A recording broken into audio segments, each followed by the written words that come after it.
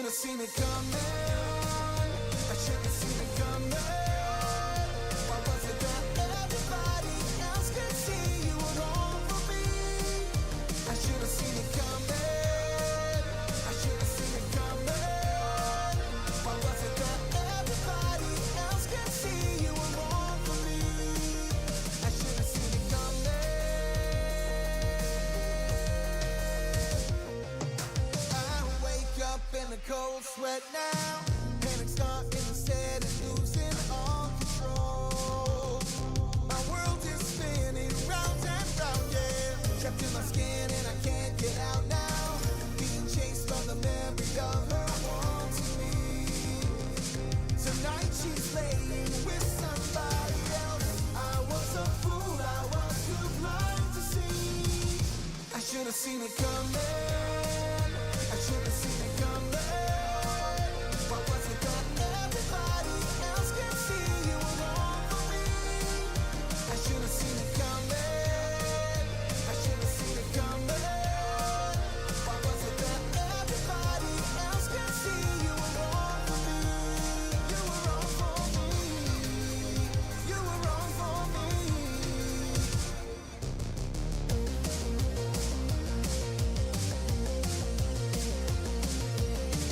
I was a fool, I was too blind to see. I should have seen it coming.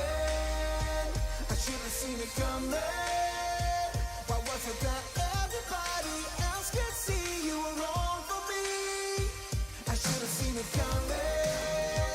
I should have seen it coming. Why was it that everybody else could see you were wrong for me? You were wrong for me.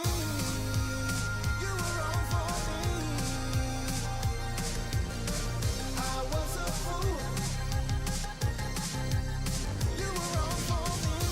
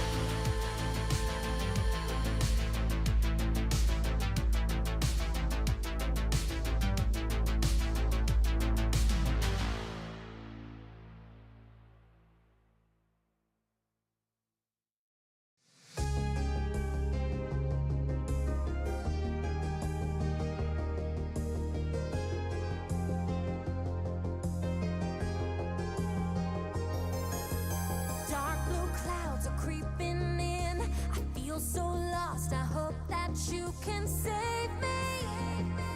Can you still save me? Thunder breaks, it shakes my skin. This plane is coming down, but you can save me. Only you can save me.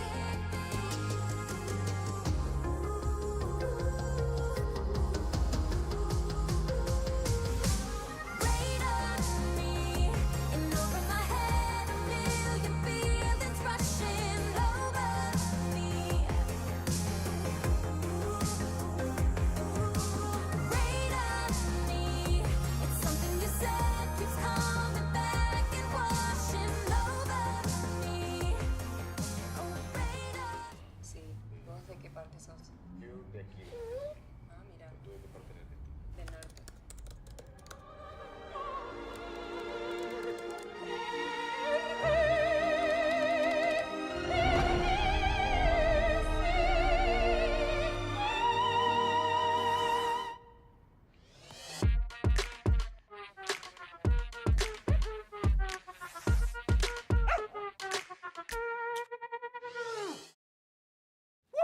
Oh man, I feel like that was my best intro ever. Yeah, not bad, hey, not bad. I can go pro. You know it as well. I also know you can dance. You should join me next time. And yes, I feel like you've also deserved a bit of a break. You've earned it. Thanks.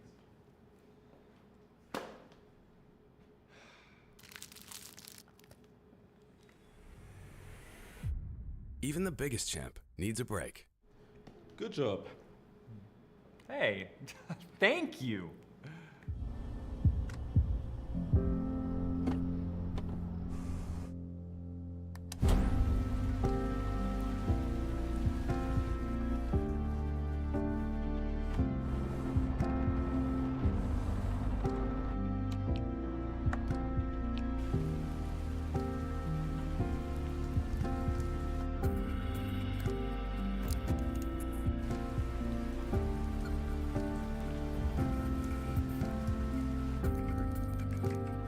Wjedź do elektryzującego świata esportu i zagraj z nami. Moc energii zapewnia elektryczna Kia EV6.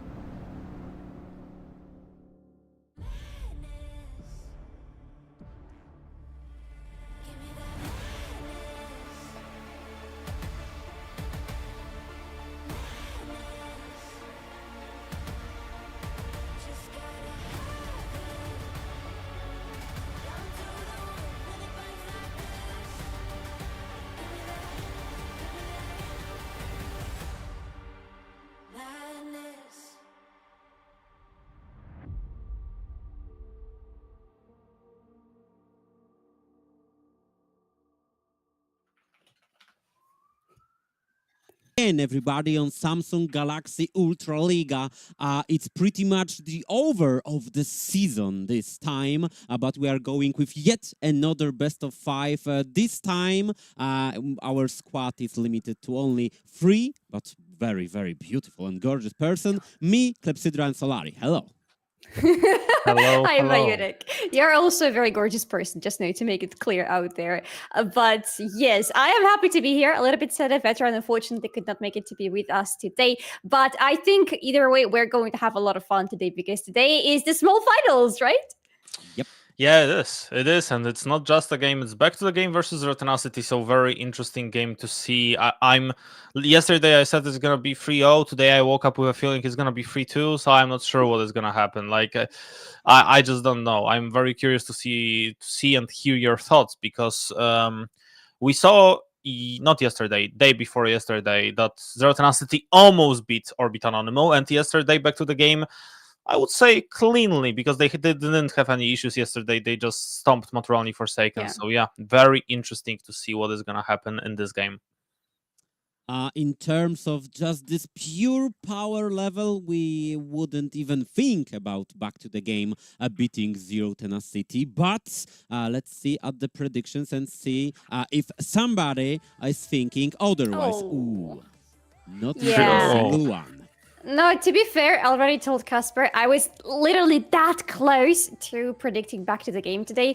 Partially just out of spite, because I knew that everybody would go for Zero Tenacity. Partially because I believe in miracles and I believe in fate, and fate for Zero Tenacity has not been kind so far. This is the same scenario where they were in the previous split, so I am very worried for them right now. By the way, I want to really respect all of our experts this year, because we are so close. By the way, look at that. Apart from Twitter, everyone is from 44 to 49. We are super close, like in terms of winning, and we are in the playoffs right now. So I would say the real start is about to happen right now, because we are about to go for the wins between Bialito and Charny Piotr. From what I can see now, they are both 49, and someone is gonna be a solo leader today, because obviously Bialito went for a 3-1, Piotr went for 3-0.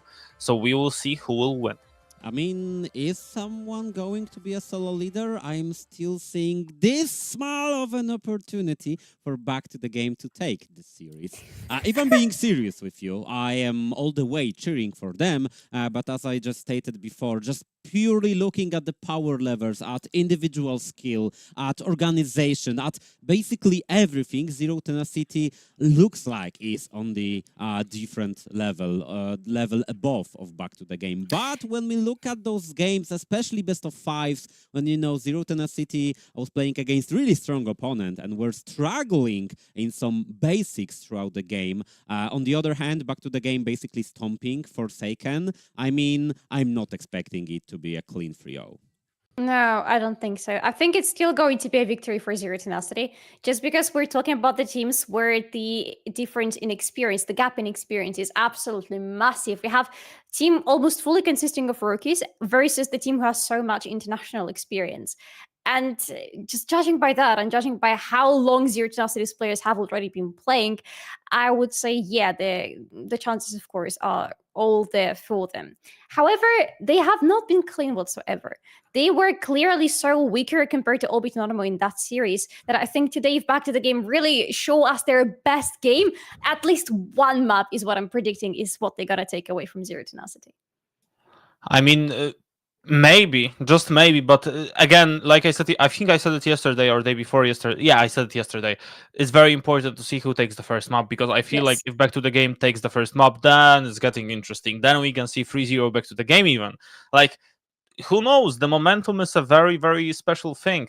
I was just speaking with Solari before we started today's broadcast that there was the game Illuminar Gaming versus Agorok a few years ago, and everyone was saying, yeah, it's gonna be Agorok 3-0, maybe 3-1, but 3-1 would be a surprise. Illuminar won 3-0 because they just completely went on LAN. They were losing in all of the 3 games 6,000-7,000 behind of gold in every single one of these games, and they made a comeback in every single one of them. That's how League of Legends is sometimes. Sometimes you can just come back, you can make some miracles happen, and we know that these guys can definitely surprise us. We saw it already. Sisyph was playing out of his mind yesterday. Everyone else was also doing a very good job, and for me, they definitely can win a map today, but they are gonna need some luck. Just looking at the first match between those two teams in this season, actually it was the first week, if I recall correctly. It was a 40 minute long game. Back to the Game was just starting to get to know what's going on in the Ultraliga, and Zero Tenacity, it was the first official for them in this roster, and it was kind of chaotic. It was like 2K difference favoring Zero Tenacity, some strange fights here and there, and everybody was just starting to get to know the Season 14, the changes, and how are we going to play the game. But when we look at the second best of one, no doubt, Zero Tenacity just wiped the floor with Back to the Game's roster. But it's best of 5 series. I mean, we will see a lot of adaptation throughout the first, second, third map, possibly even more. And I'm looking forward to some really crazy picks. I've been highlighting yesterday that Accorder and Salami are able to pull out of their hats and play something really interesting on the bot lane. Maybe, just maybe, surprising Harpoon that usually goes really hard on his enemies, trying to win every 2v2 on the bot lane. I'm suspecting that maybe they will pull something that Zero Tenacity bot lane didn't even have an opportunity to practice against. I wonder what it's gonna be though. And that's why it's so interesting right now. I can't wait to see what is gonna happen. Like, it's gonna be very interesting to see how Tenacity reacts. For example, if they are 0-1 down. I mean, like, I'm tired of going on Twitter and seeing like a bunch of tweets. Oh, we are sorry, we are not performing as we are supposed to. I get it, you're not performing as you're supposed to, but this is not the time to go on Twitter. Shut down Twitter. Delete the account for the next 14 days. Focus on the playoffs because you need to win the playoffs. I mean, you're the Polish super team. Everyone said it. You said it yourself. You made this huge announcement about like the famous Polish actor being a lector in your video. I mean, it would be a shame if you took the second place, no? I mean, it would be. So Or third. I'm not even like my mind cannot even be wrapped around this. Like, Zero Tenacity on the third place, that would be just shocking to me. I mean, especially in the league state where we have only 8 teams, only 2 like really great, amazing teams, Orbit, Anonymo, and Zero Tenacity. And back to the game, actually being kind of like an underdog team, basically full of rookies, with Krystaller as a coach, first time experiencing the first division. I mean, yeah, there's Wolf and Tuksiarz, who knows what's going on in this league, but that's basically it. I mean, getting the 5th place in their first split should be enough for them, and they should be happy. 4th place, yeah, that's great. We made it to the playoffs. 3rd place, I don't even know if they suspected that they are going to go that high. Right now, standing in front of an opportunity to go into the LAN event, to go into the finals. If I was in their place, I would be terrified of the pressure. Yeah, I think the pressure is very high, you're right. But I also like the other side of this that you're highlighting, Mayutik, because this is the team that is just starting in their first division journey. This is their first time that they're playing here, and already they're getting into the playoffs. Already they are not even on the 4th place. I think they need to pause for a second, and we need to do the same. Look back at what they have accomplished already, that they got to this point where they are in the small finals of Ultraliga.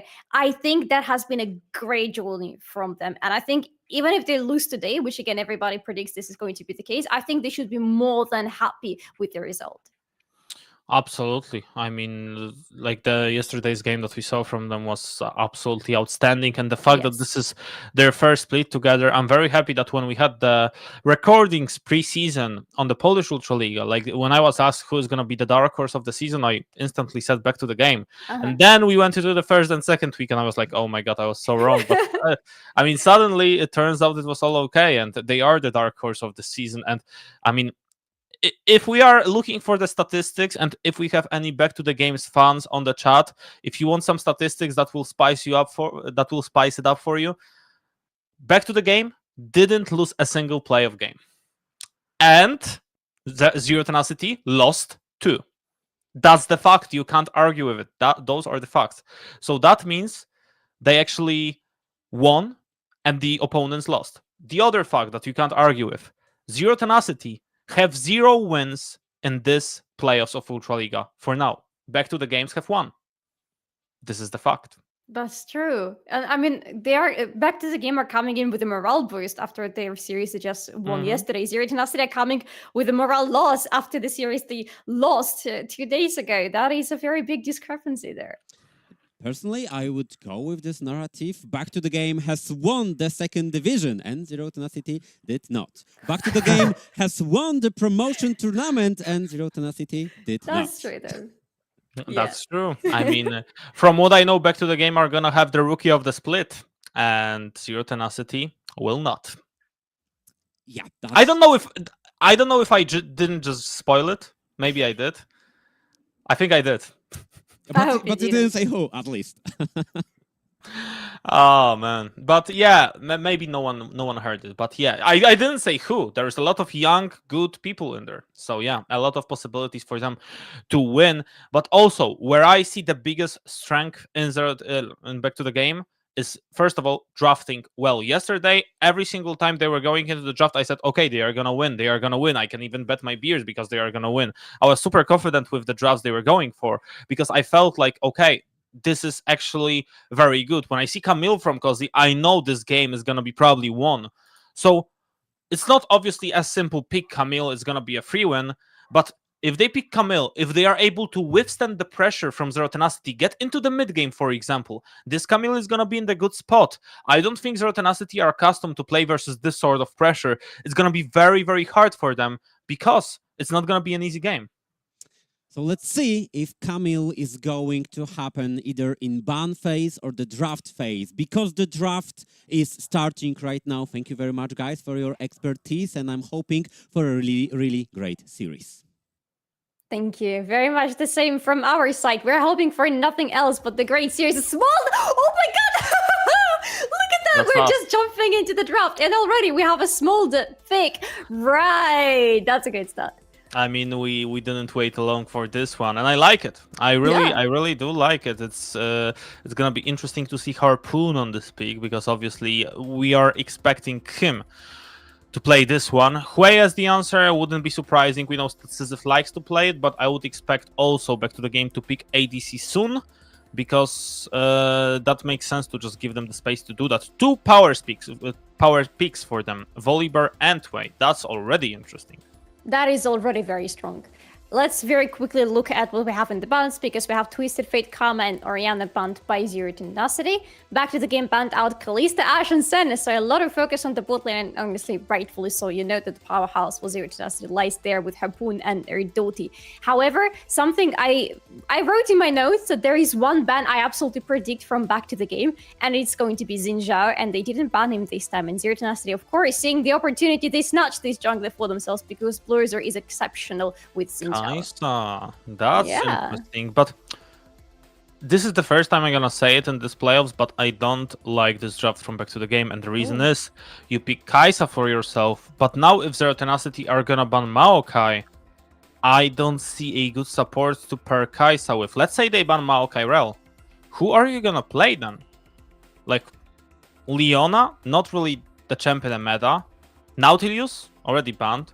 You can play Braum because he's good versus Nautilus, but Kai'Sa Braum is not the best lane that you want to have. It's really not. So if I'm Zero Tenacity, I'm just banning supports right now, because I'm seeing the opportunity. Okay, let's put Accorder. It's not as comfortable spot as he would have been. Z10, they can be like, okay, we have our ego, we don't have to go for support bans, and they can do whatever they want to, and they just draft and ban something else. But they go for Maokai as the first one, and now that's problematic. That forces them to go Rel. If they don't ban Rel right now, if they do, I don't know what they are gonna pick. It's gonna be something crazy from a corner, most likely. Yeah, I mean, Akura is able to pull out something absolutely crazy out of his sleeves and actually perform on that, but I gotta agree with you, the pool is getting smaller and smaller for Back to the Game spot lane to find some good picks for themselves, especially in that Nautilus smolder situation that most likely is going to happen on the side of Zero Tenacity. So far, however, Back to the Game want to secure some other lanes because they're banning out Korotkiy and Gragas, and look at that, the last ban from Zero Tenacity is Aatrox, so they left some space for Back to the Game, so I'm assuming it is going to be Rel now. I mean, I guess, unless I forgot. I mean, Alistar, it's kind of giving out the lane, so I wouldn't like that. I wouldn't even count that in, because, I mean, if you pick Alistar here, you're giving away the first 3 levels. That means Nautilus with Smolder are gonna have a really good time on this lane. Yeah. And we know what's gonna happen when Nautilus and Smolder, especially, is having a good time. He is just gonna be very happy. I mean, Smolder, 3 stacks for him, Rumble as well. Oh, I like this drop from Zero Tenacity. Oh, It's I looking like it. juicy. Ooh la la. Oh my god, okay, just draft-wise, Zero Tenacity just won. Without even seeing the last pick from Back to the Game, I think Zero Tenacity have out-drafted them so massively. The Nico pick for Kofte, and Kofte is so damn good with Nico. The Rumble pick for Melonic, this is a very strong team comp, and it's so balanced out, because they have the early game power, they have the mid-game possibilities to fight, and then if the game gets in the late game, there is Smolder, who's gonna scale like a Mad Dragon he is. Exactly. And I mean, now it's just looking very, very good for Zero Tenacity. I will give them that. They definitely came prepared for today. I like this draft. It's definitely making me more confident. The Olaf pick, I would say, is okay. It's decent. It's not the worst one, but I would prefer something else. It's just, I feel like Olaf, when he is behind, and we know that he likes to be behind, then he's kinda useless. Let's be honest. I mean, it's just a lot of times when Olaf is just behind, it's just very hard for him to do something. That's true. I mean, Olaf doesn't want to be behind in the first place. He wants to be a lane bully. He wants to get ahead and then play from the position of power. It is very hard, however, to get into the position of power when you're playing against Trumbull on the top lane, because he is the one who is going to control the lane much better than you, unless there is going to be constant attention from Shasky on the top lane, unless him and Cozy just want to shut down Melonik. But then if you're dedicating so many resources to the top lane, you're leaving your bot lane completely open and very vulnerable. And Blurzer, knowing the guy, knowing his pick, most likely is going to punish them for it. Yeah, and I feel like looking at what has happened in the draft, it's gonna be super interesting to see the early game, especially because I feel like Harpoon could really run away with this game if he's given the space. I mean, Smolder on 2 items. I mean, Smolder, when Smolder is stacked up, there's really not much you can do versus him. It feels like it's kinda over at the moment. It's just he's stacked up, and well, we will see if this is gonna be the case, because we will be going straight into the game. I can hear the music if I hear it correctly, and well, when we do get into the game, it's gonna be back to the game versus Zero Tenacity. So let's get this game started. Oh yes, let's roll everybody! The small finals of Ultraliga start right here, right now, with Zero Tenacity on the blue side going against Back to the Game on the right side, with Back to the Game just coming fresh into this series with 3 victories in their pockets after yesterday's series with Forsaken, while Zero Tenacity didn't expect to find themselves in the small finals in the first place, but Orbit and Anonymo have put them in this place, and now they have to fight back to be able to still play again with them on the grand finals of Ultraliga that are going to be happening on the 23rd of March. So Solari, your quick prediction for game number 1, seeing how the draft went. Just your quick thoughts. Who do you think is going to be the winner in this one? Who do you think is going to be better? Because my thoughts, but I still don't know if it's official that you're picking Z10 because they have Smolder. Yeah, I kinda cannot not pick Zero Tenacity because of the Smolder pick, but honestly, even without that, I would still pick Zero Tenacity unless Cozy is getting super hard on his lane and is able to 1v9 this game. If it's not happening, then Zero Tenacity win. Look at Cozy, nice positioning. If Melonik decides to actually go, he won't. I would love for Cozy to go to the another bash to make sure that maybe Melonik is probably gonna check it with his E, right? Okay, he wouldn't. So that would mean he would have some free poke on Melonik, and that would probably help with his laning phase. But yeah, Cozy, he's gonna just walk up to the blue buff to see if anyone is doing it, and when he does it, he already saw just standing by the bash that okay, no one is there. That means there is no one starting from the blue buff, which means Blurzo will be starting from the red buff. Cozy, yeah, just running towards the minions, just making sure that he won't get poked by Melonik at the start of the lane. That would be a disaster. So it's very important for back to the game. Let's talk about the what is gonna be the, I would say, the win cons for both of the teams.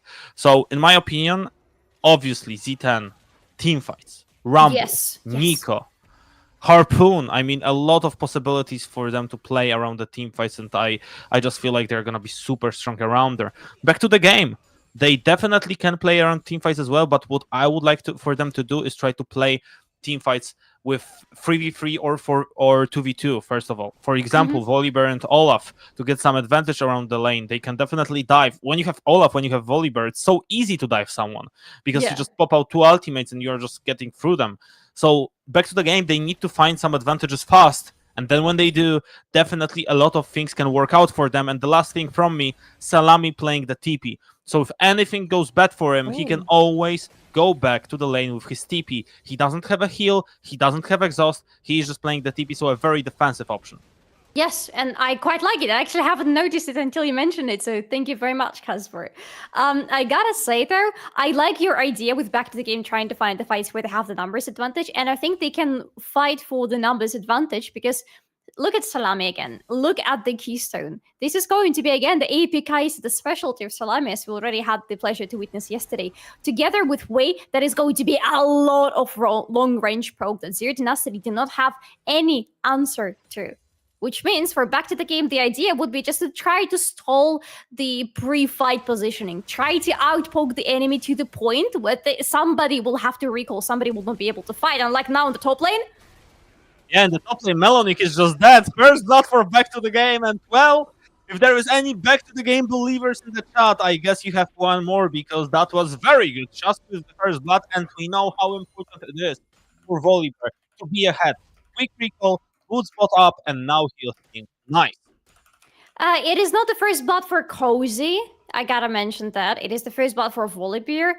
But I think in the current state, Volibear is also a very good receiver at the first blood bounty because he is going to do a lot, especially since he is getting closer and closer to his level 6. I like what just happened. I like it because that's what I wanted to see. Cozy is the one who needs domination on the lane, and it's not hard. It's not easy, to achieve against Rumble. Now with Shasky's help, if there is going to be another gank from Shasky on the top lane, and if it's going to be a successful one, then we can say, yeah, the top lane should be in back to the game's control. Let's see how Cozy will do against Melonic, because Melonic is gonna go on him. Cozy should know that he is there. Oh my god, really? Are you really gonna go for it, Melonic? Because yes, Cozy is low on health, but we know what Olaf can do. Olaf is after the recall! Olaf is solo killing Melonic! That was a weird decision, and he paid the price for it. Bro, you don't just go on Olaf like that. You don't. It's illegal. It's one of those games, one of those plays after which you just uninstall the league because you don't know the fundamentals. You don't fight with Olaf on the early levels like that. Especially, he already has an assist. He already is feeling very comfortable this lane. And he's forcing you for an up-close fight in which you are not going to win in the current state. Especially when Olaf is low on health. We know what he can do when he's low on health. Oh, yes! He just picks up his axe, and throw it again. And Ignite didn't help you, man. You're just gonna die in this situation and back to the game. I mean, they are just so far looking very good in this early game. And 1 kill for Olaf as well. We said, Volibear, it's important for him to get a kill. What's better than that? Give the kill to Volibear, give the kill to Cozy as well. Yes, I love it so much for back to the game. I love it for them right now. This might be the map that they take. I mean, again, let's not get too ahead of ourselves. Nothing is won yet apart from the top lane. But the beginning of the game is looking really strong for back to the game. I did not expect it to go so well for them because now Cozy is free to do whatever he wants on his lane. He just wants to continue bullying Melonic. Oh yeah, absolutely, and he will bully him. Shasky so far fighting with Blurzor. One has heal and the second one doesn't, but we will see who will be the favorite in this one. Kofte is rotating. Oh my god, I think Shasky is dead. Yeah, I mean, Kofte is rotating. He is dead. He can try to make Kofte waste some time, and I guess he will go for it. But who will get the kill? It will be Kofte in the end. So bad situation for Shasky. Accorder right now getting poked down a little bit. We need to remember, Accorder is level 4, so when you're level 4 as Alistar, there's this misconception about Alistar. Oh my god, Alistar is so tanky. He is not before level 6, and we can see it right here, right now. He will die instantly. I think I jinxed it, Kasper. I think have a I feeling. did too. Yeah, we both kind of did jinx back to the game in this game, unfortunately. Again, nothing is completely lost just yet, but these were 2 very bad plays from them. With Shasky being where he did not need to be. He took the Void Caps. That was a really good play from him. The moment he sees Blurzor, at this point in the game, he cannot fight Blurzor whatsoever, especially since Kofte has such a nice pry on the mid lane. He can rotate so easily to kill you, which is exactly what he did. So a big misstep from Shasky, and Tenacity punished him for that, and Tenacity punished them on the bot lane. Right when you were talking about Alistar not being tanky, they were like, yeah, how about we show you exactly how not tanky he is. I mean, it's just, yeah. I mean, 2 kills that were very important. But we need to remember, this game is still even. Yes, it's bad for back to the game that Smolder was able to get a kill. But if they are still able to get ahead in some of the portions, they could be in a good situation. But now, level 6 for Salami, we need to remember, he is strong. Water Dota is just so tanky when he has his W up.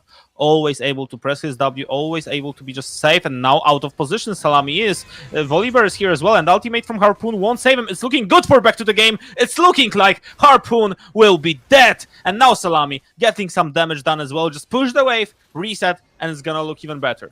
Mama did not help the baby. Mama does not deal damage at level 6. Mama is just there to witness her son die right before her eyes. That was unfortunate for her. Very fortunate though for back to the game.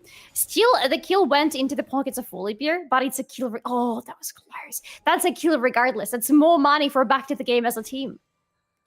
Yeah, absolutely. I mean, they are very happy right now. I mean, yeah, Volley got the kill. It was not Kai'Sa. That's a shame. But we need to remember, Salami, he can just go for an AP Kai'Sa. And we know what this guy can do with the AP Kai'Sa. We saw it yesterday. So, yeah, him playing this AP Kai'Sa, I feel like he's just going to be feeling super confident, just going for the plays, going for some dives, going for advantages. And yeah, I mean, it's just gonna look good. Shasku, I mean, speaking of dives, he's gonna go for the dive right here, right now. The ultimate is available. Melonic is kind of dead. The ultimate from Olaf as well should be enough to take the kill. Back to the game. I like that play. It's working out for them. I love this play so much! Because it is Cozy who gets the kill, and it is Volibear who was tanking the trade for long enough for Cozy to get out of the situation.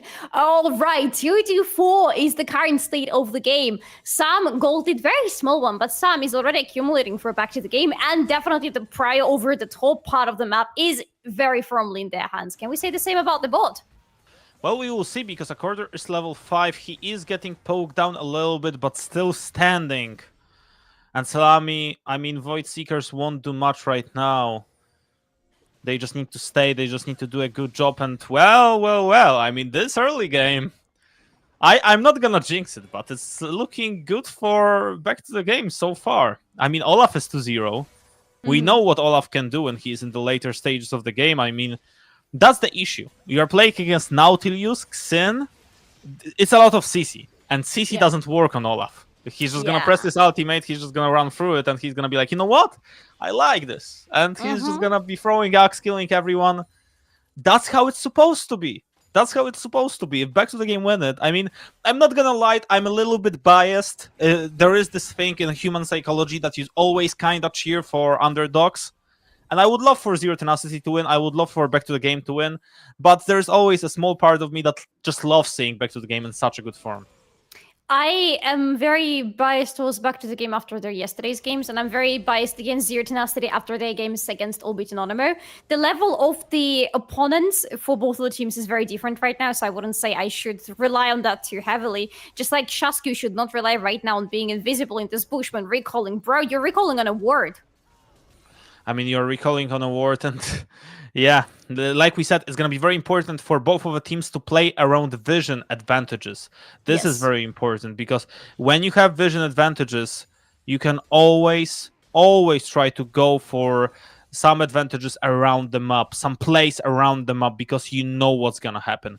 You know what is gonna be happening there, and that's the most important part. You're just gonna be always going for some interesting plays. So for me, personally, I feel like it's back to the game that can definitely surprise us, but they need to remember, they need to utilize what's good for them. Melonic is 0-3 right now. This Rumble is not gonna be doing good, so let Cozy stack even more. Yes. Let Cozy get more farm, let Cozy get more kills, ideally as well. Already sitting on the Ravenous Hydra. I like it. Very aggressive. So much more power for him on this top lane to go for those solo bolo kills on Melonic. And back to the game, absolutely should be playing around it. But I like that you mentioned Vision a little bit earlier. I really like what Zero Tenacity are doing with the Vision so far in this game, because they're going very aggressively with it into the enemy jungle, despite them not really being that far ahead of back to the game to justify it fully, but they want to have as many eyes in the jungle as possible. Oh yeah, absolutely. I mean, they have to, and now Accorder and Shasku versus pretty much 4 players from Zero Tenacity, and now this TP comes into fruition. First item for Salami, and he's able to TP there because he's like, you know what, I don't want to walk. Cozy rotating as well. It's gonna be a 5v4 right now. Back to the game. They are letting us know, and they are letting Zero Tenacity know, we are about to fight for this Drake. You want to fight us? Let's go. You want to fight us? Fight us. Come.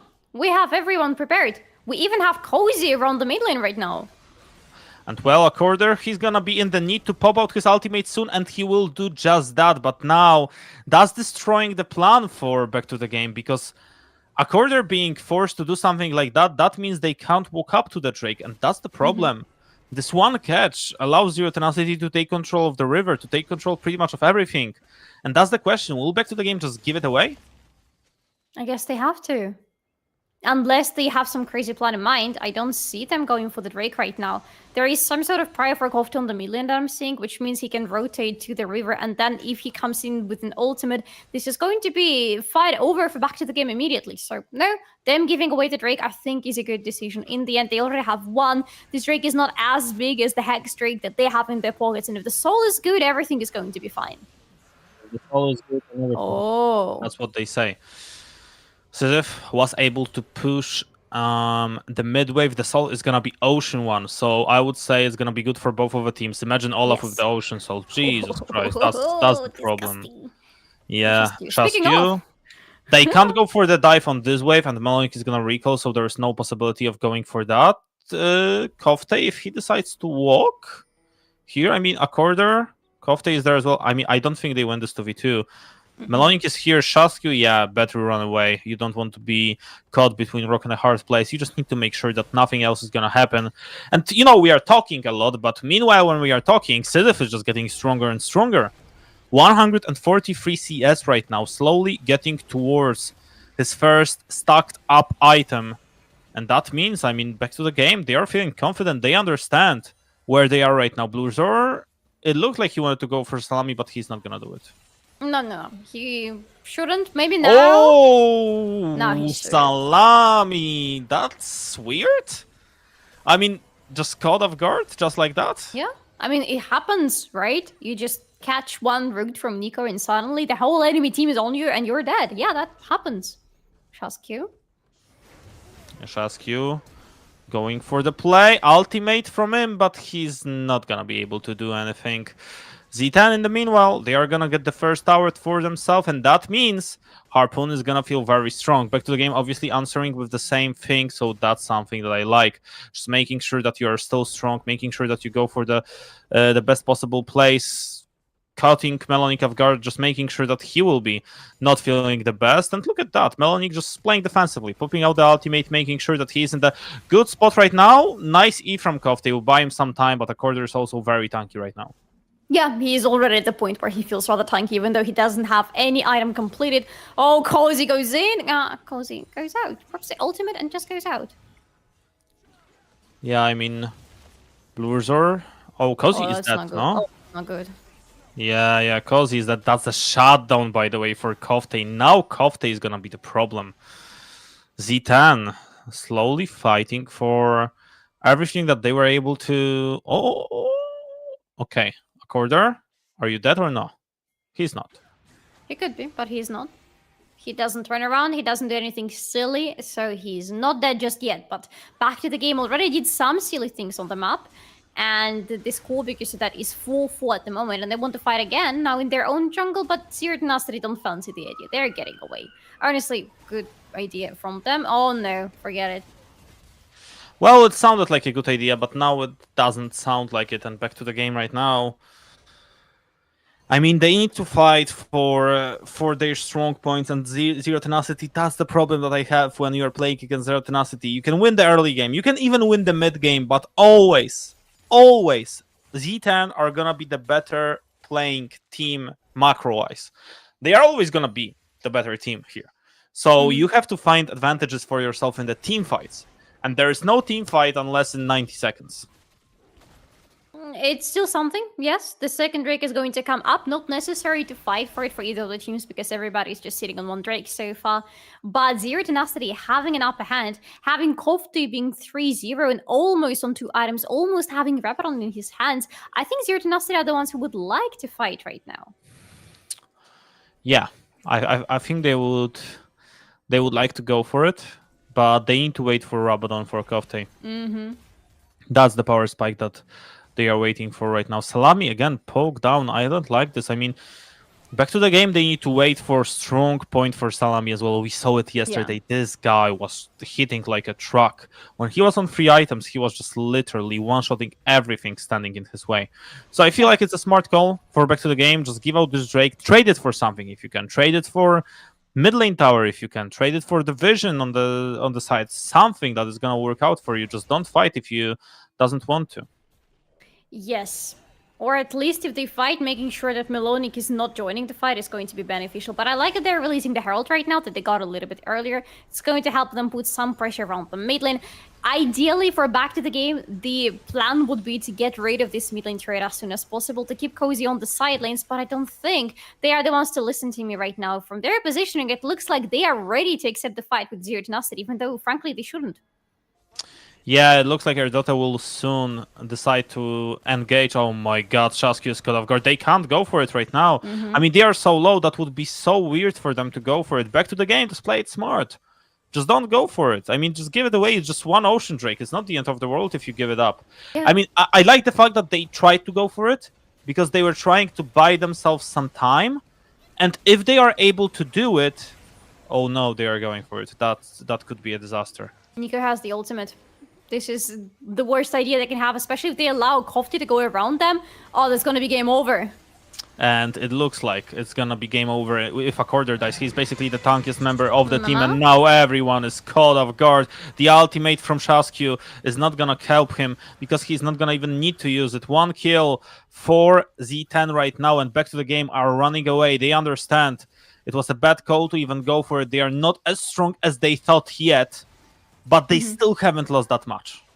Back to the game, we're so lucky in this fight that there was no flash on Kofte just yet, because Kofte was ready to go onto them. Kofte had the ultimate, and Kofte was so ready to use it on the enemies, and with how back to the game we're grouping up, it would have been a really nice catch. But he didn't have it, didn't happen. Zero Tenacity turned around, got the Drake. It's the second Drake for them. As you said, Kasper, it's not the end of the game for back to the game, but it's getting harder and harder from here on, because soon these second items are going to pop for Zero Tenacity. Already 2 items on Smolder, so this is already a Drake who is feeling rather nice. I didn't see how many stacks he has. I think it's less than 200 still. Did you catch it? I didn't see it as well. I wasn't able to, but... Well, this game is close. Let's be honest. It's 1,500 different between the teams. Kozi might be in the need to pop out his ultimate if he's caught off guard, and, well, Kozi, you better do it. Okay, I guess he knows his limits. I would have done it. He didn't. He's the smarter one.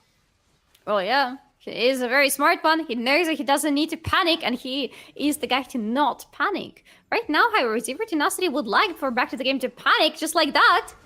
And, well, back to the game are going for the fight right now. They are going for Melonic. They will get him pretty much instantly. Going for Erdota as well. He is dead as well. Double kill for back to the game side. That's something that we want to see. Straight up. And the ultimate from Decisive as well. Harpoon, you're low on health. Harpoon, are you gonna be able to survive that? Barely, yes. But that's barely. Now back to the game. They understand this is their moment to shine. They were able to get a double kill. And not only that, they were also able to get Harpoon low on health. This Nash is half of health, and now it looks like the ultimate will do the work. The ultimate from Kofte will buy him some time, but the question is how much. Kofte is out of position, but he's gonna be able to do the work. It's 2-4-2, and Okorder now out of position. They can't go for this fight. You have to run away, and run away fast, because you're all gonna die. Oh no, it's Salami. Oh no. That's a disaster for back to the game. The beginning of the fight looked nice, but then the decision to stay at the Drake when Kofte still had the ultimate when Blurzer was still alive, not the Drake, sorry, the Baron, and the decision to go for the Baron was a very big mistake from back to the game. And they had to pay for it very dearly, frankly speaking. Almost everybody died in the end of this exchange, and now back to the game have lost access to the pit. Yeah, they did, but fortunately for them, they didn't have to give anything else. Yes, they are 2.5k behind. Yes, it's a bad spot, but we need to remember it's not the end of the world right now. Ooh, 225 stacks for Harpoon. That's strong. Why does he look like a cat? I don't know, but I like both versions. Okay, fine. Both sounds good, yeah. Both look good, Yeah, both look good, and both are gonna hit like a truck right now that he's fully stacked. This is not gonna be easy game from now on for back to the game anymore. I didn't see much of their pull happening, unfortunately, but part of it is due to the fact that it's only 2 items on Salami so far. He would like to get to the 3rd item. On top of that, it's Zero Tenacity who are not really giving them many chances to just throw poke for free. Absolutely, and now Blurzer caught off guard, but he's the one surviving a lot of time. And Shasky using the ultimate, he will be able to get a kill. Ultimate from Smolder will not do that much. And look at that, Salami hitting the Void Seeker. few Void Seekers, and the game is completely different. That's what I like about this Kai'Sa AP. She is, I mean, just so valuable for the team, just always playing towards the strong side, and she's only on 2 items. Soon she will be on 3, and when she hits the 3 item power spike, she is gonna be doing the work. Oh, it's going to be very different, and I want to see more opportunities for Salami to land this poke of his, to land his Ws, because this is something that Back to the Game still can and should be playing around. They still have Decisive on their hands, who hits a lot of that poke on the enemies too, but it's the issue that when Zero Tenacity force a more up-close fight, Back to the Game cannot win those easily anymore, because they need to rely a lot on Shasky and Cozy, and everybody else is actually off guard because they don't want to be up close. Salami doesn't want to be joining the up-close teamfights too much. Same goes for Decisive and Zero Tenacity. Everybody there is fine, just fist fighting. Yeah, exactly. And now, I mean, now it's gonna get interesting, because this game is still close, 2.5k. Not the end of the world. Decisive 0-1-0, but he's on 2 items, so he's not gonna be feeling any bad about that. But now back to the game, they need to understand Xin and Nautilus are always gonna play on the front. So what you need to do is you need to try to, I would say, ignore them as much as you can. And when you ignore them, just go for the fight when you can. Ultimates available for pretty much everyone. 5v5 is there, but Salami, Void Seeker didn't hit, and that's a game changer. Few seconds without it for him, that's a completely different fight that's gonna happen. So he needs to hit the next one that he's gonna throw, and he will. That's important. That means the Void Seeker will be available straight up, and he will miss again. And again, he can't do that. If they want to win the team fight, he needs to hit every single one. He's even in the position where he's just throwing W after W after W. He's like a track with those Ws, gotta say. Oh yes, Ardota is very low. Ardota is very low, and now they are gonna go for the Drake. Who's gonna take the Drake? It's gonna be red team, so that means Back to the Game very happy with what is happening right now. No one died, they got the Drake. Look at this poke. Z10, they have problems. Salami is slowly catching up to them and hitting W after W after W. He's not even on 3 items, but if he keeps hitting them, that's gonna be a problem. And that was finally the fight that went exactly the way Back to the Game wanted it to go. That was the fight where they were free to land the poke on the enemies, and every time it landed, you could see just how much damage it dealt to Zero Tenacity. They got the Drake, they disengaged very nicely from it. I love that there was no continuation of the fight. They lost a turret in the process, however, on the mid lane. That is not a good look, because that was a really important turret, and still both of the turrets are standing for Zero Tenacity, so that's something that Back to the Game need to address soon. Yeah, absolutely, and it looked like it's gonna be very interesting to see how this game is gonna evolve for the next few minutes. It feels like every single thing is going in the way of Back to the Game, even though they are behind in gold. They are the ones that need to catch up. And yeah, who is gonna win that? Cozy slowly pushing the bot wave.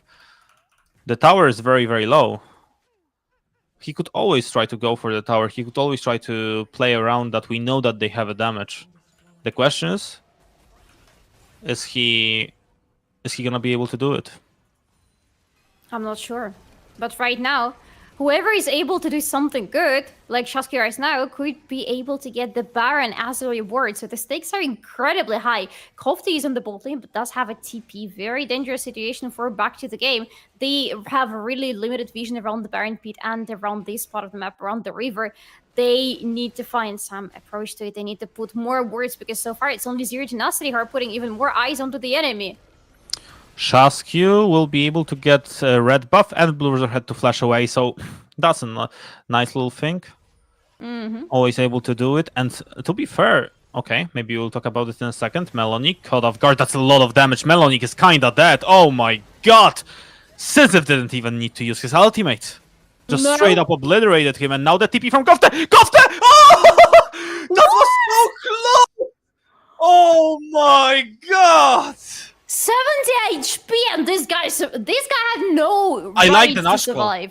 I like the it. Nashville. Yes, now it's so much better. Go. No TP, Kofte no TP, Melonic dead. It's Harpoon, Bluzor, and Erdota, but they need to go for it fast. They understand. Kofte will be running right back into the Nash, so you need to go for it fast. Don't allow them to even fight for this Nash. Do it instantly. Just make sure you're gonna be in a good spot. 5k, 4k. They are still on the 4k. Just finish the Nash up and then fight. 3k. still fighting for it. The ultimate is gonna take all of them down. They take the Nash and now just get away! Run away because all of you are in the bad spot for fighting! Harpoon! Oh god! That's the play we've been waiting for! Triple kill, make it a quadrant, Z10 back in this game, and maybe even about to finish it off. After this fight, if they don't finish this game off, if they don't win this first game, I am losing everything, Kasper. That was the fight that Zero Tenacity wanted. Such a good call in the very beginning from back to the game, but you mentioned it so rightfully. They needed to take this Baron down as quickly as possible, and the problem is they didn't have enough DPS to do it. Where are the AD carries? They don't have any. Oh, Kasper, that's so smart! That's so smart. He decided to sacrifice himself, buy some time to make sure that the minions won't go into the tower as fast as possible. Kai'Sa is back right now. Kai'Sa, Syzyf, and Shasky as well. Everyone is fighting. Is it gonna be the end? It looks like it will. Z10 were able to close this game out, but it was not clean. It was not easy, but they managed to do so. It was not easy whatsoever, Kasper, especially since the beginning of the game looked so good for back to the game. They were finding some good spots on the map. They were finding some good fights. And Cozy was really, really scary. And Salami, once he finally hit the 2 items already, was starting to become a problem for Zero Tenacity. But it's again, I feel like this Baron call was in the end the bad decision. It was in the end the decisive factor in the loss for back to the game. They couldn't take it down quickly enough because again, everybody is AP. No consistent AD damage means that you are struggling to get Baron down quickly enough. You're giving enough time for the enemy to catch up with you. And even if you kill the Baron in the end, you are in a spot where the enemy wants to be fighting with you and you don't have the time to disengage from them. I'm not sure if I agree with what you're saying exactly. Okay. I agree with partially. I would say it was a good call to go for the Nash. The bad call was that they kept it on 4K for like, I would say 5 seconds. And they were like, it looked like they wanted to engage on them. But as they wanted to engage, it just didn't work out. I didn't understand it. And those were the important few seconds that allowed Kofte to get back into the team fight, and that absolutely changed everything. Because normally Harpoon is not able to do it without Kofte's help, but because Kofte used the ultimate for a wall, I mean, everything just changed. So I feel like the Nash call was good, but after you get Nash, you just run away. Just literally run away as fast as you can. And then I feel it would have worked out. But for some reason, they decided to stick around and, well, they found out the harsh way. Exactly. Very unfortunate for back to the game, but very fortunate, for Zero Tenacity, because they are opening this series with a 1-0, a very nice 1-0, with a very decisive victory, especially after this last fight with Harpoon closing his first game with a quadra kill. A very exciting beginning for the series. No idea how it's going to go from now on, but I can't wait to find out. But before we do that, how about we go on a very short break, and then when we come back, we are going to talk more about what we expect from the upcoming games from both the teams.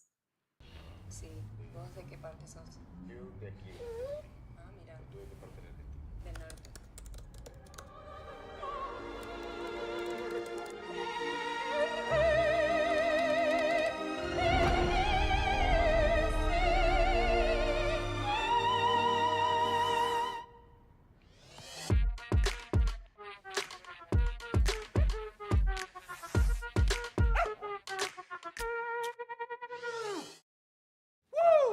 Man, I feel like that was my best intro ever. Yeah, not bad, hey, not bad. Okay, bro. You know it as well. I also know you can dance. You should join me next time. And yes, I feel like you've also deserved a bit of a break. You've earned it. Thanks.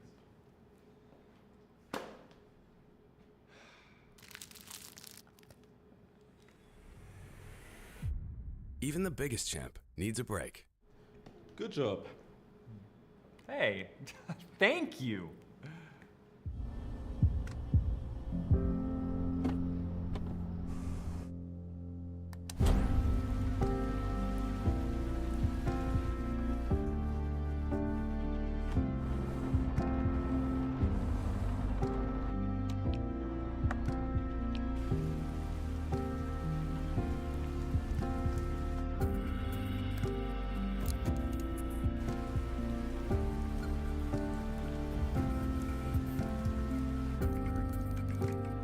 Wjedź do elektryzującego świata esportu i zagraj z nami. Moc energii zapewnia elektryczna Kia EV6.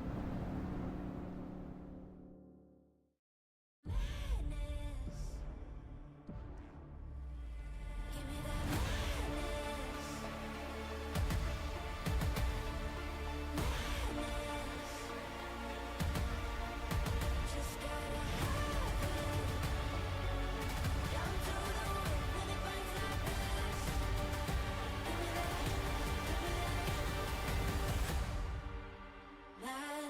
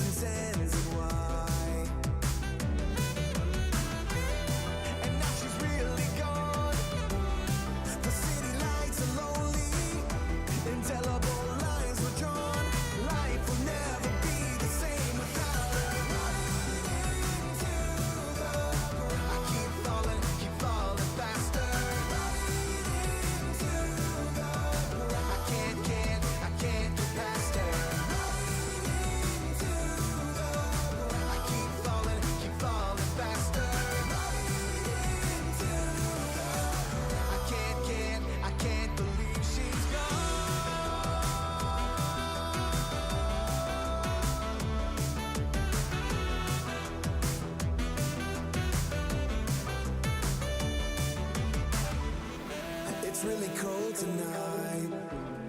I see my breath on the window. Give me a shot to numb the pain. How did this happen to me? Feel like I'm floating in limbo. Start spinning round and round again. I can't believe she's gone. The city lights are lonely. And terrible lines were drawn. Life will never be the same without her. I keep falling faster. I can't get past her. I keep falling faster. I can't believe she's gone. I can't believe she's gone.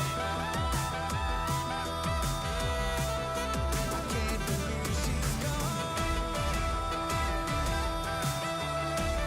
I can't believe she's gone.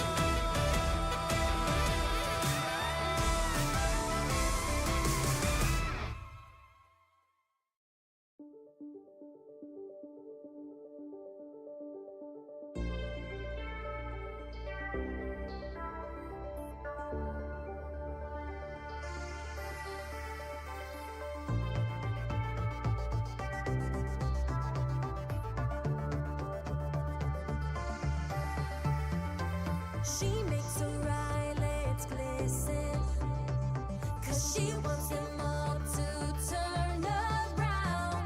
She loves when people listen, and she loves when they don't make a sound.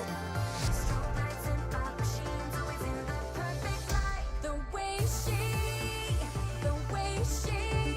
pretends to be indifferent.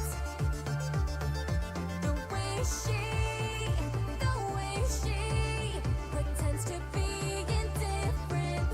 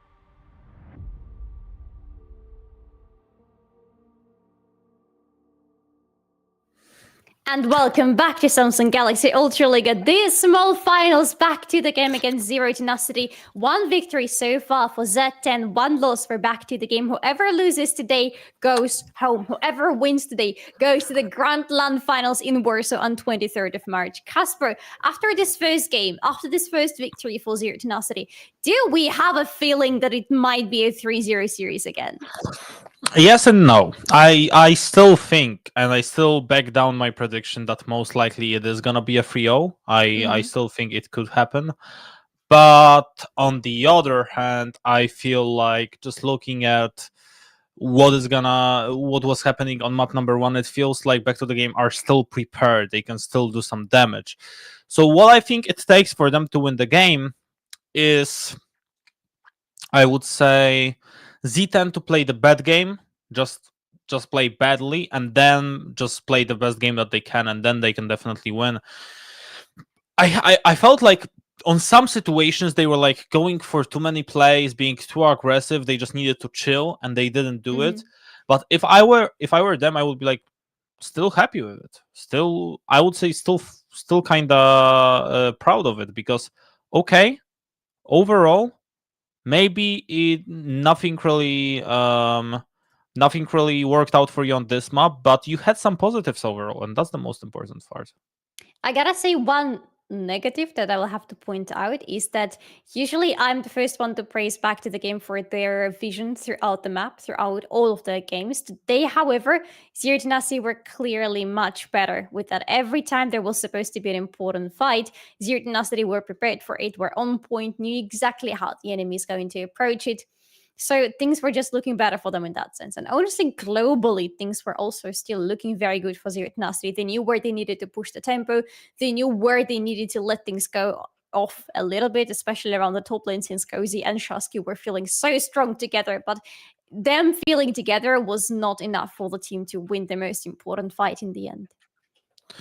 I mean, they tried, but unfortunately, it just didn't work out in the end, and it felt like there were a lot of teams that weren't there were a lot of things that weren't able to just go their way ultimately. And to me, it's still definitely a game where they can surprise the enemies, and we need to remember they will be playing against Zero Tenacity on the red side right now, so that's different. Back to the Game on the blue side, which kind of forces Z10 to ban out Smolder, and if they do, well, then we have a completely different draft possible. I wonder if this time Xin Zhao is going to be approached by Back to the Game, or if it's still going to be them heavily focusing Harpoon and the bot lane in general, because so far they are going with Kalista and Ashe as the bans. Zero Tenacity are answering with Twisted Fate and Senna bans, both of them very respectable and make a lot of sense. Now, we talked about it, you talked about it, Smolder has to be the last ban from Zero Tenacity, but for Back to the Game, what else can there be? Is it still going to be a bot lane? Well, it still could be bot lane, but I feel like the bot lane situation was good. Kai'Sa was in the very good spot. She was doing the damage, but unfortunately, they just weren't hitting their shots in the end. And that's what didn't work out. So, yeah, a lot of bans towards AD carries and supports. So that's interesting, actually, from Back to the Game, that they are so scared of them going for this. I mean, Harpoon got a quadra in the previous game. Even if they weren't scared before, which they were, by the way, it makes total sense to try to ban out as many things from the guy as possible. But Zero Tenacity leaves Smolder open. And Back to the Game most likely are going to pick it. Yes, it is going to be a pick. I wonder if it's for Decisive or for Solari. I feel like Decisive is the player who can play Smolder really well on the mid lane. Yeah, and Smolder first pick, that's already a good information for Solari. We know he's been practicing it. The question is, how will they follow it up? Z10, I mean, it could be a little bit of an ego play. They opened Smolder up. It could be like, okay, pick Smolder. You're not going to hurt us. It's only Smolder. And he could surprise them a lot, I would say. So let's see what the picks are going to be. Hui is open. I liked Hui in Sisyph's hands. Ivern for Shasky, straight up. I love it. It gives you so much shielding. Cozy is going to be... sorry, not Cozy. I mean, it could be Cozy still, by the way, because it could be Smolder top. They are gonna be just so in such a good spot. I love drafts with Ivern. They are just so cool. I mean, I'm about to bet my beard if they finish it up good. Honestly, I'm not even joking. I forgot for a second that Ivern has been reworked. Okay, yeah, I'm not sure if I'm a fan of that either. I'm But just I'm with the Iron pick, I forgot for a second that Iron is not a troll pick anymore, that he is a very decent champion. And yes, as you Yep. mentioned, the shielding is going to be the most important factor for the team. And the control that he provides as well. Quite a lot of control, some things that people tend to overlook a little bit. And now for Zero Tenacity comes the reason why they decided to ban Vi over Smolder. The Zeri is going to be picked for Harpoon. I mean, we know that Zeri could be a massive pick. We know that she Yeah. can do a lot of good things, but she still needs a draft to play around her. Orianna and Volibear are definitely gonna be, I would say, a good engagers, but you need more than that. A lot of shielding, by the way, on the side of Zero Tenacity already. Orianna, Volibear. Yeah.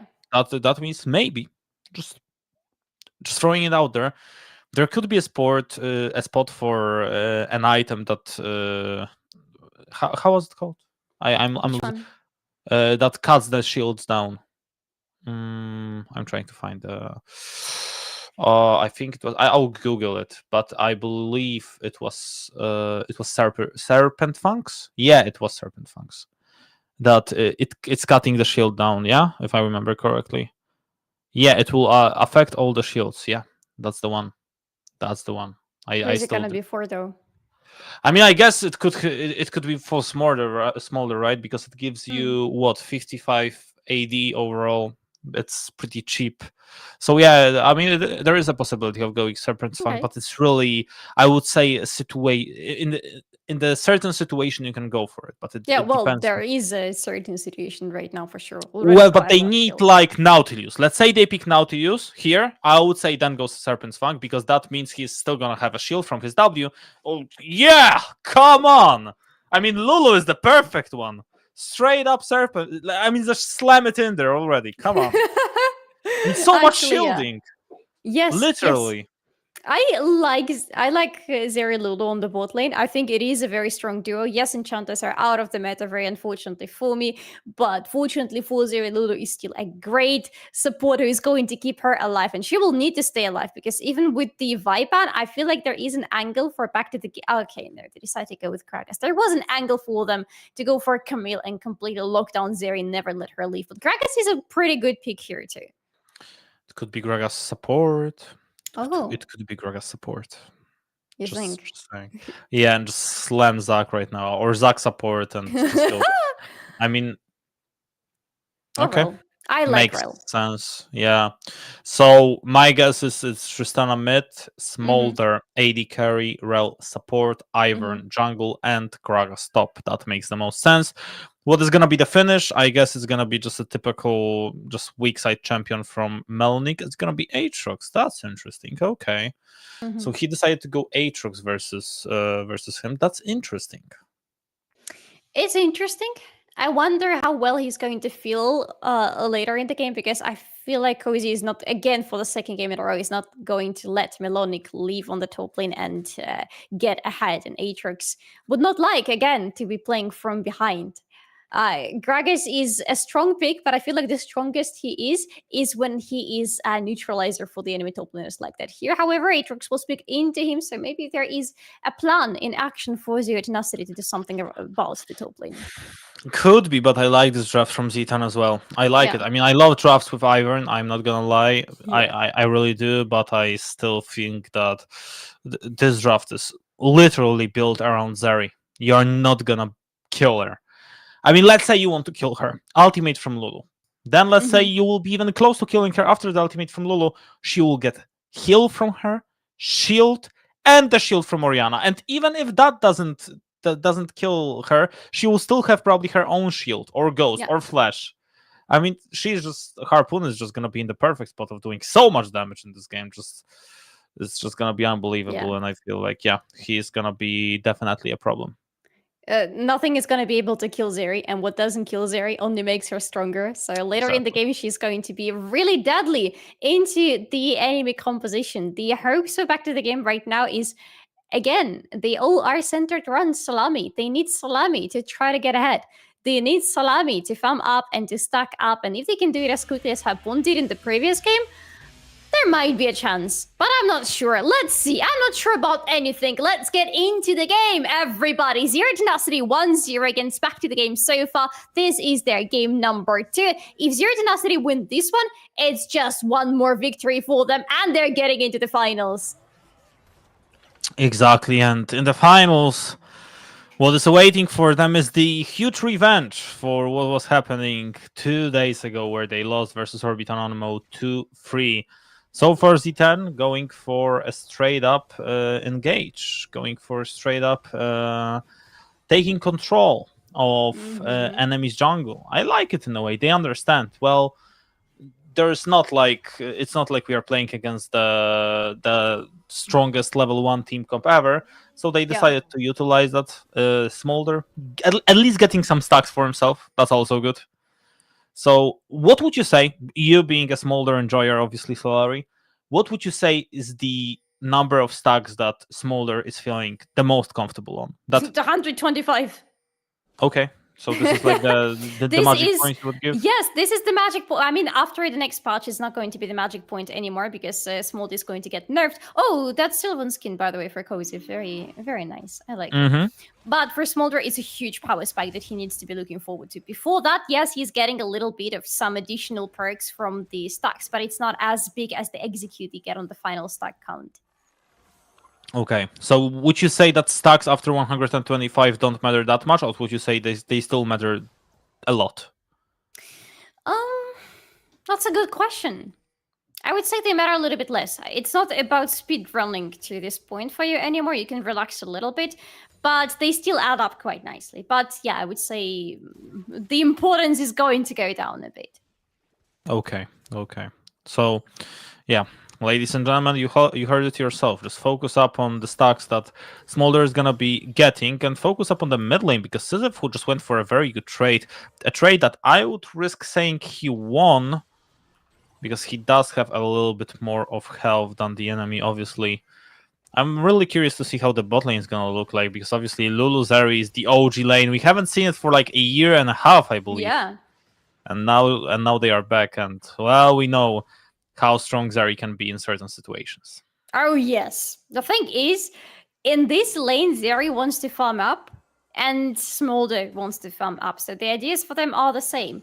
But I feel like even though there is Rel with an Ignite on the back to the game side, which is a lot of kill pressure and a lot of danger, of course, to the enemy, I feel like Lulu always gives Zeri more than enough protection to survive through the lane. It's like, you talked about it in the sense of Tahm Kench and Senna, right? That it's so damn hard to do anything with Senna when Tahm Kench is around. Here, Lulu acts as the same thing. The amount of peeling and protection from her is more than enough for Zeri to feel comfortable and keep farming up.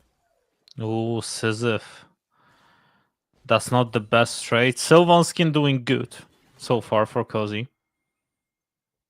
We will see if he will be able to make some impact with it. That would be nice.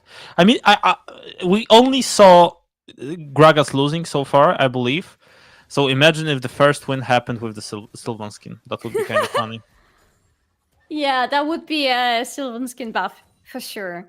I could see it happening, honestly. It's Cozy in the end we're talking about. Cozy is a very strong player. Now that we're speaking about him, he's actually losing an exchange with Melonic, having no mana, having half HP. He has to recall and use his TP to get back to the lane, or not.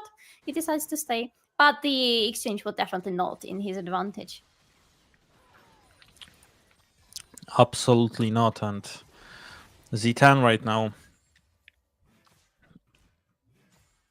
just waiting it out. They understand. We have Furiana, we have Zeri. It's enough for us to just play it safe. We don't need to go for anything crazy or something like that. Honestly, nothing crazy in the early game in general for either of the teams. I could see some craziness maybe on the mid lane from the start of Back to the Game, or top lane from Zero Tenacity, because Melonic is a bully. I keep saying that. Give Melonic picks where he can shine on. Well, they tried. To be fair, they tried in the previous game with a Rumble pick volume on the top lane, but there was Shasku who made sure that the glory was never coming to the top lane of Zero Tenacity. But now, look at the difference in the farm. It is not that much right now, but it is a consistent difference between the top laners. Melonic is making sure that the top lane is under his control. What is that word? Brother! Who put that there? I mean, Harpoon, maybe. Or maybe not, I don't know. Or Dota. Yeah, a lot of questions, not a lot of answers, but we do have the answer what Zero Tenacity focus will be around. It's gonna be around playing for Drakes. The first one taken 5 minutes and 25 seconds into the game. So that's pretty fast. I wonder what the soul is going to be like. The Mountain Drake as a first Drake is pretty good though, for Zero Tenacity especially because it's giving them some additional stats in their resistances. Ooh, Oh, another yeah. big ward. Here Okay. we go, 5th minute. But now they are playing versus Zero Tenacity. So I would say this ward is gonna survive for like 5 minutes and then it's gonna get destroyed. That would be my prediction. Maybe. Okay, we're gonna try to keep track of this word in the top part of Zero Tenacity's jungle. We Yes, also that's need to my hot keep take. the track of the Void Crabs because they have already spawned and both of the teams would like them. I feel like Zero Tenacity would like them quite a lot because they can use Melonic on the sidelines and rotate Kofta to the sidelines quite a lot if they have the Void Crabs on their hands. And they had the Pry on the top lane for so long that I feel like it would be unjustified if they just leave the Crabs to the enemy. Yeah, it makes sense. So we will see how it's gonna go for the next few seconds or the next few minutes Yeah. for both of the teams as well. Harpoon level 5, he went for a cool, so obviously he just cares about stacking up to the first 2 items, and we know that when Zari hits the first 2 items, she's gonna be hitting like a truck. Actually, I had a discussion with myself this morning, and I thought, why are we not seeing Zari AP? And then, okay, maybe Wait, we'll talk Cozy? about it. Okay, because he's safe. We saw Zari AP once or twice, I believe, in Ultraliga. It was when Ariana was still a mid laner and he decided to pick Zari AP. Right. And he was absolutely one-shotting every single one person of the enemy team with her. And why don't go for her? We go for Kai's AP. Why don't go for Zari AP? I mean, the build path is obviously different, but when you need AP on your team, that's the perfect solution. Just go for Zari AP. She is super strong. You can find yourself in the team fight, and that your W's hit a lot, like a lot. Mm-hmm. So yeah, I mean, I don't get it. Why don't we see it more often? I mean, I feel like it's the same issue as with Kaisa, that you delay your power spike a little bit because you would need more items to finally start feeling like a champion. But Zeri just in general doesn't feel good before like a 3-item power spike finally happens, or a 2-3 item spike depending on the build path. So I would say, yeah, that's neutralized pretty much. What else is there? I don't know, honestly. That's a good question. But I feel like it's still, if you just play for it, I mean, you can always try to utilize. Okay, Blues are level 6. He could try to go, because he's still without the ultimate and the trade. Oh, that's, yeah, there is a dive potential for them, but he decided to recall. Playing it safe. He understands, well, I don't want to die, I just want to play it safe. But they are losing. Look at that. He is behind like 13 CS, so yeah, he's gonna be losing a lot. Shaskio gonna find Blue Resort. Yeah. Quick Daisy, and who's gonna win the smite battle? It's gonna be in the end no one, I guess, because Shasky just made sure. Oh, nice shockwave, double shockwave actually. Sisyph is low right now. Who's gonna be winning this fight? Blurzor is here as well. This fight is so weird. Sisyph had to run out. The ultimate is there as well, and Accordier kind of caught off guard. I mean, such a weird fight, but no first blood yet.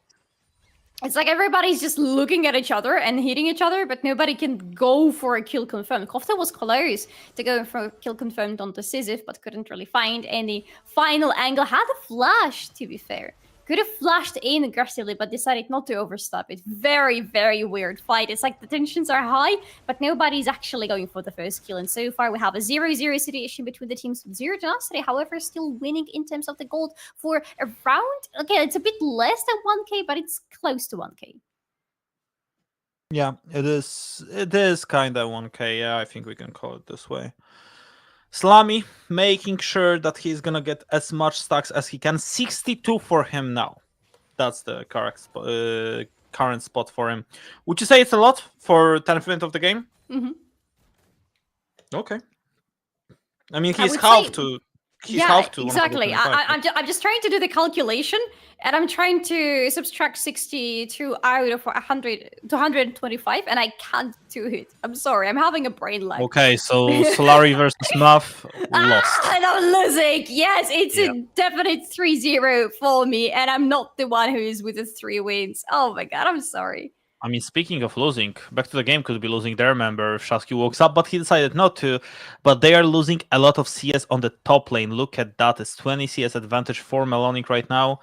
I mean, you said you want to see him on the item that he's going to have some, at least, I would say, value in. And Aatrox is definitely one of the picks like that. A quarter goes for Harpoon. Now they run through the wall. Actually, it's looking very nice. That's a very nice plan. They managed to burn the flash.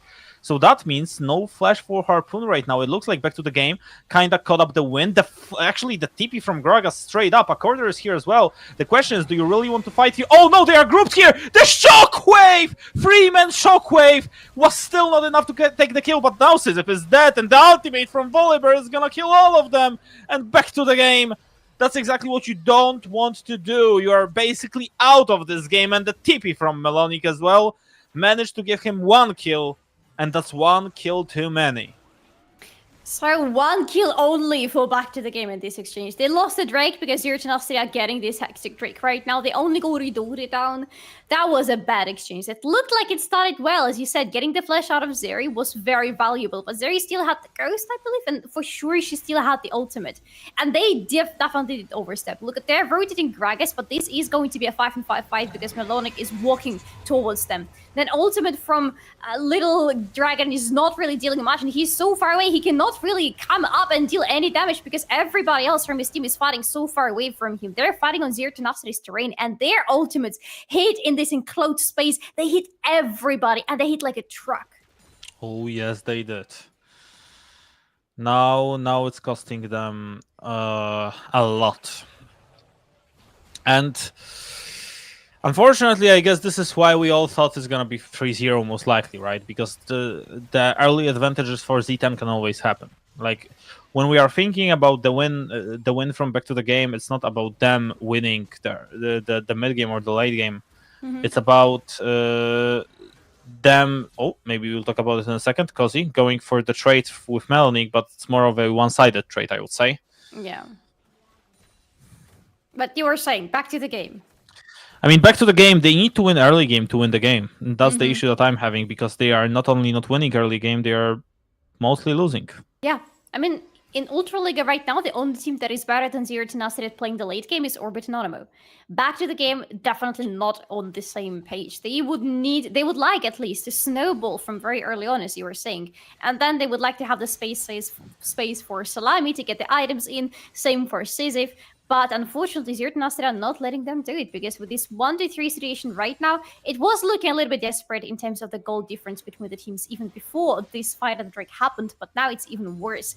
And the worst part is that where can Back to the Game fight for the advantage? Because yes, finally now there is Rod of Ages for Cozy, but he is still going to suffer on the top lane because Melonic is feeling incredibly good. They're 30 CS ahead compared to Cozy, and everywhere else, this pretty much is the situation. Even if the leads are tiny, they are still there for Tenacity all across the map.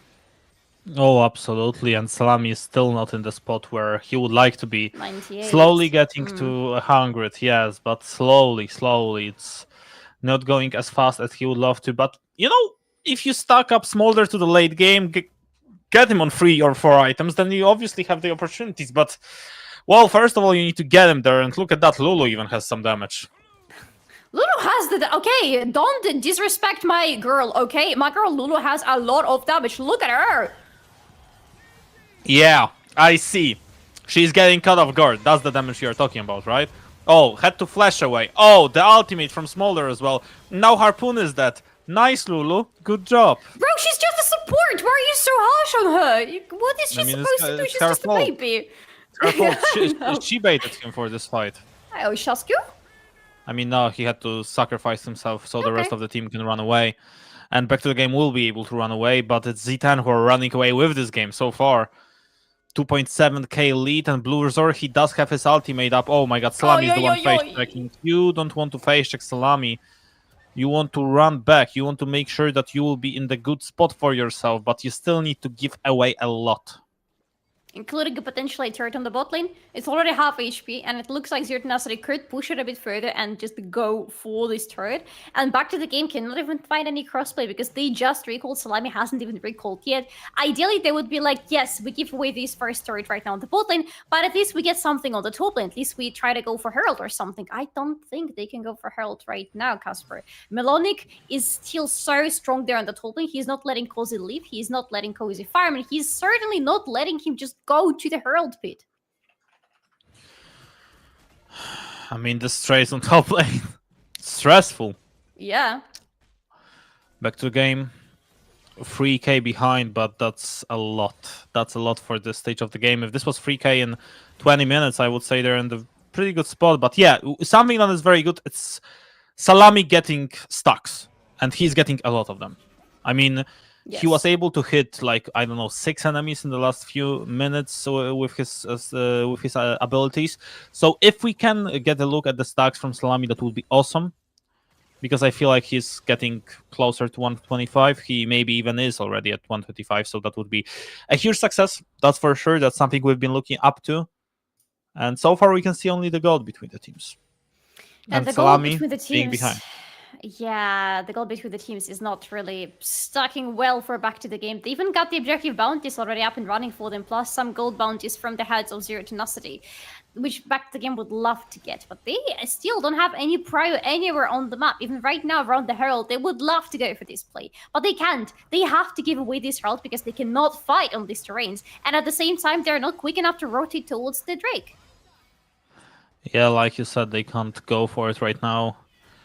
And it looks like Sisyph is about to start off the Drake, so that's interesting. So Z10 decided to give away the Drake, I guess. It's the bounty, by the way, on the Drake. It's a lot of gold that will go the way of back to the game. Now the question is how much people will be able to get away, because look at that. Oh my god, it's about to be a slaughter if they catch them.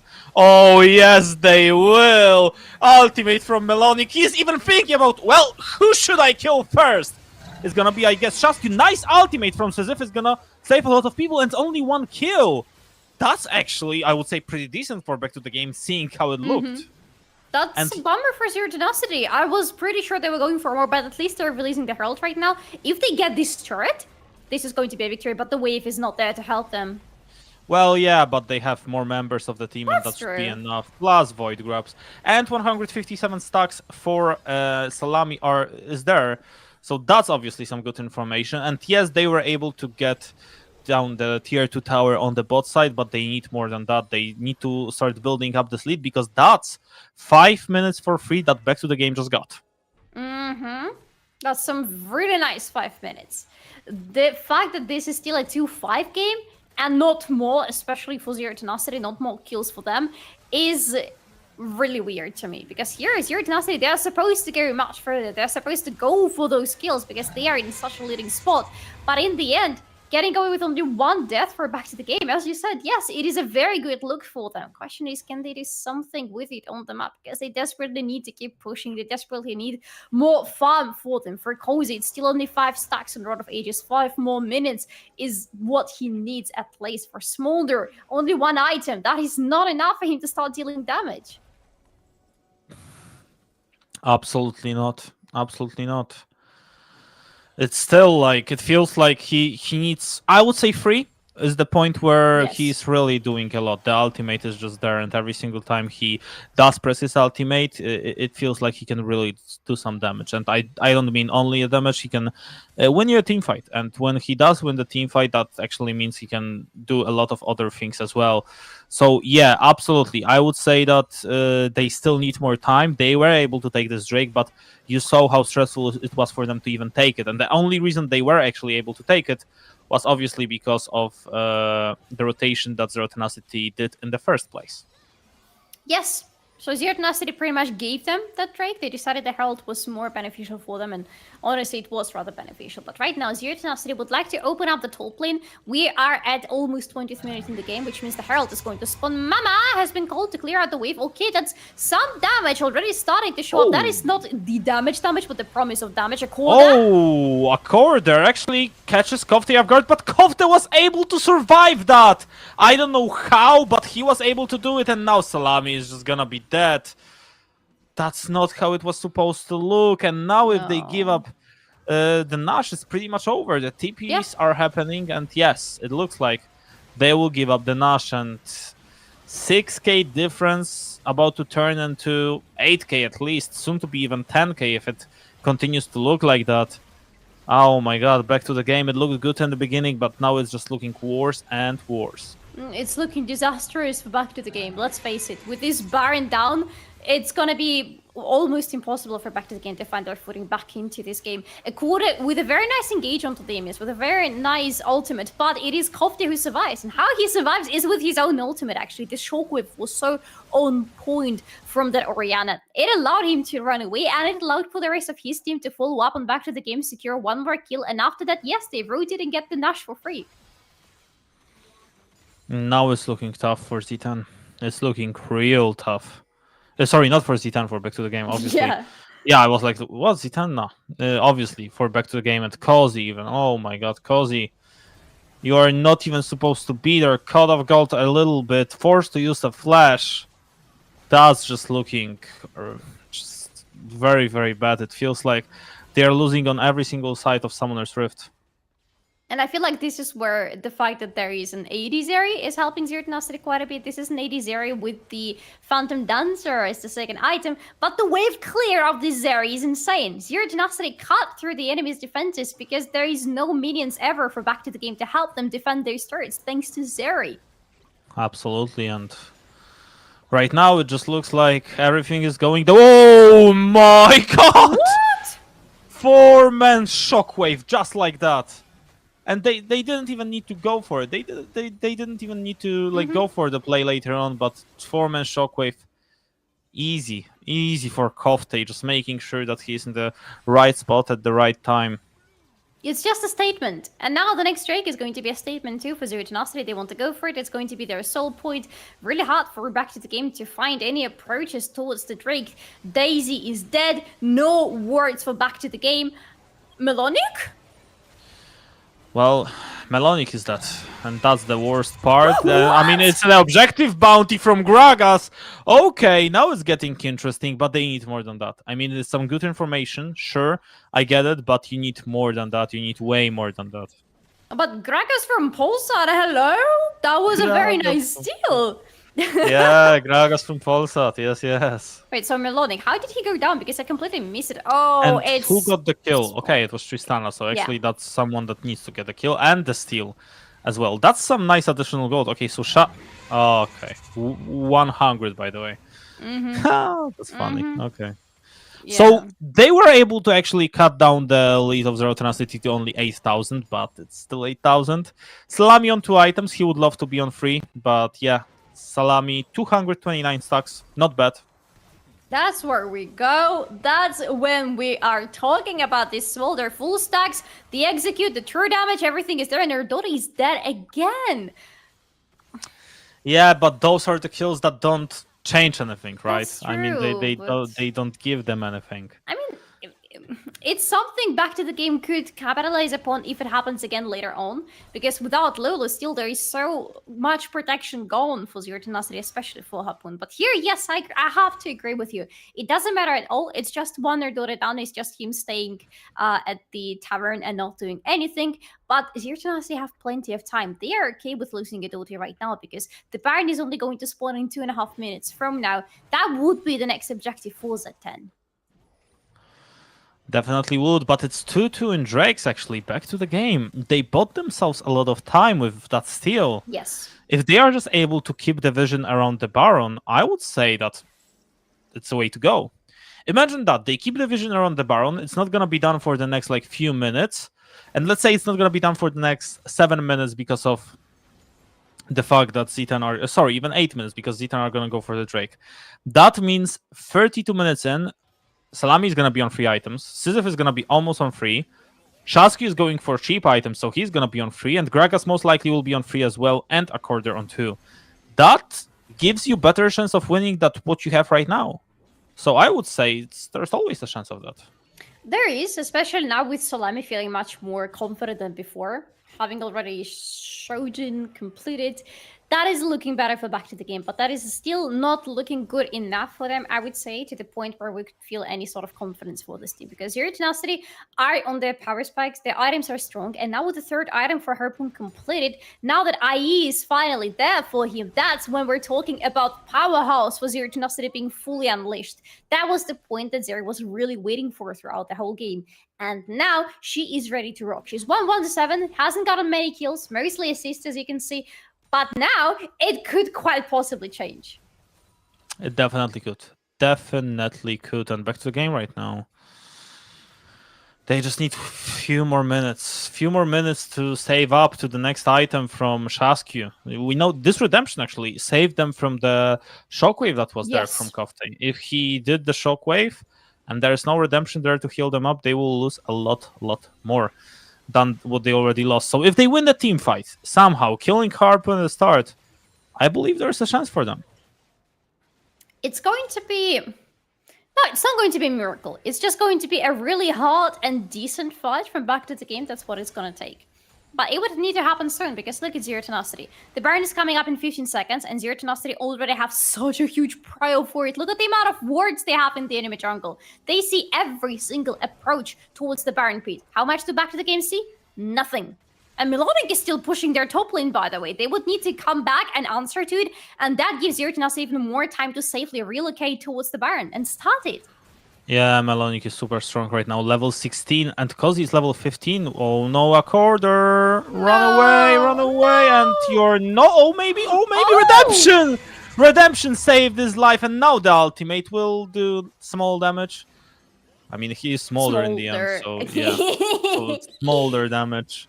And Melodic. Melodic is just having some fun. And he's buying time.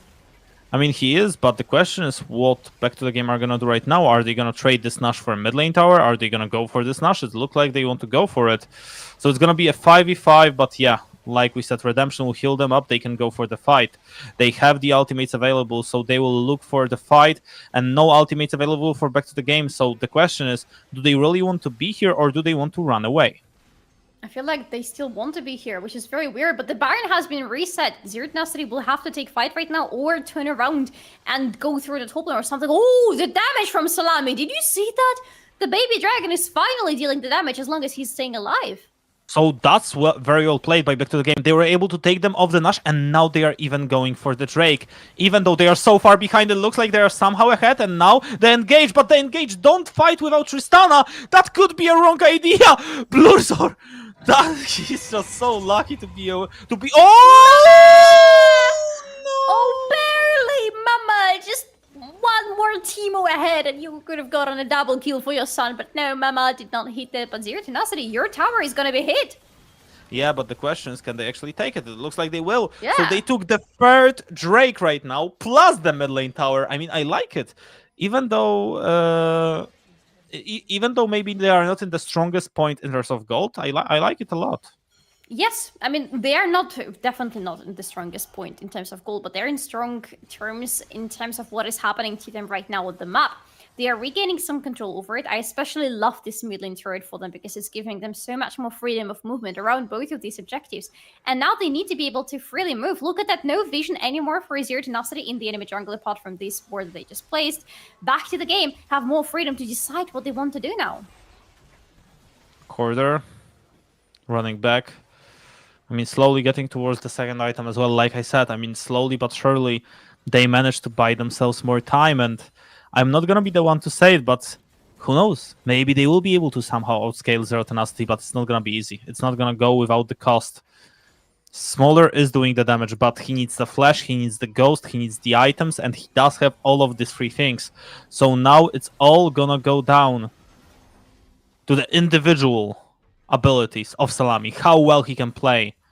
how well he can maneuver around the skill shots of the enemies, the engage, the shockwave, the Aatrox on the flank. All of these things will come into the play right now. Salami has a lot on his shoulders. He has to be the thing that keeps the team alive. There is a lot of shielding for him. There is a lot of healing for him. Everybody is working around this little baby dragon right now, but he needs to deliver back. And it's not going to be easy. Nice poke. Back to the game. Is that round 3 around the Baron? It looks like it could be very soon because your Tenacity still wanted, but Melonic doesn't want to be dead. Oh, nice stun, and now they go on Melonic. If he's that instantly... Oh, he's not gonna be that instantly! Again, the heal changed it all! And Salami now, 1, 2, maybe even 3. Oh my god, Salami is doing it! This is Smolder stacked up, this is Smolder doing the work! Smolder versus Harpoon. Everyone is here, everyone is able to fight, and now the fight went on the way of back to the game. Again, somehow, they were able to make it work. They were able to fight for it. It's Orianna, Zeri, and Lulu. Definitely. Strong trio to fight for the Nash, but it looks like back to the game, they don't want to wait. They want to go for this right here, right now. Decisive does have the ultimate, Accorder doesn't. So Decisive is basically the only person that do have the ultimate. He will have to use it on someone. Just one-shot someone, just find someone. Accorder goes for the engage, will find it. No ultimates on the side of Harpoon, so for now it's looking good. Who's gonna take it? It's gonna be Blue Team. Back to the game, are really back in this game, and Salami is back with this business, going for the fight. Shockwave will not hit anyone, and the TP from Kozi is there as well. Gragas from Polsat on the flank. He's... Oh, no! Kozi! Oh, such a disaster! Don't know how it was supposed to look. But still, in the end, Nashor for 5 people, and back to the game make it work. Are they for real back to the game right now? It does look like they could be. 6-9 is the kill ratio between the teams. This beautiful pickup on Melonic did not work out for them because the guy just heals up so massively, but Blurzer jumps in, and suddenly it is the fact that Salami can freely call for Mama, can freely fly through the walls and kill the enemies without anybody getting to him. Guy finishes this fight with almost full health. And that is why I said those first 125 stacks matter the most for Smolder, more than anything that comes afterwards. Afterwards, you don't even need to count because you max your Q as Smolder, and Salami does max his Q. And your Q deals insane amount of damage right now on 225 stacks. The moment he gets there, this is the late game power spike for Smolder unlocked. And he is there. He's on almost 400 right now. So, yeah, he's definitely there. And back to the game, 4,000 gold behind. If they somehow make it work, if they somehow win this map, that would be a comeback for the ages in the Polish Ultraliga. That would be something that I did not expect, but the momentum is on their side. They do have the Nash. They have the soul point in 30 seconds. Because of the decision that Z10 made, they were the ones to go for the Nash. They were the ones that got their Drake stolen from them. And I know we are not the biggest fans of going for the Chemtech Soul, but Chemtech Soul on 4 Chemtech Drakes is a completely different beast. That is a lot of tenacity if I've ever seen one. That is going to be really strong. But Zero Tenacity are the first ones to be out there. Either all the ultimates are available for back to the game. They can try to collapse on the Z10, but they see nothing. Look at Decisive. He's on the... doesn't matter. The Drake is dead. Of course it's dead. Yeah, but Melonic is on the ward for now. The question is, what will they trade it for? It looks like they will trade it for a tier 1, I guess. Maybe even tier 2. Are they? Yeah, they will be able to take it. So, they gave away the Drake that is basically worth nothing for them right now. I mean, it would have been worth a lot if they had taken it, but they didn't. And it looks like they're about to take the tier 2, I mean the tier 1 from top lane as well, because it's very low. They took the tier 2 from the mid lane, so that's some good information. And ooh la la la la, Salami is stuck as hell. They would need to get the Salami. In every single fight, Zero Tenacity needs Salami dead as soon as possible, because otherwise they're not surviving the fight. And Salami is escaping all their attempts to kill him, because in the last fight, Kofta could have gotten to him, but it was the flash from Salami that saved him from the shockwave. He would need to do that again in the next fight, though, because the priorities are crystal clear for Zero Tenacity. Get rid of Salami, then you can destroy the rest of back to the game, and then you are again free to do whatever you want on the map. But in order to get there, you need to deal with the dragon. That's true, and now Melonic feeling pretty confident, I would say, and The fact that they were able to take this Nash helped them so much when it comes to the levels. Look at that. Cozy, basically same as Melonic. And when you hit 18, it's not even about the items, it's more about levels. That the fact that you were able to take your champ to 18 means a lot in terms of 1v1 fighting, and not only that. Shasky and Blurzor, it's even. Sisyph is ahead 1 level compared to Kofte. Salami is even with Harpoon, and Accorder is even with Erdote. So overall, it's even across the board, and Salami just hit his power spike. 4 items for him. God damn it. 4 items for both of the 80 carries. That is looking scary right now. Tell me. Blues or Kofte. I mean, it looks like they want to collapse on Sisyph, and they will. But yeah, just in case, the ultimate from Sisyph. He just wanted to make sure that, okay, I'm safe. I'm not going to do anything stupid. I'm just going to use the ultimate. The cooldown is pretty low. So yeah, nothing is going to happen probably in the next minute. So just doing it in case. Yes, and we cannot blame him for that. You don't know how many members of Zero Tenacity are around, because as back to the game, their vision is still very limited. They fall back for the vision of the top part of the map, and you can see some wars are happening there, but on the both side of the map, it is still Zero Tenacity who control this pod and their own jungle as well. 59k to 63k right now between the teams. Zero Tenacity still in lead, still in control, but the control is slipping away from their hands right now, and they need it back because 53 seconds before the Nash is going to be up and running, and Zero Tenacity wanted to continue with the offense towards back to the game and win the second game in a row. I mean, both teams are just so close. Z10, 1 team fight from winning. Back to the game, 1 team fight from winning. I have a feeling it's all gonna happen in 1 minute and 45 seconds. This, Drake, you cannot ignore it. You cannot trade it, because this is the soul that you are going to fight for.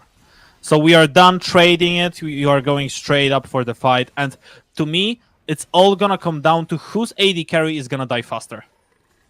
If it's Harpoon who dies faster, back to the game win. If it's Salami, Z10 win. That's true. That's so true, though, because for both of their teams, they need to be playing around their 80 carries.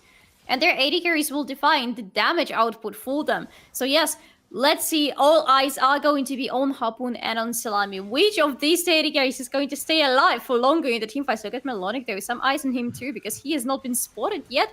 Maybe now with his ward? No, still nothing. Still no idea. Back to the game. Still in this game. Z10 as well. Everyone probably just stressed out a little bit.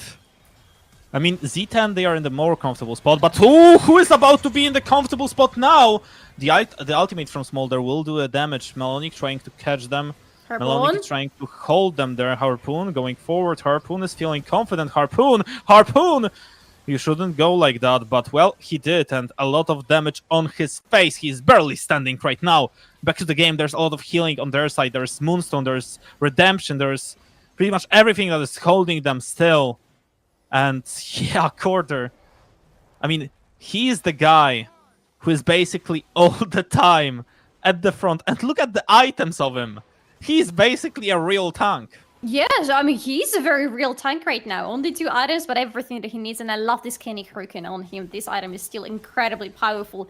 But another thing that is powerful is the Dragon Soul. And back to the game. Are you happy to claim it? Zero Tenacity, though, rotating towards the Nash. It's a trade. Yeah, so it's a trade. They are going to take the Soul, and in exchange, Z10 will take the Nash. They are too late. I mean, this Nash is 17k health. It's a lot, but they are way too late. So yeah, they are going to take it. And okay, so this trade is actually pretty interesting. So overall, we've got the Soul that takes forever versus the Nash that is going to be for the next few minutes. So the real question is, how much will Z10 take with this Nash? If they are able to take 2 inhibitors, I would say they win. If they take only 1, I would say it doesn't matter. So I would say the minimum for them, they absolutely need to take at least 2 inhibitors with it. It's not going to be easy. I mean, back to the games are strong right now. And yeah. This is still very, very much under question who is going to win this game. We are approaching the 40th minute mark. We're approaching the point where everybody's going to be full health, full build, where everybody's going to be at their absolute power spikes, and nobody's going to scale after that anymore. Well, Salami still is getting the stacks technically, so there is something. But Zero Tenacity with this barrier buff, they need to get as much of it as possible right now. They have some really good wave clear. They have some really good split push possibilities. I love that they're still keeping Melonic alone, but maybe right now not a good idea. Oh no, he's fine. Yeah, he's fine. I mean, the stress level, Solari. Yeah. Everyone understands, and yeah, right now it's gonna get interesting. The ultimate from Smolder won't do anything really much. Just clear up the wave a little bit. It looks like the tower will fall down, so there's the possibility of going for the first inhibitor. The question is, will Z10 go for it? It looks like they want to. They want to push the issue. They want to try to go for it. Salami, I mean, he's still doing the damage. He's still being a pain in the ass for the enemy team. Just understanding how... Look, he's basically a tank with the shield. What the hell is that? How is this a champion even? Like, he's 4k health! One-shotting everything that is in front of him. That is not fair. Not fair at all. Doesn't he have more health than Aatrox right now? I feel like he does have more health than Aatrox. Yeah, Aatrox is on 3.3k. Salami has more. Disgusting champion.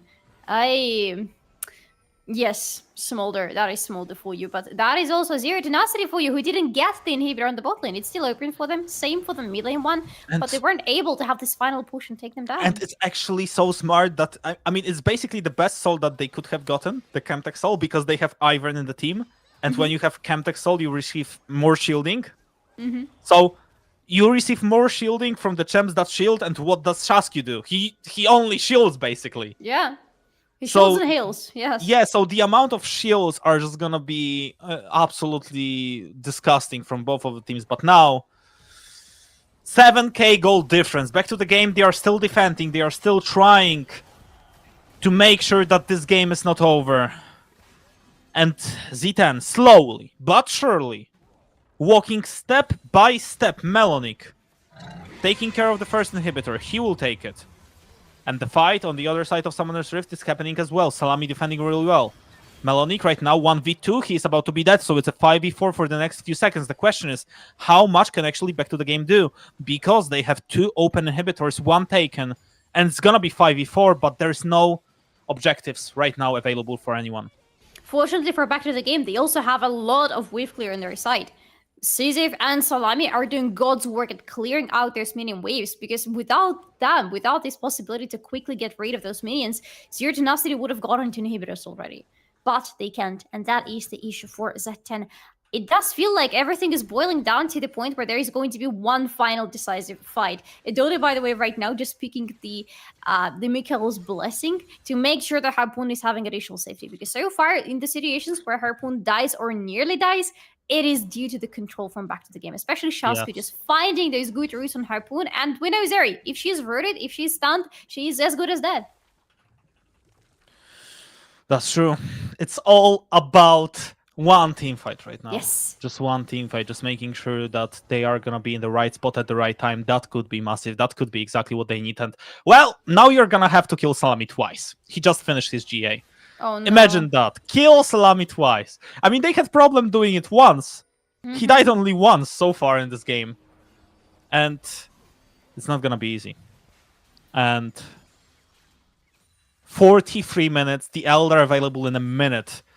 Also, I want to shout out Erdotic, who is probably the first Lulu that I've seen in the support position that was able to finish the 3 items. Cozy, not in the greatest position. A lot of damage done by Melonic, but yeah, the rotation from the team is going to help. And we need to remember, this is Gragas that is playing full AP. So this Gragas, yeah, he does have some health, sure. But we need to remember, it's not that much. And, well, Harpoon healing up a lot from the shot from Salami, but Salami, he's just gonna be standing, he's just gonna be doing the work. And who is gonna win this map? I don't know. I have no clue. It's such a 50-50. Like, the gold is still 6k difference, but the gold doesn't matter at that point. Yeah, the gold doesn't matter anymore. What matters is who's going to win one final fight. And speaking of the fight, 21 seconds before the Elder is going to come up and 30 seconds before the Baron is going to come up. 2 major objectives on the map. And Salami sees Melonic, sees no hesitation in his own eyes, but Melonic doesn't care. It's all gonna come down to me at least, who takes Elder. If it's gonna be Back to the Game, I mean, you can just brute force your way in. Literally, you have the Elder, you can dive with the Elder. If it's gonna be Z10, it's even like it's basically free for you, because when you're in this sort of spot, like you're just gonna win automatically with being so far ahead and the Elder. So Z10 right now probably stressed a little bit, probably feeling the pressure because Salami is super strong. This Smolder, if we ever talked about late game Smolder, we are 45 minutes in. This is late game Smolder.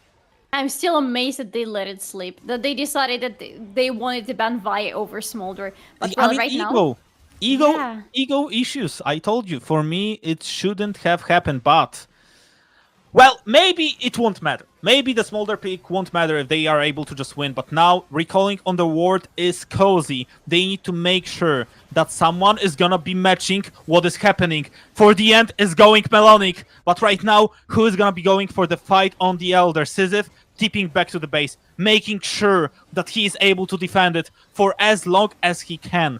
Shaskyu healing himself up. So far, looking good, but look at the bot wave. Slowly pushing into back to the game. 9,000.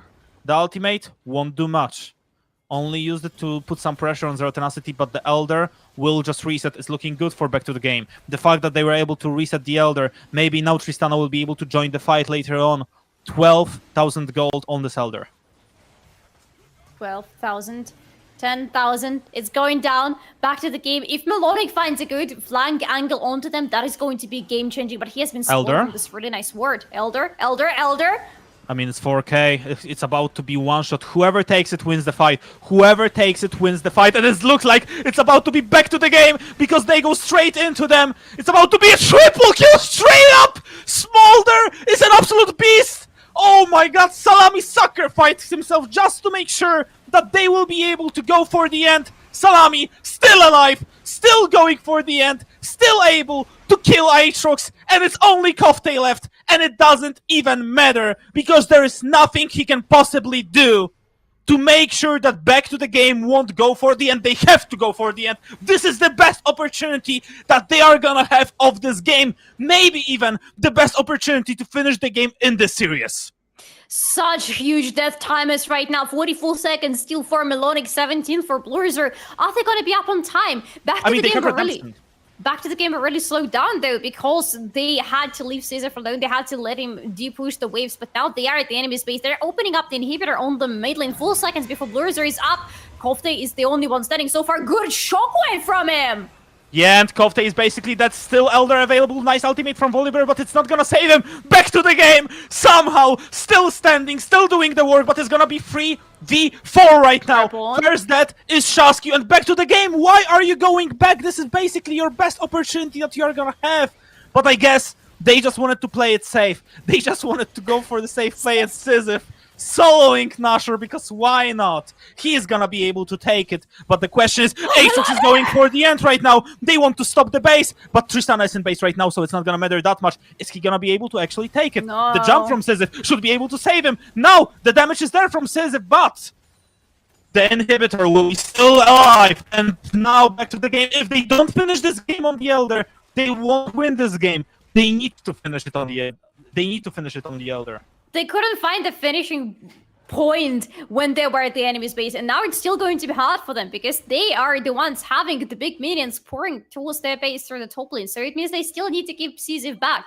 And Decisive's wave clear is still very quick, but it means that for some time at least, he's not able to be there with the team. It's slowing back to the game down a little bit. It slowed them down in their previous offense onto Zero Tenacity's base. But right now, they have the burn buff, and that is so strong. It helped them so much against the teleport from Melonic because of the empowered recalls from the burn buff. Zero Tenacity have to keep pushing in. It's going to come down to another fight, Kasper. We thought the previous fight was the final fight of the game. No, it's going to be one more with even more items for everybody across the map.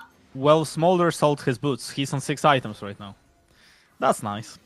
Nice. I feel like it doesn't matter. They didn't use the Elder. The Elder buff is done. So for me, it's Z10 win now, honestly. Like, I wish to hype back to the game as much as I possibly can. 500 CS for Salami, 511 for Decisive. But, I mean, without the Elder, I don't see them winning.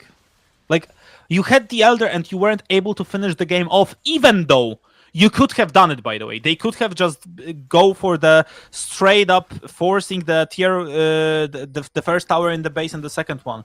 They just needed to risk, and they didn't do it for I don't know what reason, but they decided to play it safe, and I feel like it's gonna come back to bite them, and it's gonna come back to bite them a lot. Salami sold his GA to buy Shield Bow because obviously he had a cooldown on GA.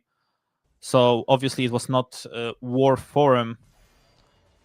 But now I feel like it's Z10's game. Like the time for back to the game to win was when they had the Nash and they had the Elder. They didn't use it. Now they don't have any of these buffs. I mean, they still have Nash, but they are not doing anything with it. They are just out pushing the waves, which doesn't matter at that point, by the way. They need a team fight, and they will need to have it in 2 minutes at the Elder. They will need to win it. If not, it's gonna be over. 50-minute game. Damn it, it might be one of the longest games we had in League of Legends and Ultraliga for quite some time, honestly. Zero Tenacity are still pushing in, but now all the inhibitors are alive on the side of back to the game, so this finally gives them some breathing room. Before that, they were slowed down. Now nothing is keeping them back anymore. Can they find this final fight with Zero Tenacity? 5 versus 3 right now on this mid lane because Melonic is still pushing in. Some teleports are available for back to the game. They would need to recall. They would need to respond to what is happening on their side lanes, especially on the bot lane, because otherwise it's going again to be at least 2 inhibitors open.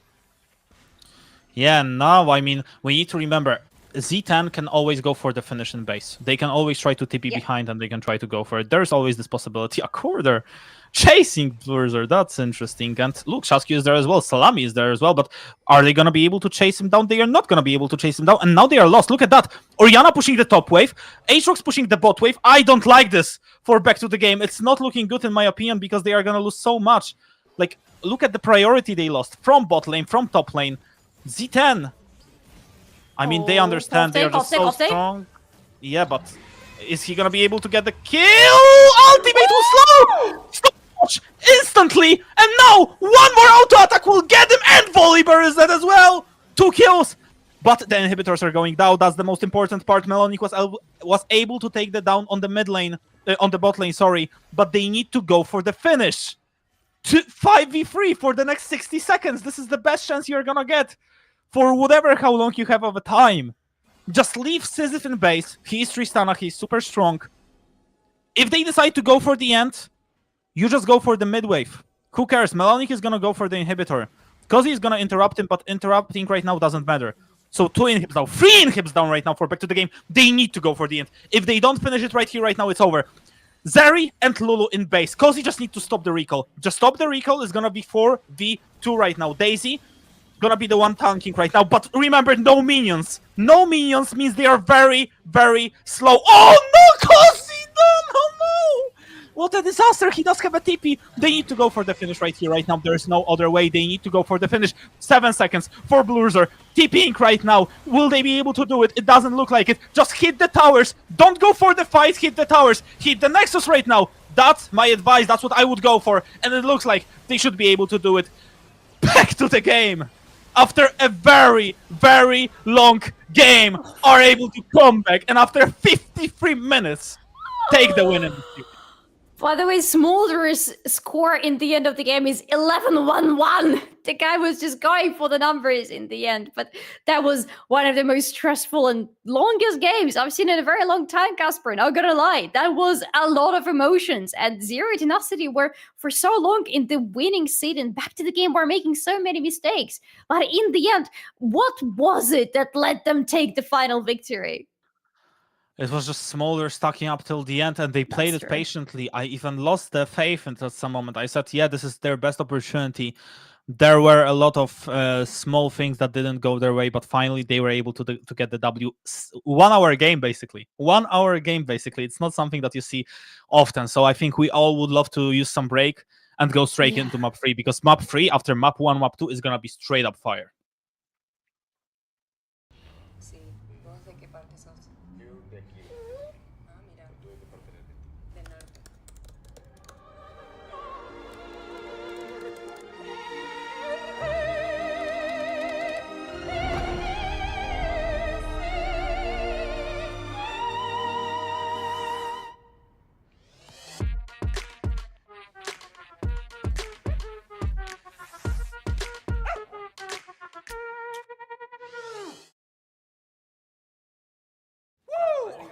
man, I feel like that was my best intro Get into ever. it, yeah. Yeah, not bad, hey, not bad. Talented. I can go pro.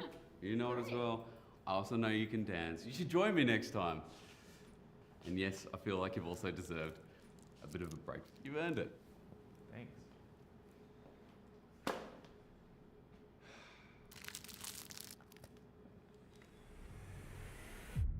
Even the biggest champ needs a break.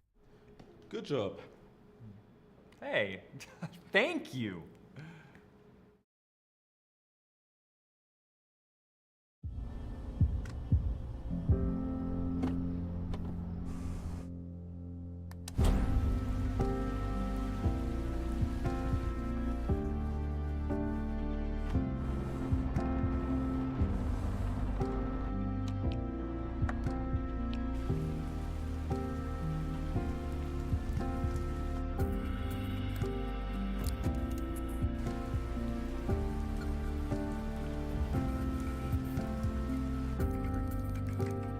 Wjedź do elektryzującego świata esportu i zagraj z nami. Moc energii zapewnia elektryczna Kia EV6.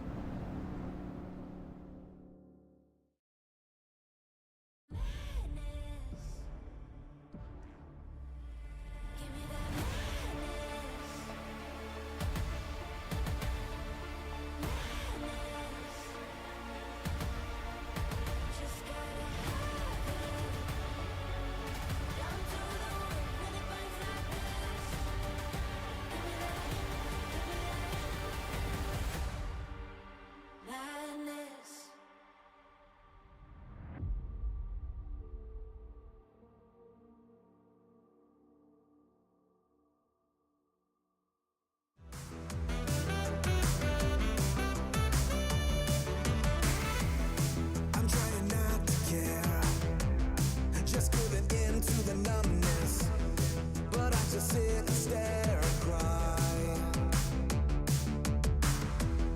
This can't happen to me, never believed in the oneness, now every sentence ends in why. And now she's really gone, the city lights are lonely, indelible lines were drawn, life will never be the same without her. I keep falling faster. I can't get past her. I keep falling faster. I can't believe she's gone.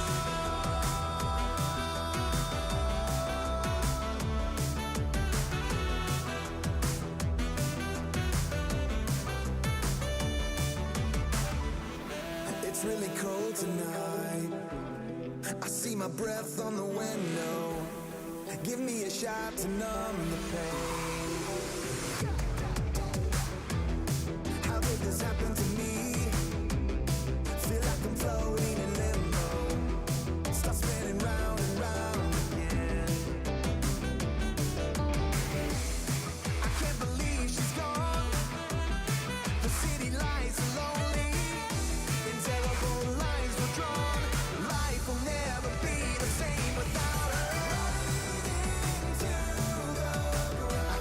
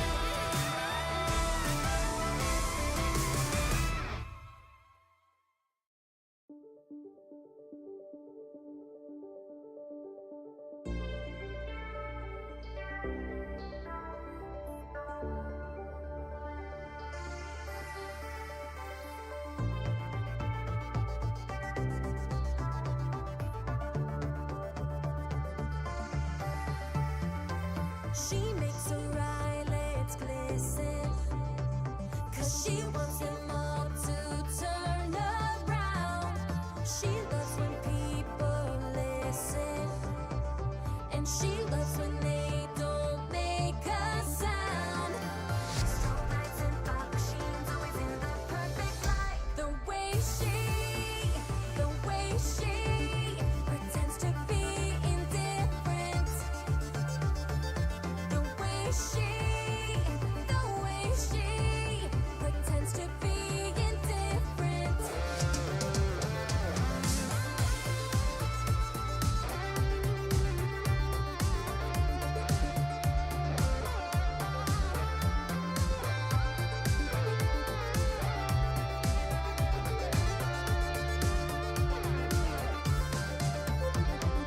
She always times her entrance, and she never looks into the crowd.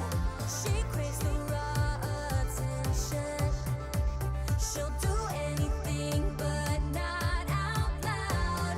Pastels and cherry gloss, she wants to rule the night. The way she pretends to be indifferent. The way she pretends to be indifferent.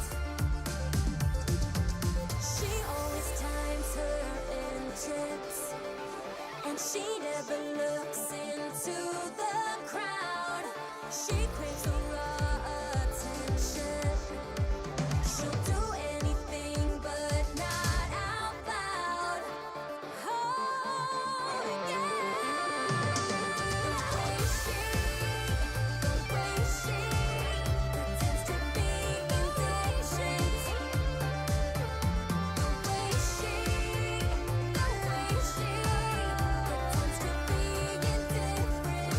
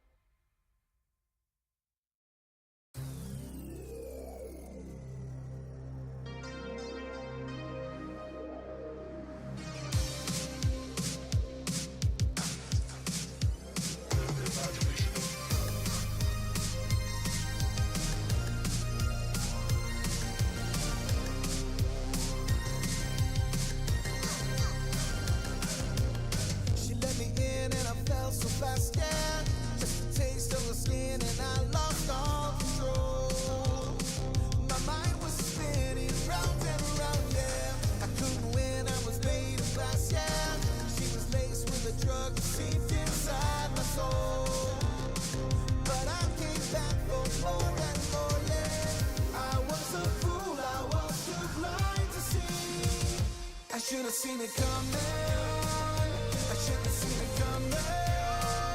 Why was it that everybody else could see you were wrong for me? I should have seen it coming. I should have seen it coming. Why was it that everybody else could see you were wrong for me? I should have seen it coming.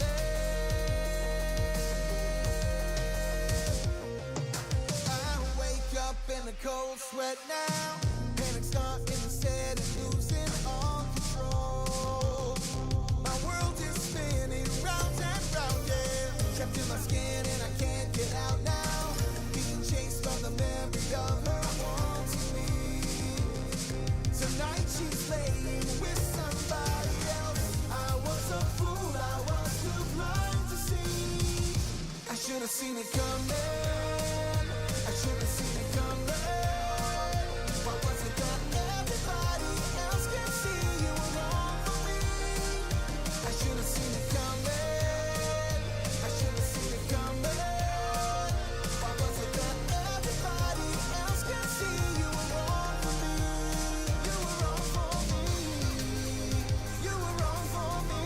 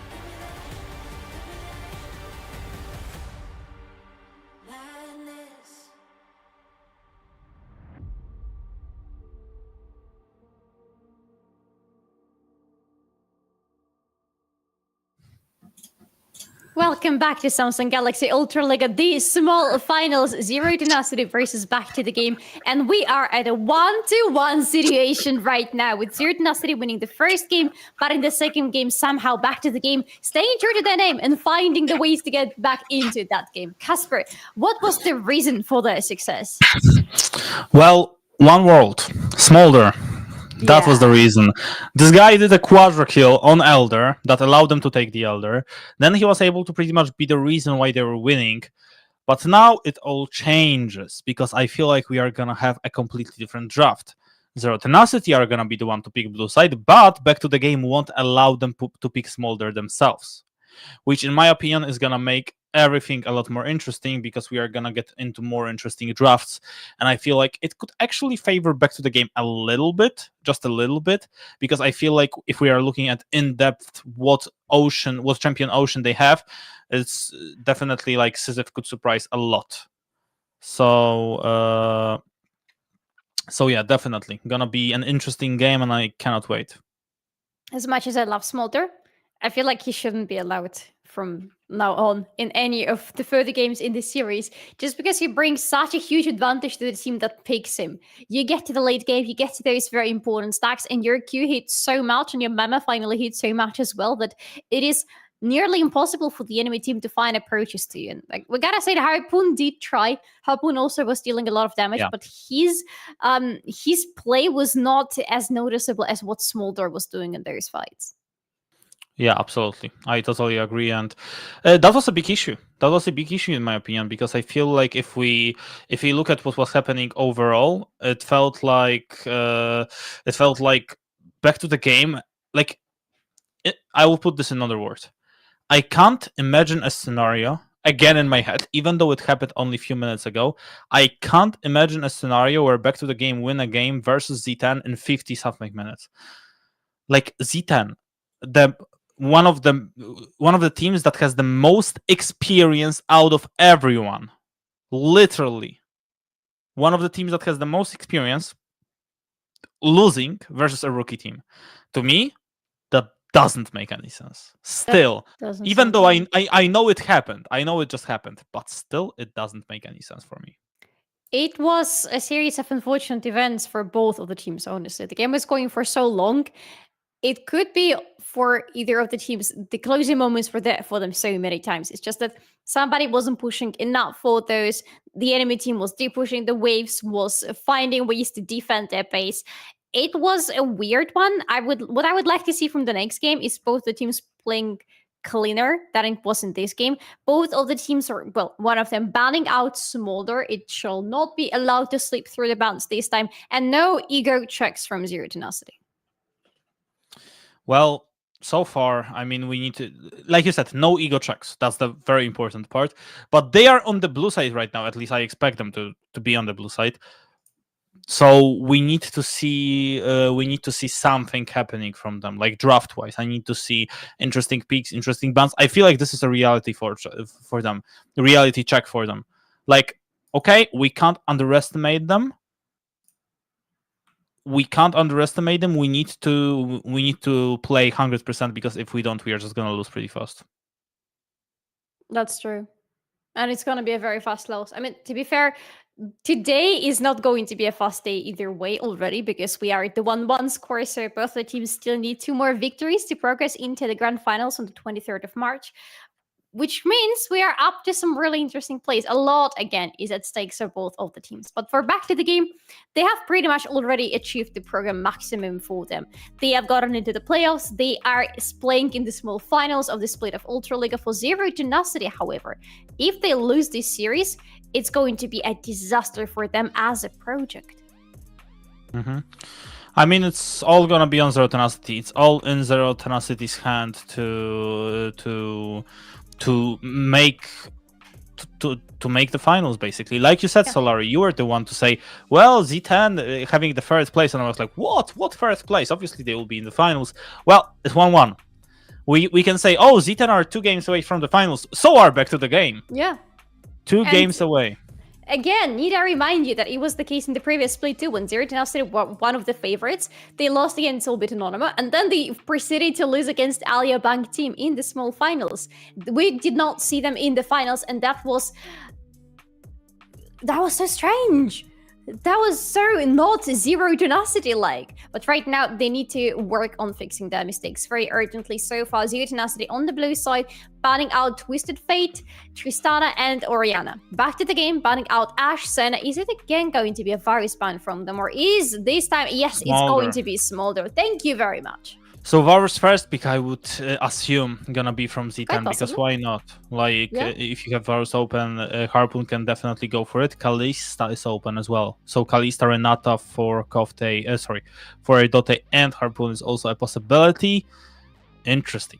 We will see what's gonna happen now, because there's a lot of possibilities for them. If I'm back to the game, Kalista, Renata open, Varus something open. I would love to see Kalista. Just honestly, I would love to see Kalista. This is the band that Back to the Game are trying to go for in the majority of the scenarios. And it feels a little bit unusual to Salami's preferred playstyle, but it could work out for them because they would need to try to snowball from early on, and Kalista is all about getting the early game pry on her lane. But Volibear as the first pick for Zero Tenacity, an incredibly strong one, and honestly, Blurstar was able to deal a lot of damage to the enemies in those big fights, and now Karma is an answer from Back to the Game together with Varus. I like if it's a Varus pick, I like that. Yes. Still, there is a possibility for Kalista Renata, like I said, for Z10, but I like this as the answer. It feels like actually now it looks like they understand how they want to draft around that, and we need to remember Karma is a flex. It could go into the top lane, it could go into the mid lane, it could go into the support position, but we don't expect this at the support position because we know how much Accorder loves to play enchanters. Yeah. And honestly, it would make sense if that Karma would just go into Sisyph's hands. Sisyph is perfectly comfortable playing something of that sort. Zero Tenacity, however, again picking themselves Nautilus for a Dote. Wondering what the third pick is going to be, whether or not they want already to show what their whole bottling composition is going to look like.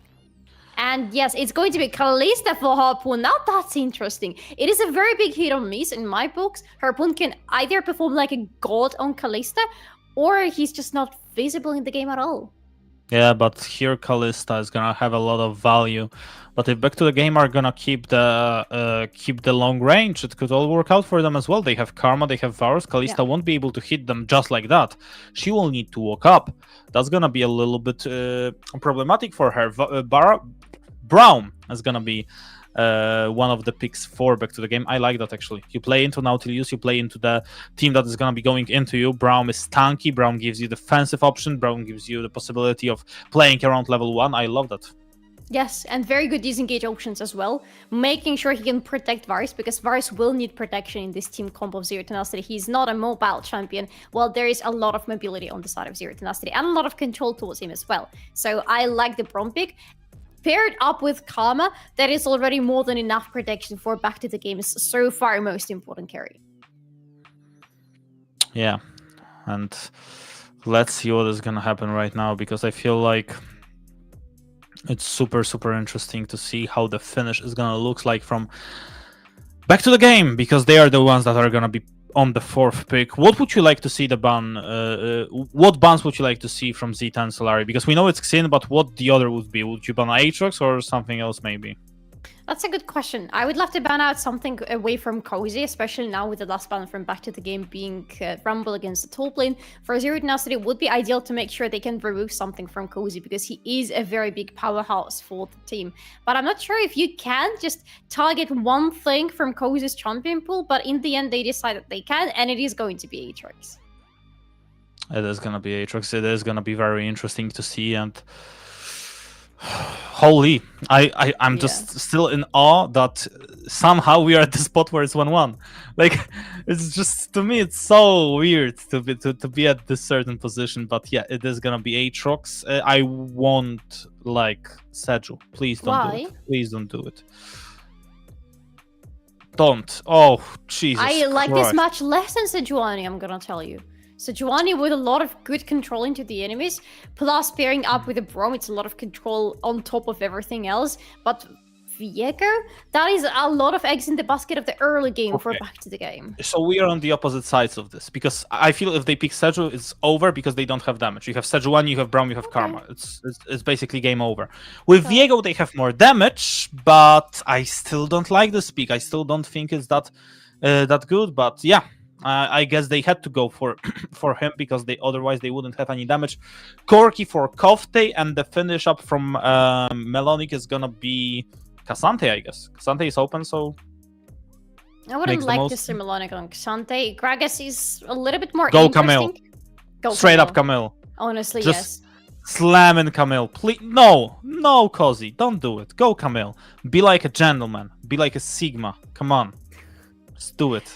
Do you I know think he has wants it in to. him? I know he wants to. I know he wants to. His Camille is exceptional. Fiora? Don't Good Fiora design me. too. Come on, don't Fiora Why? me. Camille. Slam Camille in there. Because Camille is Camille. She's a Polish queen. Fiora is like, it's like Why a do you budget not like version. Fiora? Why do you not like Fiora, I Kasper? like Explain Fiora, yourself. but I prefer Camille. Okay. But they go for Fiora in the end. I don't know. I don't have any bad feelings about the pick for Cozy this time, honestly. It's a good, solid one. A lot of split push potential for the team. A lot of dueling power as well. And for Zero Tenacity, it's going to be hard to find answers into that Fiora on the sidelines. Because I feel like, especially if given any advantage on the lane, she's going to have so far ahead of Gragas that it's going to be impossible for Melonic to match Cozy on the lanes anymore.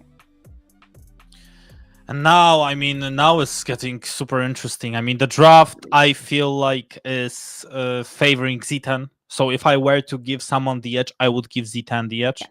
Because I feel like their draft is just working well. We need to remember Kofte will be the one picking up the package. We know how well they can play around the package.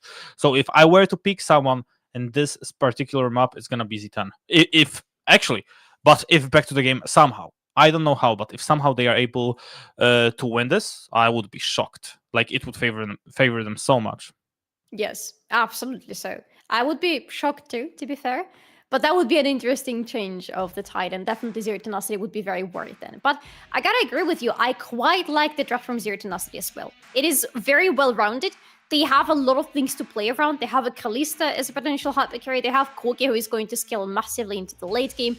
At the same time, for back to the game, it does feel like it's either they snowball as they prefer to, or it's going to be almost impossible for them to win.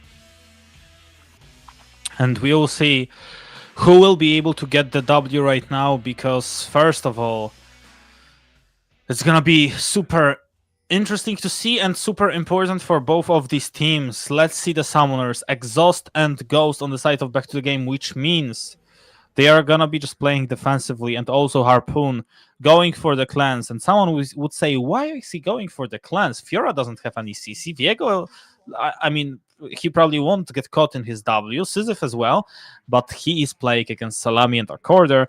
And this cleanse is actually good because Salami can ultimate him, and even if he misses the ultimate, there is a cleanse, and you can there is an exhaust, and you can always cleanse the exhaust. Yes. So that's super valuable for Harpoon. So I guess all eyes on Harpoon to see how he does on the bottom lane. Honestly, yes, this is going to be yet again about Harpoon versus Salami situation. Who is going to win their respective lanes? Who is going to go for those kills? Who is going to go for this early game prio? Because both of these AD carries desperately want the early game prio. It is exceptionally hard for them to play later in the game if they have not been given the early game kills. Salami, I am assuming, just an assumption for now, we will see what he decides to go into, but it doesn't look like it's going to be a lethality virus, which means, yet again, he needs to win his lane. With Braum, it's a little bit harder. They definitely want to be taking a little bit more of a defensive stance there in the bot lane, but at the same time, if you are defensive, Kalista with a Nautilus, with an Ignite, can they cut through your defenses? If they really want to, I feel like they can. I feel like they can, but yeah, that's the problem that I have right now with Back to the Games draft, that on one way, yes, they have a lot of win cons possible for themselves, but it's mainly AD damage. Fiora, obviously Varus, Viego, Blurzor Has been spotted. Needs to go away right now. Hope he understands. He does understand. Oh, this W could be huge. That's a nice trade from Shasky already. Yeah, just making sure. Okay, but Shasky wins now. I don't feel like Blurzor can walk up here, but he will. okay, the priority is there for Harpoon. And really, I feel like actually Back to the Game can fight this. Seeing how Blurzor had to use his potion already, I feel like they can go for the fight here. Shaskyu not feeling so confident, and it will be a fight, I guess, for Z10. But yeah, it looks like Back to the Game want to fight for it. Remember, they have Braum. With Braum being here, it feels like Back to the Game should be the one favorite in this certain fight. The damage from Sisyph, the reset from Shaskyu, Z10! How about that? How about that? And if they also... Okay, they're not going to be able to get a duel too, but this is a 0-2 full back to the game. They get 2 kills out of that. I love it. The rotation from them was so much stronger than the rotation from Zero Tenacity because they have Viego, who feels really good at the early skirmishes. They have Karma from the mid lane, and you can see every time Sisyph can hit, he hits like a truck. Early game Karma is a menace to play against. And the Braum that you have already mentioned yourself, Kasper. Braum provides so much freedom full back to the game. Look at the health bars. Nobody from the backline of Back to the Game has been hurt in this fight.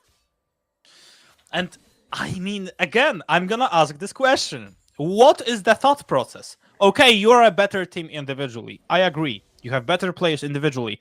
But you are playing against Braum. Dude, seriously. Braum, first 3 levels, is a monster. He can put up the stacks all the time. And you are playing against Viego. If he gets the reset, which we actually saw, he's always going to be in the super good spot. Always, because he will be able to be a different champion that will be able to use the different cooldowns. And then he will go back to his previous form, obviously, after he finishes his time up being in a different body. So, to me at least, it's a weird situation. And look who died. It's Blurzor and it's Harpoon, which means Back to the Game will be having a really good time in the next few minutes because they understand that, okay, they lost a jungler, they lost an AD carry. This Kalista is not gonna be as strong. Who got the kill on the Back to the Game side? Jungler and AD carry, so it's the same thing. Yeah, it's the same thing, but it's the opposite at the same time, right? Yeah. And I really love that I love it for Back to the Game that he is Harpoon, who also died in the double exchange, because this is setting Kalista so behind, as you mentioned, and Kalista doesn't want to be behind. It is exceptionally hard for her to play. The whole idea of Kalista is you win the lane because you are a lane bully. If you don't win the lane, you wait until your 2 or 3 items are going to hit, and before that, you're not really doing anything whatsoever. Even if you have a Nautilus with Ignite on your side, maybe if you also have a Volibear on your side, you can look for something. But last time it didn't really work out. Oh, it didn't. It definitely didn't, and it feels like right now it's about to be even worse. Because honestly, I'm kind of shocked that it happened and it looked like this. I didn't expect it at all. This is something that we see from Blurzor, just to be fair. He loves being aggressive and he loves invading the enemy jungle, especially on the board part of the map. He loves it. But it doesn't always work out for him, right? Regardless of which side he's playing from, there were instances throughout the regular split when he was going way too far. But Adote is going right onto Akuda, and that's it.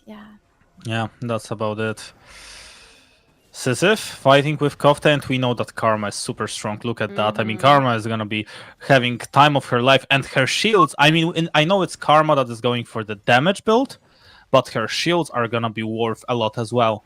When she's having so much AP, look at that. Sisyph is just schooling Kofta right now. I mean, Kofta, the guy who just won EMEA Master, Sisyph, a guy who is a rookie. What is going on? I mean, this game doesn't make any sense. Like, just... how is it working? Sisyph just... I know it's the matter of a matchup, but still, like, Sisyph completely putting the pressure right now on Kofta, making sure that he will feel the pain. And he certainly is right now. But Shaskyu is probably going to find Blurzor. No void grabs have been taken just yet, and Shaskyu really wants to fight for those. Can Blurzor... Okay, he's gonna get one. He's gonna smite one. That's already good enough. Now he can...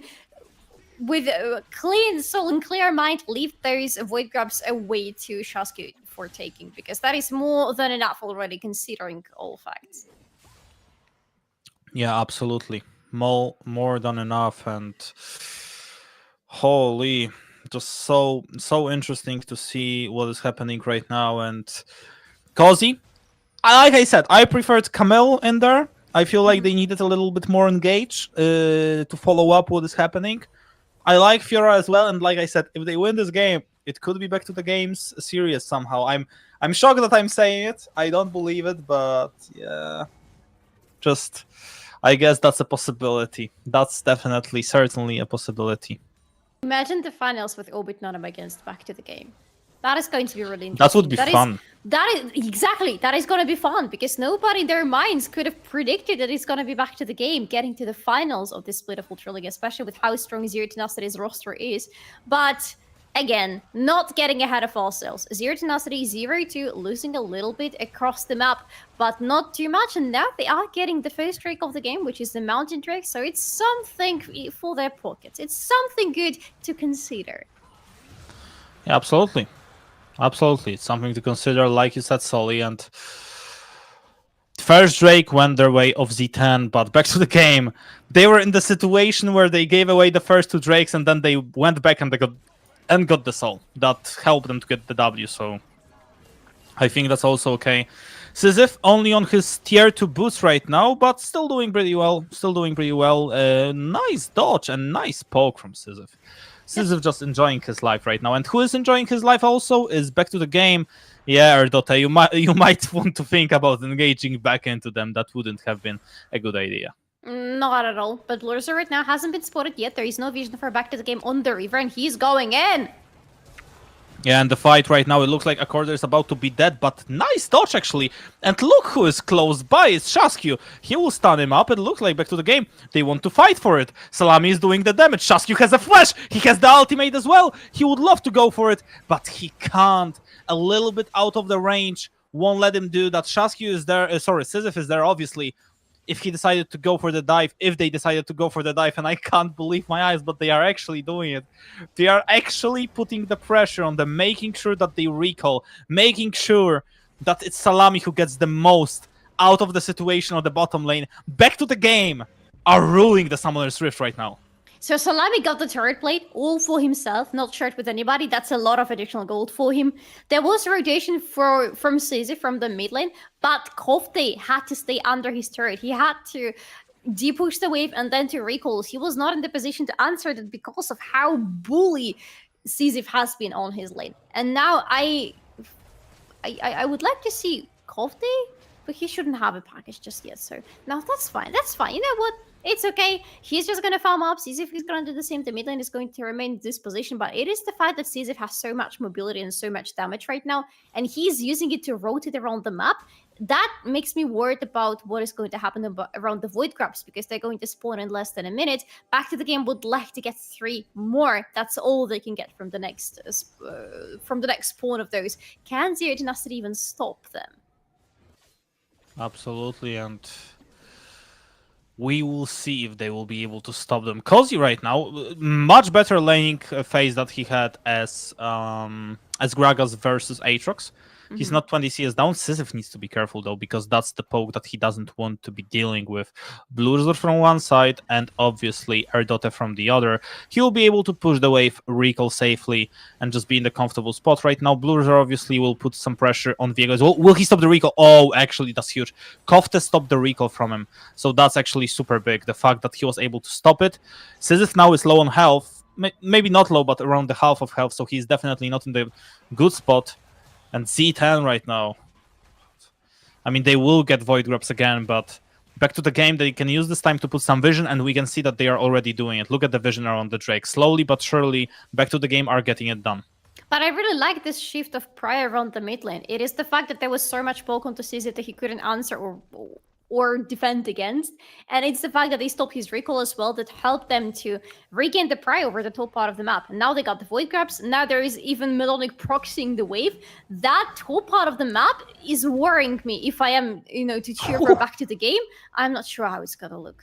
Yeah, but because you can always TP, so it's not the end of the world. I mean, yes, he will be able to get minions back. He should be able to get all 5 of them.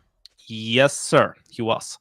So yeah, he's even right now versus Gragas. So I would say Fiora is happy about that, because later on Fiora is going to be the one that is going to be split pushing. We know that this is the comfort pick for Fiora.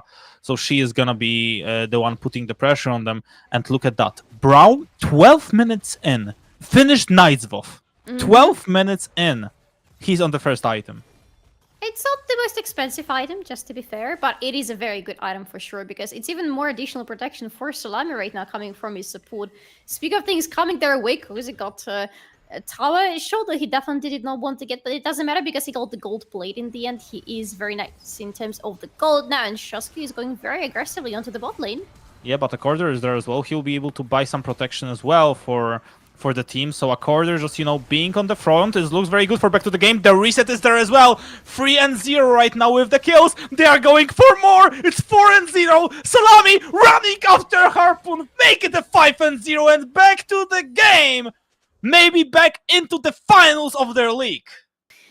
It's not even back into the finals. It is just straight into the finals for the first time. 0-5 for Zero Tenacity to be losing the game so ungracefully, dare I even say. They haven't lost during the regular split to anybody except Orbit and Anonymo, who just have proven over and over that they are a much stronger team than Zero Tenacity. But everybody else only found failure against Zero Tenacity. Now, however, it is a completely different story. Back to the game got the previous game in their hands, excruciatingly long game, but they got the W in the end.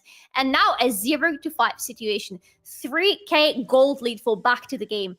That is looking good for them. Will it continue to look good? There is still a question because scaling for Zero Tenacity is still there, and it worries me quite a lot when Korotkiy gets to his items. Korotkiy is going to be so problematic to deal with. Oh yes, he will. And Z10 right now, they need something more than luck. They need to go for something. The plates, sure, it's nice to have them. Harpoon will be able to at least get one more. Korotkiy with the package, but what will this package be used for? I guess it's for the Herald, because he's about to be spawned up right now. And yeah, this should be a confirmation of them taking a Herald. But yeah, if you use your package right now, still looking very good. Looking very good indeed. That's a really good Herald for Zero Tenacity. I like that they're going for this play. So far, in terms of objectives, it's okay-ish for them. They have more Void Grabs than Back to the game do. They have these Herald right now, and if they can use it nicely, they can use it smart, it's going to be a good move. Just Korotkiy right now, going with a package on Decisive? Okay. Yeah, I mean, this package is questionable, but Back to the game are doing a good work. Look at that, pushing the bot wave right now, and this tower is having some issues. Erdota thinking about engaging, but he won't be able to. He won't. This turret, though, is barely standing. Back to the game have a chance of getting the first turret of the game, which would be good for them. Additional gold again for Salami. Salami is the one who needs the gold the most. He's on one item so far, the bot trick. Looking good for him, but I would, of course, love to see more. However, Zero Tenacity have the Herald on their hands. I wonder where they're going to use it. Top lane turret looks really juicy because it has been chipped down to half of its HP, but it's not really accessible for them because of Cozy. Yeah, absolutely. And Cozy right now enjoying his life, but the TP from Melonic might actually change the situation right now. Oh my goodness, Salami is instantly dead, and it looks like it's about to be 2-4-0. Back to the game with some issues right now, but Cozy is just... Cozy's like, you know what, guys? I know you're dying there, but listen to me. Just chill, because I'm pushing. I'm level 12 right now. Just chill. I'm just enjoying my time. This is such a prime move, though. I'm not going to press my TP. I have a TP. I'm perfectly capable of pressing one button and joining the fight after Melonic does so. I'm not going to, because I get much more prior for you guys in the top lane by getting this turret. You get a turret on the bot lane, I get one on the top lane. Now there are much less ways for Zero Tenacity to use that Herald to their fullest advantage, and I am forcing them now to rotate to the top part of the map, giving you all the time you want. Do you want to stay on the mid lane? Do you want to be on the bot lane? Do whatever you want, Decisive and Salami right now. Just make sure you get in the farm, you get the gold flowing. Cozy will take care of the rest. Exactly, and Cozy slowly building up towards the second item. And yeah, looking very good right now for him. And Viego is a small hero right now, I would say. Small hero, definitely. Doing maybe even a bigger one, maybe a smaller one. No, not small hero, not big hero, it's a smaller hero, you know? Yeah, it's a different rating of things. Like, things can be small, but things can be small there. And then it doesn't matter what size they actually are because they are really deadly for you. And the 3-0 Viego is a deadly thing for sure. Now, this is a very nice turret for back to the game. The TP on their backs that they don't see coming. Well, they see it coming from the top lane. They don't see where exactly it's happening. And then even the disengage from Brom is not going to help because you're simply in such a big numbers disadvantage. There is nothing as back to the game you can do this exchange. You accept that you've overstepped and you die gracefully. Exactly that. And now Z10 only 2k gold behind, but it's the style that I'm worried about for them because they are losing a lot right now. Viego, he's gonna be in the need of fighting some reset for himself, and I'm not sure if I like the Kraken here because I feel like yes, Kraken will give you the damage. It's good for the early game. It's good for the mid-game fights. But in the late game, I believe Shasky will need much more of a survivability as Viego. He will need to be the tank that will be able to get into the heart of the team fight, and that is going to be the most important for me. I'm okay with Kraken Slayer, actually, for the time being. I would like to see a slightly buffier build maybe going on from here, because I feel like Salami is in a comfortable spot enough to deal damage. But you, Kasper, said it yourself, you wanted to see damage coming in from the jungle of back to the game, so maybe Shasky is going to go more in this direction. So far, however, the Herald is going to run out soon for Zero Tenacity, so they will be forced to use it somewhere. It looks like still the idea is to go to the top lane and try to get the support turret down. Yeah, and now what is happening is basically the death. That is what's happening. Cozy not gonna be able to survive that, I guess, but nice W actually. Bought him some time, but the flash will be enough for Blurzer. The TP, I would say, yeah, should be able to at least close down a little bit of a wave. Harpoon flashing backwards. He does have a cleanse up, but cleanse won't save you here. Harpoon is dead, so it's 1-for-1, but they will be able to get the tier 2 as well. Obviously, speaking about Z10, the TP from Melanic to save the mid lane. Is it gonna help? I guess it is, because the minions are gonna be dead soon. Yes, it's gonna help for now. The minions. If only there were just a little bit more minions, Salami could have had enough time to cut through this turret. But for now, back to the game lose a lot on the top lane, and I don't like it. Cozy alone, okay. The fact that the Herald was allowed to go into 2 turrets unpunished and get them both down, this is not a good look for back to the game. They lost the prior that they had earlier thanks to Cozy, and now they will have to rotate Cozy to the other side of the map because there's nothing he can do there. Good thing is they still have Karma. Karma is really good at deep pushing the waves and just working around the lanes where they have a disadvantage, especially in terms of the turrets. So that's why Decisive is going to stay there. He's going to help out the team to stabilize things on the top lane, while Cozy now is going to hopefully find some openings on the bot lane. Yeah.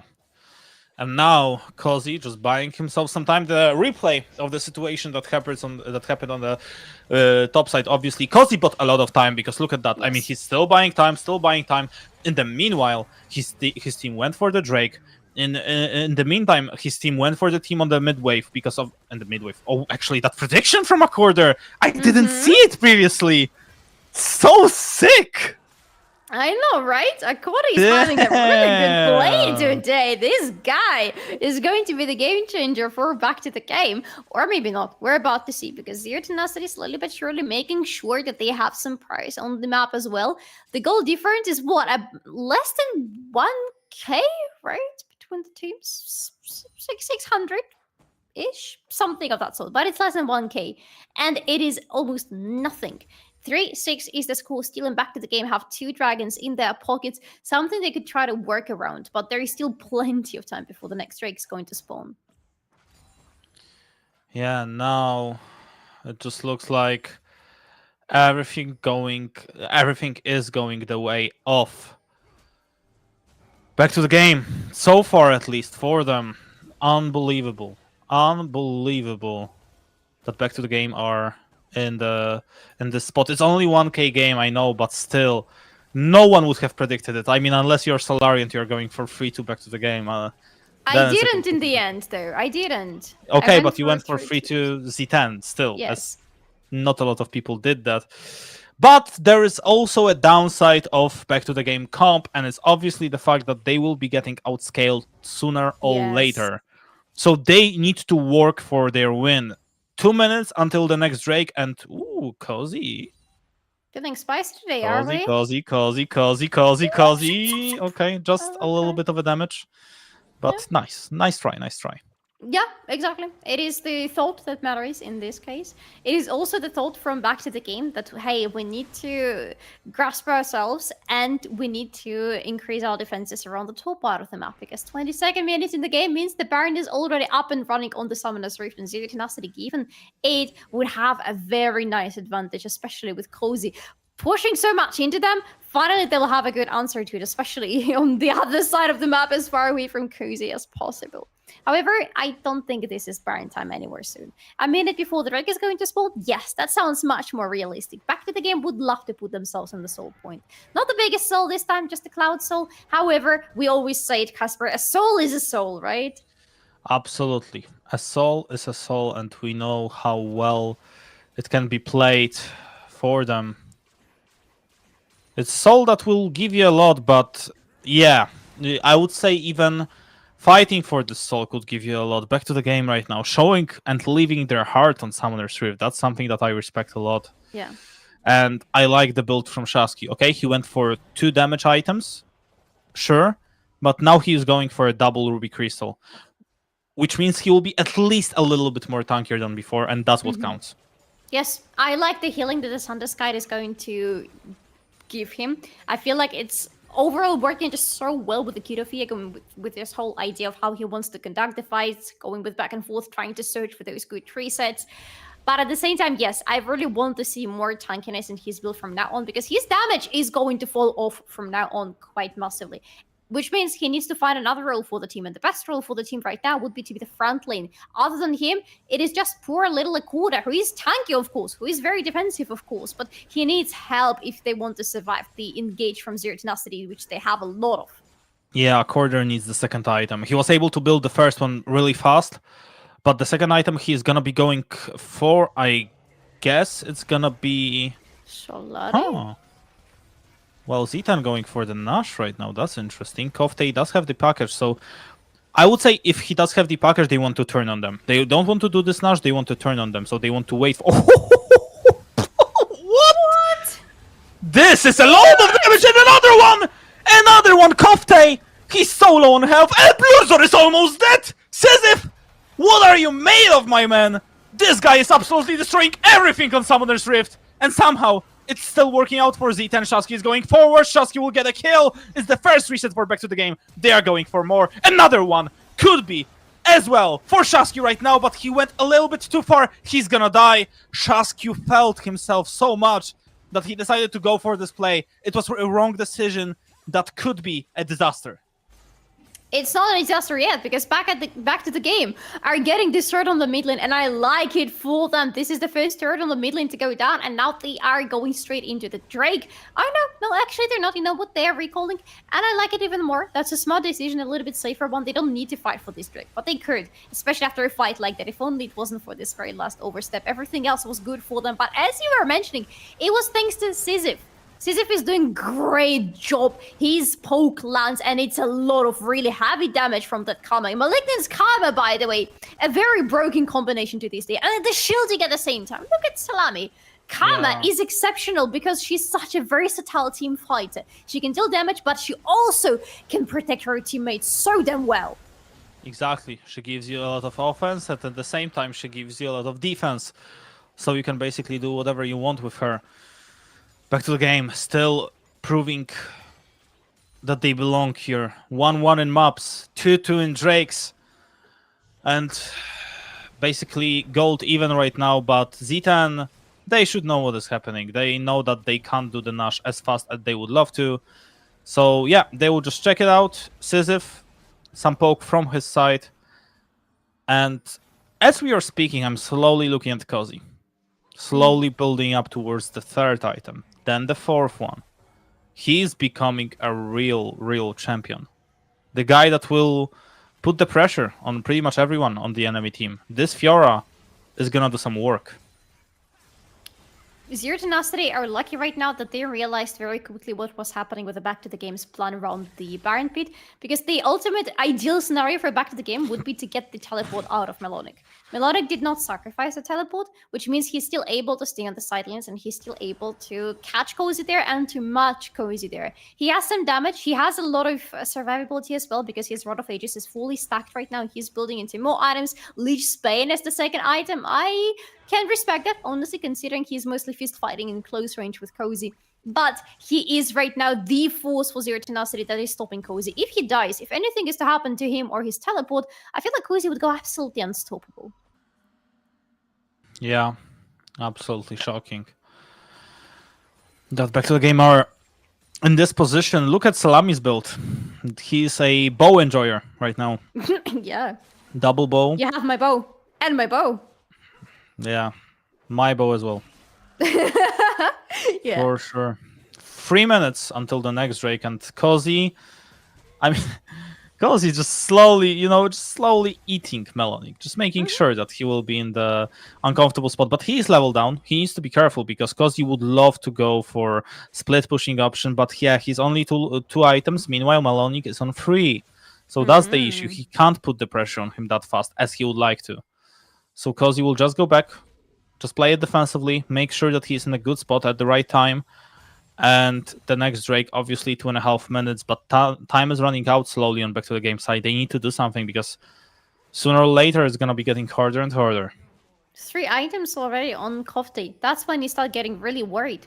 This poke from this Korotkiy is going to be too much for Back to the Game to deal with. Whenever he gets a package, the fights are going to be impossible for Back to the Game. And this guy is not even done yet. He is not even fully scaled up yet. So yes, I agree with you. Back to the Game need to find a trigger point somewhere soon, or else they will be slowly but surely losing this game. Oh, yes, they will. Back to the Game right now. In the position where, yes, they are strong. Look at Cozy. Bounty on his head. Ooh. That's interesting. But this Fiora, I mean, she's gonna be super strong, she's gonna be doing work, but not in the team fights, mostly in the side lanes. So, we need to remember, Z10, the fact that they are right now in this position is mainly because of Sisyph. It's mainly because of the fact that they do not have any magic resistance. None on their team. Yeah. Volibear has very little, and Erdota has very little as well. Basically non-existent. Which means every single time Sisyph hits them with Mantra Q, he's gonna be dealing massive damage. Like an insane amount of damage.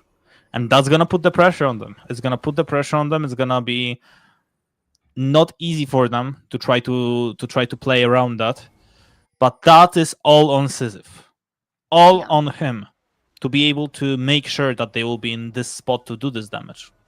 Yeah. It is also up to his team to make sure that there is the spot for Back to the Game's backline to do what they need to, because they need to land the damage from Sisyph, they need to land the damage and the control from Salami. But in order to do that, they would need to have a good front line. And that's where I'm looking at the quarter, and already some time ago he has built himself the second item. He is on the Solari point, and it's a good one. I like it for Back to the Game. Shasku as well, look at that Sterix as the third item. Quite some protection for him in the team fights, especially if they're going to go with a package on Korotkiy. Ideally, of course, Back to the Game don't want to be fighting for 45 seconds from now on because of this package. But they might have to, because the Drake is coming up in 11 seconds.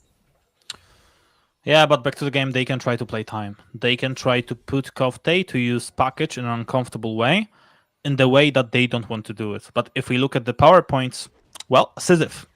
Power Spike Forum, straight up. 3 items. Completed, right now. Just one poke from Sisyph's side, and this is whole different game. A lot of different possibilities for Back to the Game.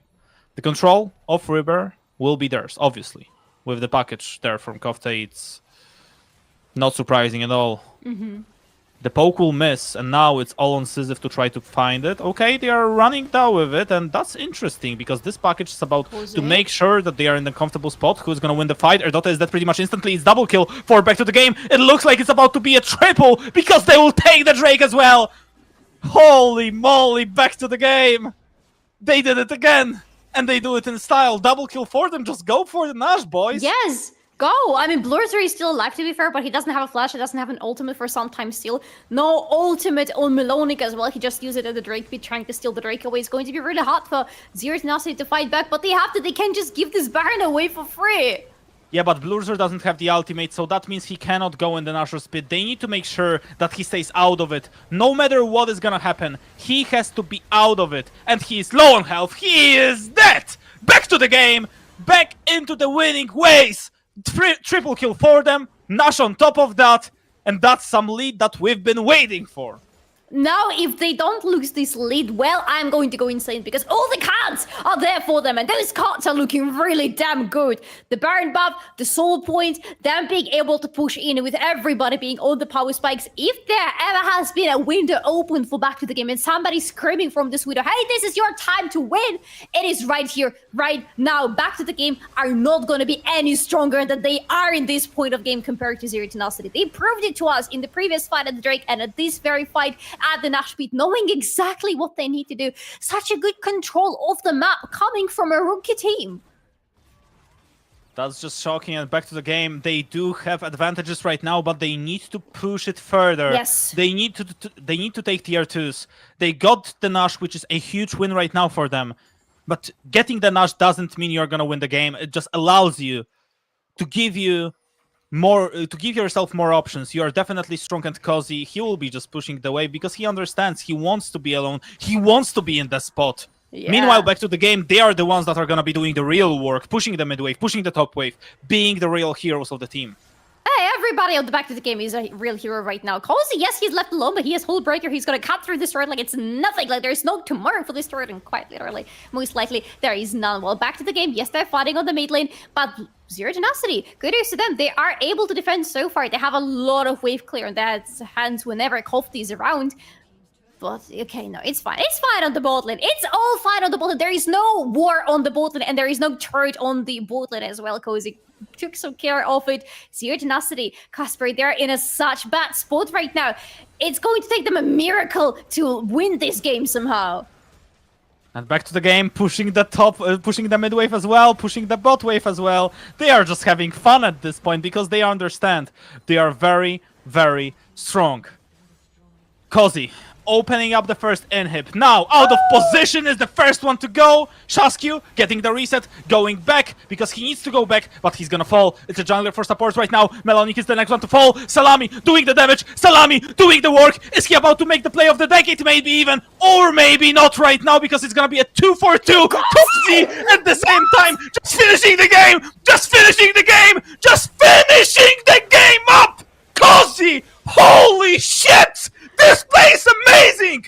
Give this boy the MVP because he deserves it! Cozy is the Giga Chat of this team, and the Giga Chat of today, and the Giga Chat of Ultraliga. He reminds me of Prime so much today, Kasper. Just a very experienced guy, a very calm guy from the top lane, picking very solo-oriented picks, and sometimes he just goes like, you know what, guys? You do your job, you keep everybody occupied, I'm gonna do my job and actually win the game for you. This is not 1v9ing, of course, because everybody on the Back to the Game team did a lot of good work in this game, but Cozy single-handedly going in and finishing this game for them, and back to the game, are in a 2-1 spot right now. And need I remind you, I will need to check numbers actually, but I'm pretty sure that in the previous split, when Zero Tenacity found themselves in the small finals instead of the grand ones, they lost 3-1 to Orbit Anonymo. No, I would need to check that, but I have a feeling it was the case. I don't know what's the case right now, Soli, but I know that something amazing is going on and something amazing is going the way of. Back to the game, 2-1 in the first. in the first three maps. Unbelievable Yeah. what they pulled through, but it's 2-1 right now. And Z10, they must be sweating. They must be sweating. They must be sweating. Kasper, I'm telling you, this is the curse of Zero Tenacity. I just checked. It was 3-1 in the previous split. If they lose it again, I'm going to go crazy. I'm gonna go crazy as well. I'm gonna go crazy. I am already crazy right now, seeing what is happening right now. We are all gonna be if we don't go for a short break. So let's go for a short break, take a break, go back, and see. Who knows? Maybe back to the game to win. Sí, ¿vos de qué parte sos? Yo de aquí. Ah, mira. Tuve que pertenecer.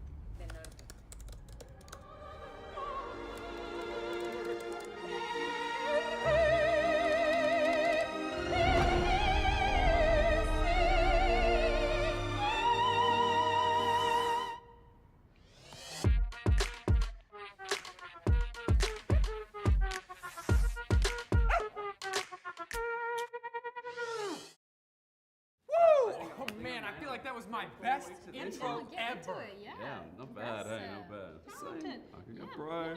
You know it as well. I also know you can dance. You should join me next time. And yes, I feel like you've also deserved a bit of a break. You've earned it. Thanks.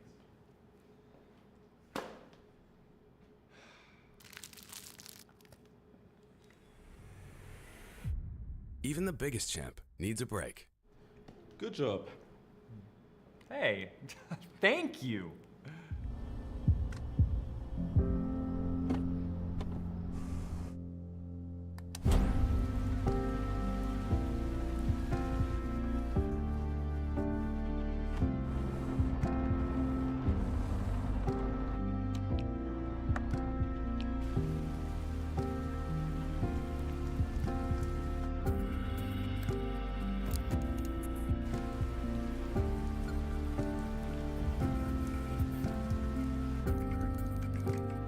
Wjedź do elektryzującego świata esportu i zagraj z nami. Moc energii zapewnia elektryczna Kia EV6.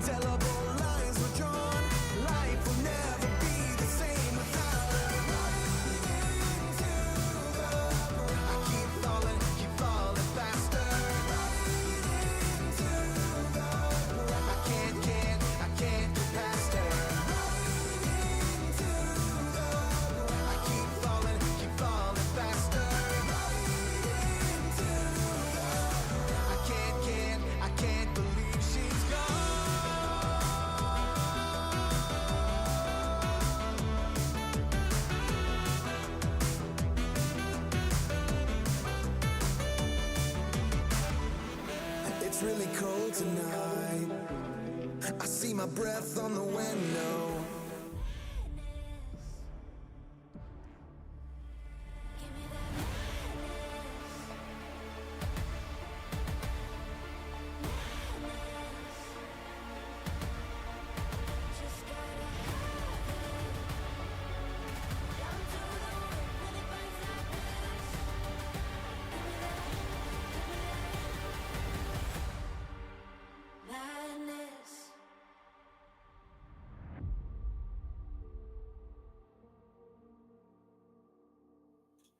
Welcome back to Samsung Galaxy Ultraliga Small Finals, where we might see history being made for the second time in a row for one of these teams, and for the first time for the other team back to the game with an incredible comeback after they lose the first game in the series. They're coming back with 2 more victories, and it's just one more that is separating them from getting into their first ever grand finals of Ultraliga. I'm Solari, joined here by Kasper, and I gotta tell you, before we go anywhere further, I regret right now not going with my gut feeling and not predicting back to the game to win today. Even if they don't win in the end, it would have been worth a shot now.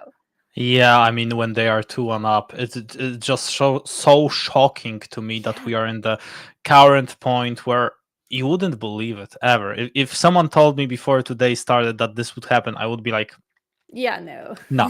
It's not. Listen to me. It's not gonna happen. I can give you a million reasons why, but there's one reason why Back to the Game is allowed to do it, and it's for Kozi. Polski Kos, ex-Polski Kos, who is an absolute goat, apparently. That's quick. Let's go. Is it going to be the last game of today, or are we seeing a longer series today? Back to the game on the blue side, Zero Tenacity on the right side. Have to ban out Smolder because, well, Smolder is still a Smolder. But so far, the first bans are the same, with Twisted Fate on the side of Zero Tenacity. Back to the game, don't want to see Ash and Kalista again this time. Yeah, I mean, now, who knows, maybe it's the last draft phase of Zero Tenacity's Ultraliga season right now. I mean, I don't want to remind you, but Z10 actually, they even announced that there will be a huge sector of their enjoyers in Warsaw when they will be playing in the finals. And from what I know, how is there supposed to be a huge sector if you lose now? I mean, you'll have to give your tickets back if it happens. That would be kind of funny, but hopefully they will get there. 2 maps away they are right now. Back to the game on the blue side, and we will see if they will be able to find something good for them. A lot of ADCs banned, 5 of them, and a lot of them open as well. Kai'Sa, Zeri, possibilities for Salami. Oh yes, so many possibilities for Salami, but they decided to go with Orianna. It looks like it's an interesting choice because both Decisive and Korotkiy played, but the thing is, Decisive is much more open to more controversial unorthodox picks compared to Korotkiy. Right now with Orianna picked, most likely, unless this is going to be banned out, this is going to be Korotkiy for Korotkiy. Polski Korotkiy, or Nico, as we know. Polski Korotkiy is Polish Korotkiy, but he didn't win on Korotkiy last time. So let's see what is gonna happen. Xin for Blurzer sounds like a plan, and that's gonna be Xin for him. What is the rest gonna be? I would like for them to go Karma. I would like Karma here. I don't like Zeri, but if that means Back to the Game are gonna go Kai'Sa right now, I kind of like it because that's I would say that's a good trade, because that gives you the possibility of still being very good with the Zeri into Kai'Sa, because obviously Kai'Sa is not going to be a counter to Zeri or anything like that. We will see if Salami have something prepared, because maybe there is something that we don't know about. Maybe they've been waiting for this moment. They picked Zeri. Last time Zero Tenacity did it, they also wanted to keep Zeri as safe as possible, so they were banning out Vi, but this time they did not go for it. They had to ban out Smolder. They knew that, and in the end they sacrificed Vi, and now Vi is in Back to the Game's hands. The best weapon against Zeri that is ever possible. And what is the last pick gonna be for last pick of the first rotation? Obviously, Kai'Sa would be, like I said, a normal thing, but Kai'Sa AP would be better. I just want to remind you, it could be Kai'Sa AP. Vi makes a lot of sense. You're playing against Zeri, so if you just ultimate her, she's always gonna be in the uncomfortable spot. But Karma, on the other hand, from Z10 makes also a lot of sense, because you play Karma Xin, which gives you a huge value.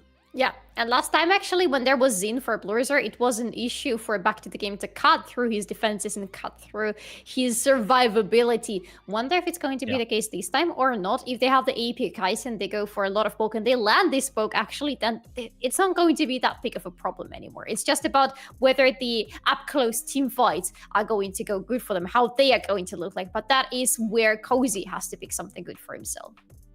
Exactly, and Cozy will be waiting. He won't probably counter Melonic because obviously he's on the blue side, but it's someone from the red side that will have to pick right now, and I bet Z10 will have to break the flags, because yes, this Karma may be the flags, but you will have to pick a support right now, which will give the possibility for a corner to go for something himself. Rel is open, Alistar is open, we know that he likes to go these champs. I would prefer Rel, honestly. I feel like Rel is good here, because it plays well with Orianna, it plays well with Vi, I like it here. Yeah, there is going to be a lot of synergy on the Back to the Game side. Plus, she's a good laner with Kaisa as well. So I would really love to see Rel happening right now. Back to the game. Okay, they're not going to ban out Nautilus, as I was hoping they would not. Because right now, yes, you're Tenacity pick up the Nautilus. And this opens the possibility for Back to the Game to go into Rel. Their last ban in the end was Kragus, paired up with the Rumble. So a lot of attention towards Melonic on the top lane. That is true, indeed. Let's see what is going to happen right now, because it's most likely not going to be Lilia. I would say Rel/Alistar is the play here for Back to the Game. Taric would sound a little bit nuts if they decided to go for it, and it's going to be Taric, okay? Okay, I mean, I'm not the biggest fan of Taric. I like his ultimate, but the cooldown on his ultimate is so huge that a lot of times he is just out of the situation immediately. Zac would be awesome. I would love to see Zac, but oh, please don't Renekton on me. Please, Back to the Game. Please don't do it. I hate Renekton here. I don't want Renekton for Cozy. I would have him anything else but Renekton, but in the end, that's what they go for. Considering they are blind picking, I guess that is the safest option they could come up with. But yeah, it's going to be answered by Gnar, and I think I hate this even more. Well, both picks are kind of weird, but I would say it's Zero Tenacity that have some tools to work with. You have Xin, you have Gnar, you have Nautilus, you have a lot of roam possibilities, but Z10, I mean, they are sweating, they understand what the price could be, and right now, Back to the Game, they really need to make sure that they play it correctly. It's not the casual draft that they usually have, and Cosmic Radiance from Taric could be the most important factor in this team. A corner cannot just be caught off guard time after another. He needs to play in the team, he needs to be in the center of the team fight, and he needs to play around the team. Something that we know that he may not like always. Yeah, he's a little bit more for a reckless guy. Do or die situations are where he wants to find himself in, but this time it is not an option. The ultimate from Taric is one of the strongest, most game-breaking ultimates available in the game. But as you mentioned, Kasper, it also has the longest cooldown out of pretty much all ultimates available in League of Legends. If you don't use it wisely, this is going to give a huge advantage for Zero Tenacity that they will not hesitate to use. So it is up to Kuda. A lot of responsibility now on Kuda's shoulders. A lot of responsibility that he needs to play around, and he needs to play it good. If not, that's gonna be an issue for them, definitely. And we will see if he will be able to play around it. But I like it overall from... I mean, the reason why I like Taric here, I just don't like it as a pick, is the reason that if you actually play as Taric versus Nautilus, it's gonna be super good, because Taric likes the engage on him. He likes the engage because he's able to heal, he's able to use the ultimate. So he is the straight up counter. The reason why I don't like it overall is that it's hard to play, and I don't trust a corner to play this way.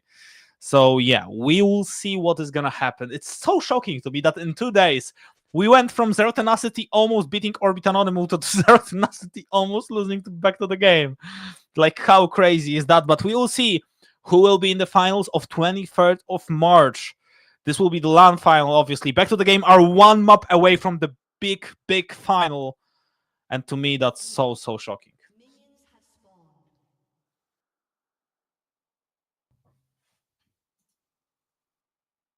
We can't hear you, Solari, for some reason. I am can't. sorry. You can't hear me because there is a mute button on my microphone, and sometimes I forget about its existence. However, what I wanted to say is it's insane to me where we're seeing back to the game right now. We have witnessed a very huge character development arc from them. If we compare it back to the game from the beginning of the season to where they are right now, with their 0-3 beginning of the split, one couldn't have believed what we're saying right now, that back to the game are forcing Zero Tenacity out of the finals. Yes, and now it's getting crazy. It's getting crazy. Back to the game. We will see if the stress will come down to play, because obviously they're just so close. I can imagine what the reaction would be from them if they actually managed to do it. That would be absolutely insane, and we will see if they will be able to do it. So, Solari, what would you say is the biggest win con for one and the other team? So for back to the game, the issue that I'm seeing right now, it's going to be impossible for them to do what they did in the previous game. They can't play around Cozy and his split pushing. They need to be playing around their team fighting. And their team fighting is going to be really good because of the ultimates. Ooh, Tore, that's a really nice engage right there. But the ultimates from back to the game are going to be absolutely crucial, and they need to be playing around their cooldowns. If they can combine everything up, if they have good targeting on their side, they're going to win those team fights. However, for Zero Tenacity, it's going to be a little bit different because they still want to be team fighting. They have really good frontline for themselves, but they need to be playing around their Gna. They need to be playing around the Mega Gna timings, and more than anything, they need to feed up Harpoon. Harpoon needs to be on 3-4 items, and after that, yes, we're talking about Zero Tenacity on the power spike. Oh, absolutely. But if it's going to be Salami and he plays Hail of Blades with the AP version, yes, we know what he will do. He will play just poke, but this poke, it will be the only poke on their comp. Overall, it will be close combat comp. So what Back to the Game will want to do, in my opinion at least, is poke with Salami first, get them low, and when you engage, just engage on them, and then obviously try to win. Cozy, nice trade for Melanic. Oh, yes. Low right now. And, well. We will see if Back to the Game will be able to play the same way as they did just a few minutes ago, a few hours ago as well. They would play exceptionally well. Cozy just jumping around, making sure it's going to be looking good. Oh, whoa. A quarter out of position. He does have a flash. He does have a kill. He is going to flash. But is he going to be alive? Salami protecting him. Body to body. And Bluger is there as well. So, yeah. Stressful times for Back to the Game bot lane. I like what you mentioned a little bit earlier, actually, about how the Madrid fights are going to be up close for both of the teams. Like right now, with Dode has no rest, I'm telling you. He's just going, whenever he's curious off cooldown, he's just going on to the end. Yeah, but that straight was bad, right? And now Kofte, he had to use the flash, so that's a nice catch for Back to the Game. The fact that Karma is without the flash, they will be able to repeat that over and over again when Shasku hits level 6, so that's a nice find. The first flash burned, basically, apart from the 1-on-1 quarter on bot lane, which we know that Tariq can play without the flash. Sisyph, you gotta start hitting those kind of minions, Sisyph. That is not a good look on you anymore. But, either we saw nothing, okay? We didn't see anything. Let's look at the bot lane for a second, because Harpoon actually doesn't have a cleanse. He had to use his cleanse a little bit earlier in one of those crazy exchanges between the bot laners. It is something Back to the Game could try to play around. But at the same time, I love the aggressiveness from Redota. Yes, the exchanges are not good for him, but he's constantly making sure that Harpoon is out of the danger and that there is no way for Back to the Game to find a punishing angle onto him. Of course, things are going to change drastically for Back to the Game the moment Shasku hits his level 6, because that will pretty much enable Vi in this game. And we see what Salami is doing right here. Nice recall, going for a tier and going for cool. So what he wants and where he wants to start to go for is hit Manamune, point of power spike, then Mana Zane obviously, and then going for the second AP item, the third AP item, because he could be in trouble. Level 6 for Melanic was able to find a nice trade. He will be able to heal himself up, but the question is, isn't he gonna be forced to use his Dominus? It looks like no. And, well, I'm not sure if you want to go for the dive here, guys. There's no wave, they can go. Yeah, but I don't like this call. It won't come down without the price. It will go down. Not anymore. Yeah, I mean, Shasky wants to engage on Melonic. They will burn the flesh. That's nice. Okay, so they found something for themselves in exchange for obviously going for the Nash. Now, Cozy actually going for the fight. Nice W. Will be able to stun up Melonic. He's without the flash. Cozy does have a flash. Flash Q doesn't even need the flash. First blood for Polish Goat. His 200th kill in Ultraliga. That's the way to do it. 200 kills!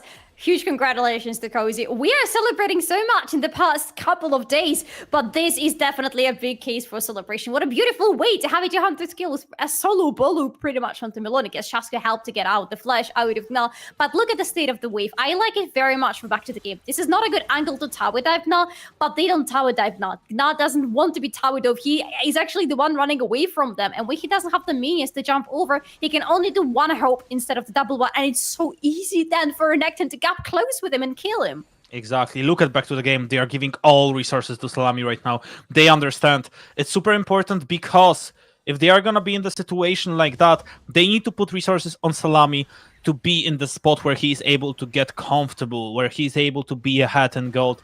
I love it so much for them because we saw what Salami was able to do being on 2-3 items. He was an absolute powerhouse.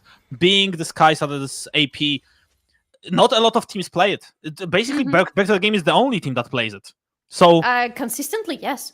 Yeah. So to me, at least, they don't want to do a lot here. They just want to find small wins for themselves, like they found on top lane. It was actually a huge win, I would even say, in this certain situation. So just let Salami stack, let himself get cool, and then when he does it, he will be in the very good, comfortable spot.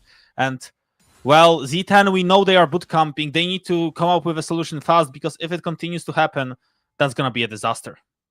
Well, they are just one loss away from not getting into the finals, from being out of this season of Ultraliga, and that is not a good look for them whatsoever. But Blurzer, is it a good look on you now? Well, it's the ultimate. It's an okay look. It's a fine look. And I just want to say that because people maybe don't understand that, and wait, Harpoon. Ultimate from Harpoon. Salami will dodge that. Level 6. When is the level 6 for Salami? Now it is. Okay, he needed that level 6 because that would actually save his life. People tend to forget. Back to the game. If they win this, they don't only get into the finals. Yes, that's a big win. They get into the EMEA Masters.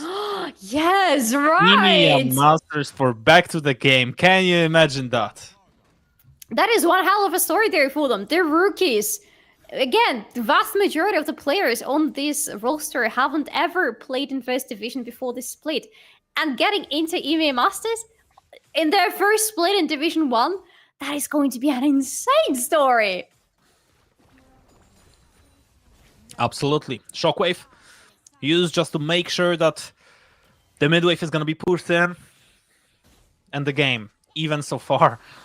Holy, I'm just still in awe. I'm trying to get back from it, but yeah, the fact that we are in this certain situation just gives me chills, honestly.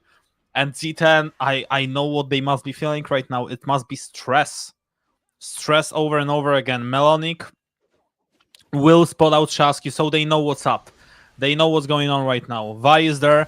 Vi is losing a little compared to Blurzer. The reason is obviously she spent some time on the top side dive that was happening, and also not only that, she gave away one camp to Salami, so he could be in the good spot. So yeah. I would say Shasky is playing a very well played game so far. Kofte, he is with the flash so far, going for the dive.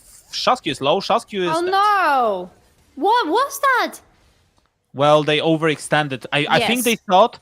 I think they thought that maybe Kofte is still flashless, and he won't be able to flash under the tower, and his flash just went off the cooldown on the cooldown again. So yeah, that cost him a lot, and now Z10 in the lead. Yes, that was a bad play from back to the game, let's be fair. They either needed Kofte to be flashless, then yes, it could have worked, or they needed at least a shockwave on Decisive to get out of that situation. Neither of these things were there for back to the game, and they just straight on gave one kill to Zero Tenacity, and it's the kill that went into the pocket. Okay, it went into pockets of Fedode, so it could have been even worse, but it's an assist for that calm on the mid lane regardless. Absolutely, and Z10 right now. 10 seconds towards the next Drake. They need this Drake. They need to put the pressure on back to the game. They need to play their game. And I'm going to say it right now. If this game gets to the 5th map, I'm going to favor Z10 massively because they've been in this situation over and over again. They even been in this situation, obviously, in the... How do you call it? In the last game, obviously. So, yeah, now Cozy getting more ahead and ahead. And we know that Renekton can be an issue, but... we will see if he will be here. Shasku dodging the boomerang, just making sure that he's putting the pressure. And yes, this Renekton will be super huge, but the question is he really gonna be the win con for you guys? Because I feel like the real win con is Salami, and he is in the good spot, not in the perfect spot, but I would say in the good spot. I would say, yeah, the spot is pretty good. He's stacking his coal, he's stacking his mana, so it's looking rather well for him so far. He's only a little bit behind in terms of minions compared to Harpoon, so the situation on the bot lane is pretty much where back to the game wanted to be. But I have to agree with you in the sense of Renekton. I feel like Cozy, I mean, we saw it even in the previous game, Cozy is such a big player for the team. He's such a solo winner. However, Renekton is not the champion that solo bottle kills you games. It happens, but rarely, because he's going to fall off later in the game. And yes, back in the game have late game insurance with Salami and Decisive, but is it gonna be enough? Yeah, but he goes for Eclipse, right? So it's not the typical Renekton tank build. It's more of a Renekton that is also going to be able to do a lot of damage. The issue I have is not even with Renekton. The issue I have right now is with Shasku. He's level 7 only. And that's a huge problem in my opinion. Level 7 to level 10 from Kofta to level 9 soon from Blurzor. Look at that. I mean, okay, Blurzor is gonna need to go back a little bit. And yeah, that is playing into Harpoon's favor. He's gonna be the one taking the advantage. Nice W from Salami. Will be able to take the minion. And yeah, Shasky was able to finally hit level 8, so that's good information for him. But he is behind in XP, so he needs to be careful. He's behind in terms of the farm as well. Well, one leads into the other, of course. But yes, I agree. This is not a good look for back to the game. They need their Vi. They need an item at least on their Vi. Because she's going to be the one going into the enemy's backline, going through their defenses. And she needs to not just be able to go in there, but to survive. Because it's never about only locking onto her opponent. It's about locking onto him and locking him down and killing him. I gotta say, with the Quarters ultimate, of course, you always have this insurance, but we already discussed it. It's such a precious ultimate. You really want to think twice or thrice before you use it. Absolutely. Game is even right now, 22,000 to 22,000, but it's Z10 that is putting the pressure on the enemy team. Look at that, even more camps being stolen right now from Back to the Game's jungle, and Shasku not enjoying it. It's his birthday from I heard, but he needs... Imagine that. You wake up on your birthday, you're about to play the biggest match of your, so far, League of Legends career. You're 2-1 up, and unfortunately, now you will be maybe even dead. Oh no, okay, he's gonna be safe. But yeah, there is a lot of pressure being put down on Shasky. I mean, he's only Vi, so it's better that he's Vi than if he was Graves, obviously, because then, I mean, he would be just no way that he can be even a carry. Yeah. At this certain point, but yeah, Vi needs tank items right now. What I would like from Shasky right now is to go for a cheap item like Night's Wolf, for example, because it's not gonna give you a lot, but it's gonna give you at least something for your team. And Shasky, unfortunately, always on wards. They know exactly where he is, and yeah, he's just trying to. Oh my god! Again, he's gonna walk on wards. Jesus. Yeah, they see him. They see him all the time. They know exactly where he is, so yeah. I got so much vision from Zero Tenacity in this part of the jungle. He keeps going through all these words. What are you doing? Yeah, he doesn't know that he's on the ward. And now they know that they need to disengage because he's coming there. This vision advantage is giving so much right now for Zero Tenacity. It's unbelievable. And he's staying close and covering, I guess. Yeah. Blurzor will just walk up, clear the ward. Shasky will be on the ward again. And yeah, Blurzor is just going to put more pressure on them. That's not looking good for back to the game right now. They need to get back under their tower and try to survive as long as they can. Nice dodge from their side. The ultimate is available for back to the game here, so it's not easy diving against Taric, right? Yeah. I mean, it's not going to be easy, but there is always this possibility that they can try to go for it. Yeah, I mean, the ultimate comes on after a delay. Oh, he didn't get it. It's okay, we didn't see that. Yes, there is a possibility for back to the game, especially since now there is no heal on the side. Sorry, it's a possibility for Zero Tenacity, of course, because no heal now on the side of back to the game spot lane. Could try to play around it, but not right now, I would say. 18 seconds before the Drake is going to spawn. That is what we're talking about. Zero Tenacity are going to be on the soul point if they pick up this Drake. And this is a really good soul. They already have a lot of shielding and healing with Karma on their side. They could up it up so nicely if they get the Ocean Soul. 26,000 for both of the teams right now, but it's back to the game that need to fight for this right now. They can't let them get away with this. And yeah, Cozy, he's strong, back to the game. How much will they need to give for this? That's my question, because they are slowly doing it. That's nice. If they want to fight, they can try to fight, but there's TP across the world. I'm not sure if they know it. Decisive in the very bad position right now. Oh my god, Decisive, you're out of position, my man. You don't want to be here. Nice triple shockwave, nice running away. The Cosmic Radiance is way too late, and that's not gonna be good for them. A quarter is basically dead. Shockwave from Melonic is gonna be enough for back to the game to lose this game, or at least lose this fight. It's 2-4-1, but the quarter is super low and it's reset. CD right now for Harpoon. Double kill. Make it almost a triple. And Z10 are back in this game, that's for sure. Oh yes, 2-5 right now is the score between the teams. And a third dragon for Zero Tenacity. That is such a good look for them. And they needed this good look. Let's be frank here. 2 games they lost. Not nice for them whatsoever. But now finally, it was a very harsh wake-up call. But it looks like so far it worked, I gotta say. Melonic's play in this fight was absolutely insane. First of all, this TP, back to the game see nothing. Usually back to the game are good with vision, but Zero Tenacity are so much better than them. Melonic comes onto them unnoticed, and then this beautiful ultimate. Everybody slams right into the wall. 4 men strong against Melonic, and they can do nothing because they've been slammed and they've been dead. And that's gonna be an issue right now for back to the game. They didn't play well with the ultimate from a quarter. That's why I said it's gonna be the problem. Like, oh, actually, that could work out. Oh, Kofte, never mind. And Ardota is here as well. He's gonna go for the engage on Shaskyu. So back to the game, buying themselves some time, but there's a quarter here as well. Still no ultimate available, but a quarter is gonna need to play around his ultimate way more often. He's gonna stay in the center of the team fight. That's the most important part. You need to play around it. This ultimate, Cosmic Radiance, is probably the strongest tool that they have in their arsenal.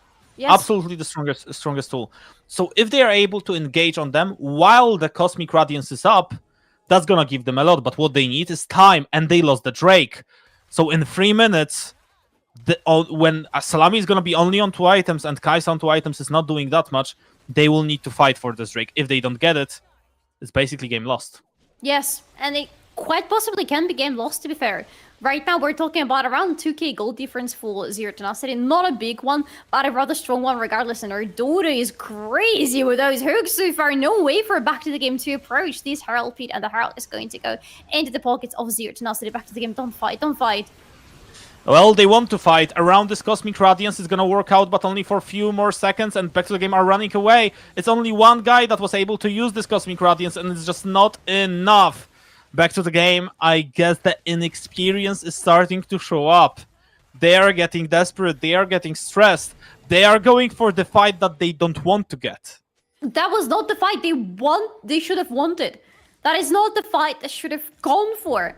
It was such a strange spot even to fight in the first place. The enemy gets the Herald, you had no access into the pit. Just leave it be. Go find something else to do in the map. Protect your mid lane, try to do something else. Why go in like that? Plus, when Shaskyu goes in with a very nice ultimate from Blur, like, goddamn, don't give this guy Xin Zhao. Everybody else from back to the game is so far away all of a sudden. Nobody can help the front lane out. Absolutely, it was just so weird. They need to be on the same page if they want to be fighting here, and it was just a very weird decision that could come at the price. And the price is going to be a game lost for back to the game, quite possibly, honestly, because it's 2-7 already. The goal difference is growing, and it is looking good for Zero Tenacity and not so good for back to the game. The Herald is still in Zero Tenacity's hands. For sure, they're going to use it right here on the top lane, open up the top lane, and Cozy is on the bot lane. And should it have been Fiora or Camille, it could have looked much better for Back to the Game. I'm still not convinced that this Renekton is going to be enough. I trust Cozy, but I don't trust Renekton as a thing that is going to set the team ahead, especially since they are already 2-7. Yeah, I mean, the Renekton is not a split pusher like Camille or Fiora. He's not gonna get through towers so easily like the other champs that Cozy is playing. So obviously it's gonna be way harder for him to find the impact. But yeah, definitely gonna be an issue for Back to the Game to try to play around this Renekton. Because he's been strong, he is gonna be strong, but he's gonna need more than that. But Back to the Game, showing heart so far, slowing the game up. They are still 4K behind, but we've seen them today come back from more than that, and they were able to do it in style. Yeah, they had smaller back then, so it was a little bit easier. It's a little bit of I would say, a cheat code, but still, a comeback is a comeback. I would say they have Solari and Kai'Sa, and that is as close to a cheat code as it gets. It's not as good, of course, as having Smolder on your team, but we know how insane Solari is on that Kai'Sa later in the game, on the AEP Kai'Sa, and that's exactly what he's going for. Already on the 2 items, give him 1 more item, give him some time. Back to the Game really need to stall the game, but the problem is they can't, because 30 seconds and the Drake is going to be up. And this Drake is going to be the most important one. They absolutely need to take this. If they don't take this here, it's going to be over. Yeah. And Back to the Game, giving away a lot. But Melonic on the flank. Mega Gnar is here. Oh my goodness, he won't find the ultimate. But let's see where the ultimate will be from a corner. He plays it safe. He plays it smart. He doesn't use it yet. A lot of poke happening from both of the sides, but it's Salami who finally is doing some work with the Void Seekers. Yes. He's finding them. He's finding the poke.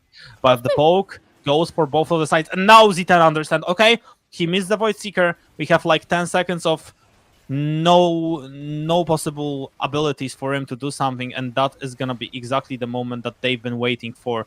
Salami needs to hit the next one. He absolutely needs to. He will on Blurzer.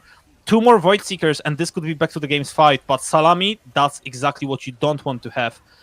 But Shaskyu, looking for the engage, he's gonna go for it right now. Nice combo with the ultimate from Cosmic Radiance. It's gonna buy them some time. Harpoon is basically dead, but it's looking good for Back to the Game. Salami is dead, and now it's not looking good. It's a double kill for Gnar. It's a triple, soon to be had at least. It's Back to the Game, who have some troubles right now. It's a triple kill coming in from Zero Tenacity, and about to even have a quadra kill. Gives Z10 everything, because they are about to take this game.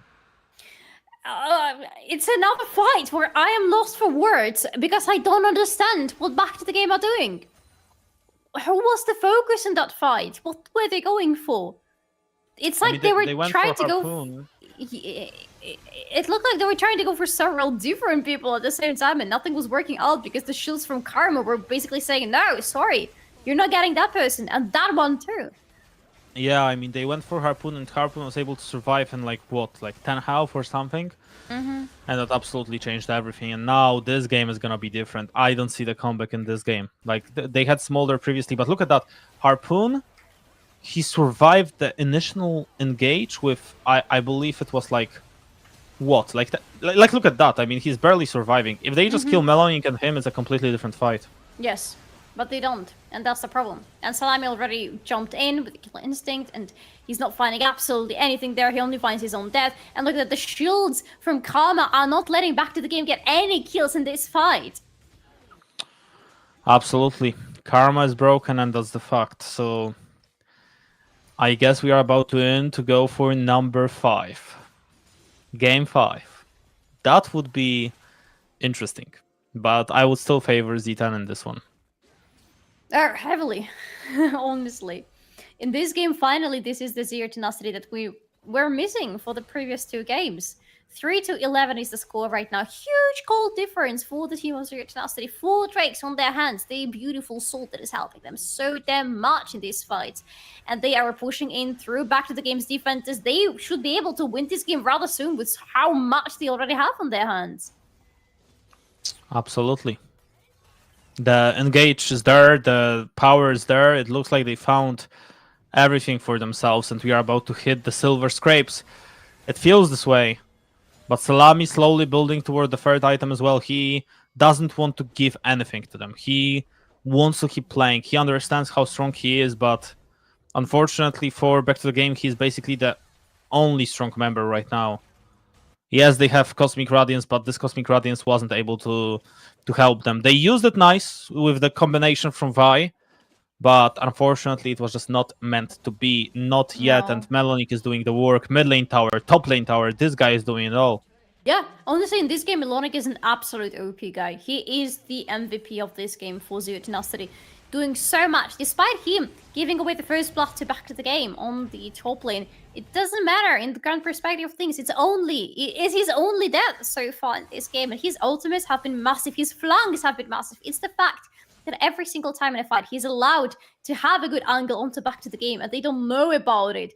It's just such a big win con for Zero Tenacity, and back to the game are doing nothing about it. Absolutely. And now Z10, it should be a little bit better for them if they are able to win this map, right? Because it definitely will take the stress levels a little bit down.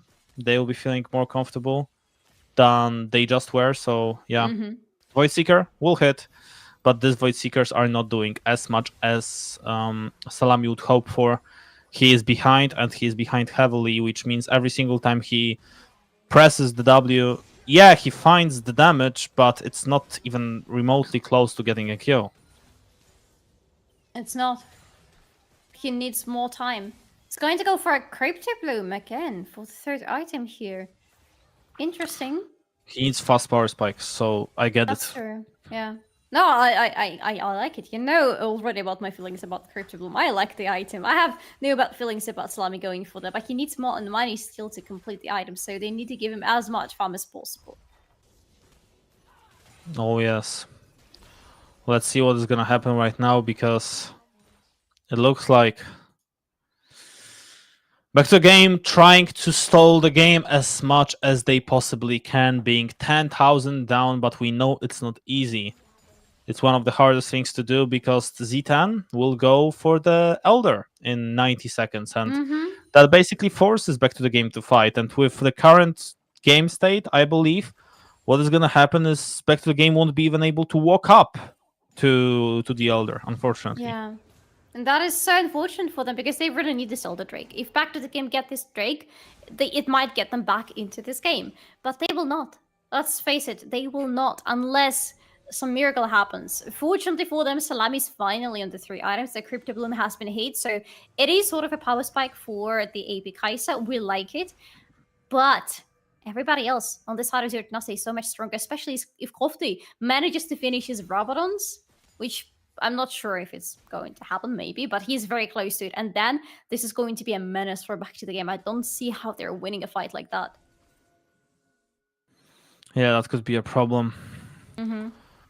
I mean, they need to try to engage, but... And he has it. He has the Rabadons. This Karma, she's unstoppable now.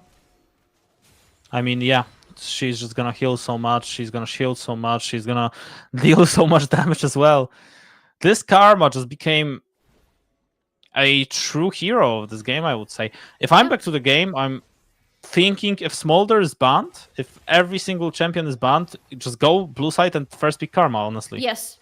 Because she's so strong, every single team that has Karma is apparently just winning, and Elder just showed up. And back to the game, they understand. They are in the spot where they can't go to engage from the jungle. They need to engage from the other side of the of Summoner's Rift. So they need to do it now. The Elder is going down very, very fast. So if they don't do it now, that's gonna be an issue. And back to the game, they will engage right now. But look at that. This Elder is going down, and it's going down very fast. He took it! No way! Back to the game! That's not allowed! He took the Elder some way! I don't even know how it's possible, but it's 5v3 right now. Z10 still alive.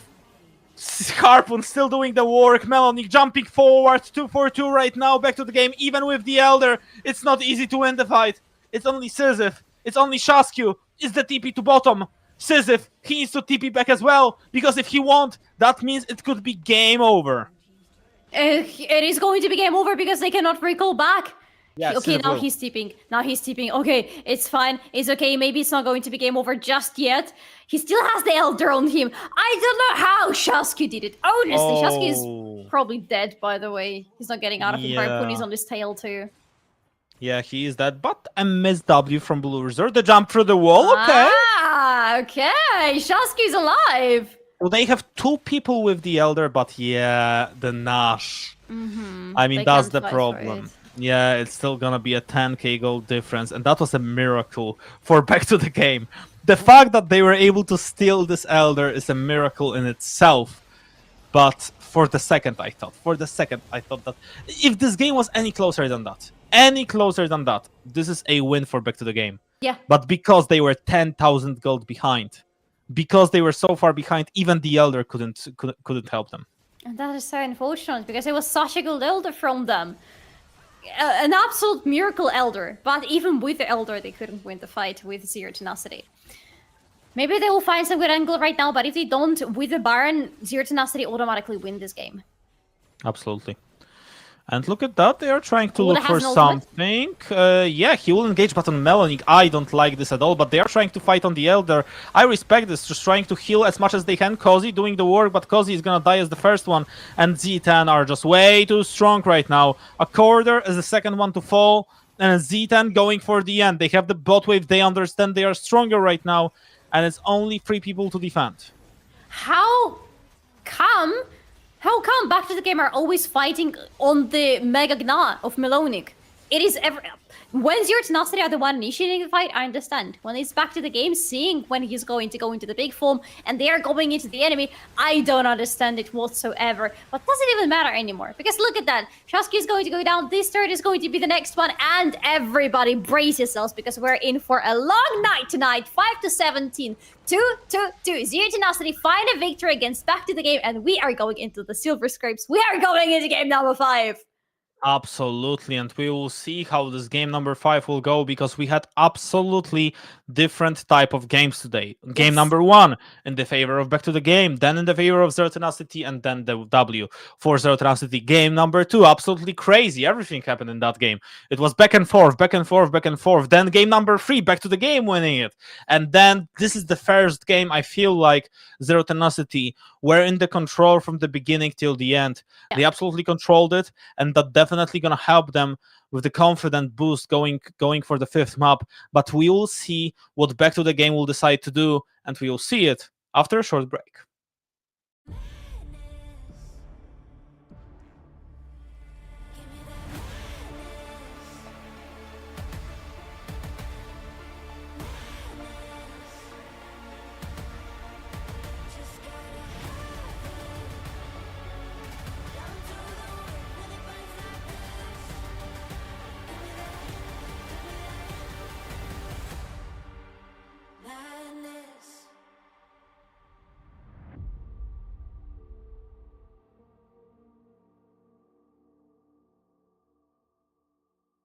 Sí, ¿vos de qué parte sos? Yo de aquí. Ah, mira, ¿Tú de qué parte eres de ti? del norte.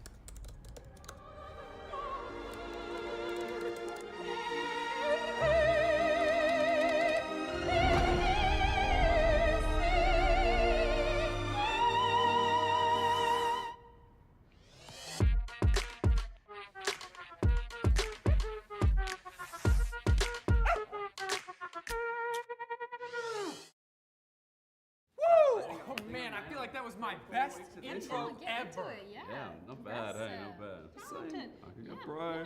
You know it as well. I also know you can dance. You should join me next time. And yes, I feel like you've also deserved a bit of a break. You've earned it. Thanks.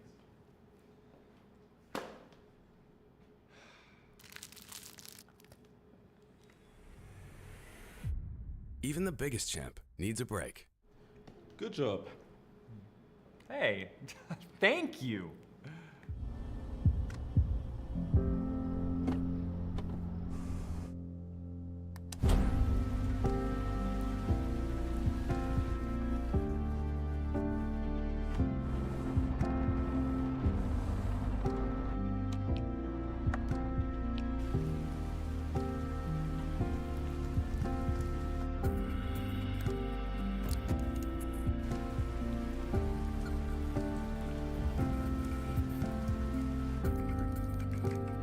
Wjedź do elektryzującego świata esportu i zagraj z nami. Moc energii zapewnia elektryczna Kia i B6.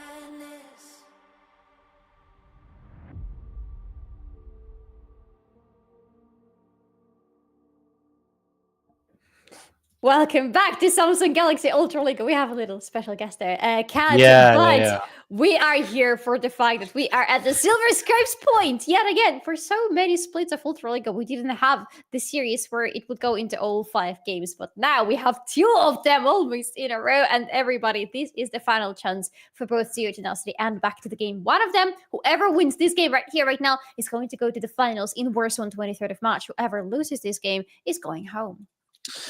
This is getting exciting, and as much as I would love to say, oh yeah, Back to the Game are gonna win this one, the draft is gonna be a super important part of their possible success. I feel like they have some aces up their sleeves, but the question is, do Z10 have some?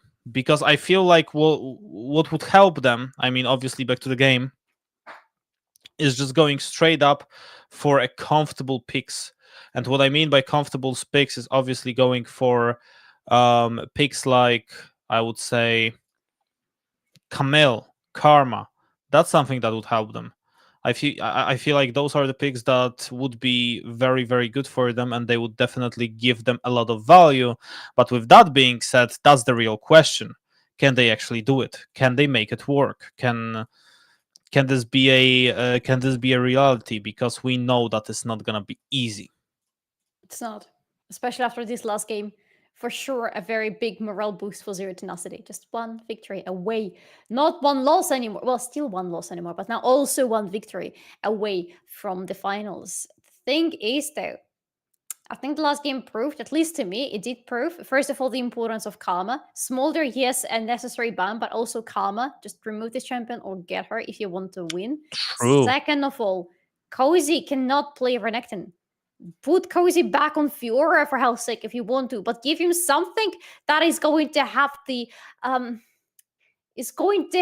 possibility to have solo plays from the sidelines. Because Renekton, nice solo kill for him, of course, in the early game, but then nothing else happened for this Renekton. He wasn't useful on the sidelines, he wasn't useful in the team fights, he was literally just falling off. I want to see something for Cozy that can be a solo bolo game winner. Absolutely. I totally agree with you, Solari. I feel like this is definitely a thing that needs to happen for them, because if not for that, I don't think they can win. I honestly don't think they can win. They need a win con, and they need a champion that will be able to actually make something happen out of the bad situation. Because if not for now, if not for this, I don't see it happening. I just don't see it happening for Back to the Game. As much as I wish they would be able to win, they need a real win con in certain situations, and I don't believe that what we are seeing right now for them, what I obviously mean is the Renekton pick, is that I think they need more than that. I think they need a real game changer that is gonna bring them a lot of good things to happen. And we will see if maybe whatever they pick for top lane is going to be it. They won with some interesting picks, like Ivern, for example. Yeah. Like I said, they have some aces up their sleeves. So in my opinion, just go for it, honestly. Just go for it. Why not? Just have some fun, go for it. And, no one expected them to be here either way. Yeah. So for me, in my opinion, it's already a huge success. Yeah, it's not like the expectations are going to be broken if Back to the Game lose right now. Zero Tenacity certainly have a lot more to lose in this game and in this series overall, because if they lose, if they're not getting into the finals for the second split in a row, that is a very bad call for the team and for the org. For Back to the Game, however, they're trailing. They are one step away from getting into the finals. I bet this is much further than they could have anticipated themselves getting in their first split. So everybody's very happy for them. I think this is time for them to, of course, have one good decisive game. But then, if it's not the game that they win, they can relax. They already did a lot. Nobody's going to judge them. Everybody's still going to be very proud of them, or at least everybody should be. Absolutely. I feel like for what they were able to accomplish already is absolutely outstanding. And to me, at least, it feels like they absolutely did something that not a lot of people thought it's even remote, like it's not even possible. So absolutely something that they did is already, they should be super proud of. And yeah, absolutely huge congrats to them, because they are absolutely a good team. A lot of absolutely's in there, but they are a good team. And I just wanted to make sure that you all remember that, because let's see if they will be able to close it down. Like I said, a lot of things that need to go in their way, a lot of weird drafts that they need to go their way, but it's Back to the Game going for a red side this time, so that's interesting. A lot of absolutes for Back to the Game, but not an absolute whether or not this draft is going to go in their way or not. For sure, them being on the right side means they are the ones who have to ban out Smolder. That is an interesting change of pace. However, Zero Tenacity right now, let's see what they have, because they have banned out Twisted Fate, and also they are the ones to ban out Varus. So this is one ban away from Back to the Game, which gives them the opportunity to, right after Senna, ban out Smolder. And I really wonder what the last ban from them is going to be, because Smolder was the obvious one, Senna pretty much the same, but now that's where they can have fun. But probably it's going to be Kalista just between us. Or Karma. It has to be Karma. I mean, Karma is open, but Z10, we know that they like to go for something else. They would like to go for Volibear maybe even here. Yeah, so that's true. Yeah, I mean, I would prefer Karma for Z10. I feel like Karma would be a better pick for sure. But I won't blame them if they go for Volley as well. I feel like with this Oriana ban... Karma ban! Okay. Okay, good. So now Kalista, first pick for Zero Tenacity, maybe. It didn't work once for Harpoon, but it's still, I already said about it. If he has a good game, then he's having an exceptional game on that Or Kalista. Volibear. Or Volibear. Volibear would make more sense. It would be a safer pick for sure. Yeah, definitely. I feel like it would be one of the best picks that they can possibly have. Zeri is weird, but I guess Harpoon just played a heck of a game on her, so I guess that's the reason why he's feeling so confident on it. What the answer is gonna be for Back to the Game, because they have a lot of picks to choose from. There is a Volibear, there is Ivern if they want to go for him. There is, like I said, a lot things to choose from. Yeah, I would like the pick for Cozy to be left for the end of the draft to see what answers they can find. Makes Okay, sense. Wei.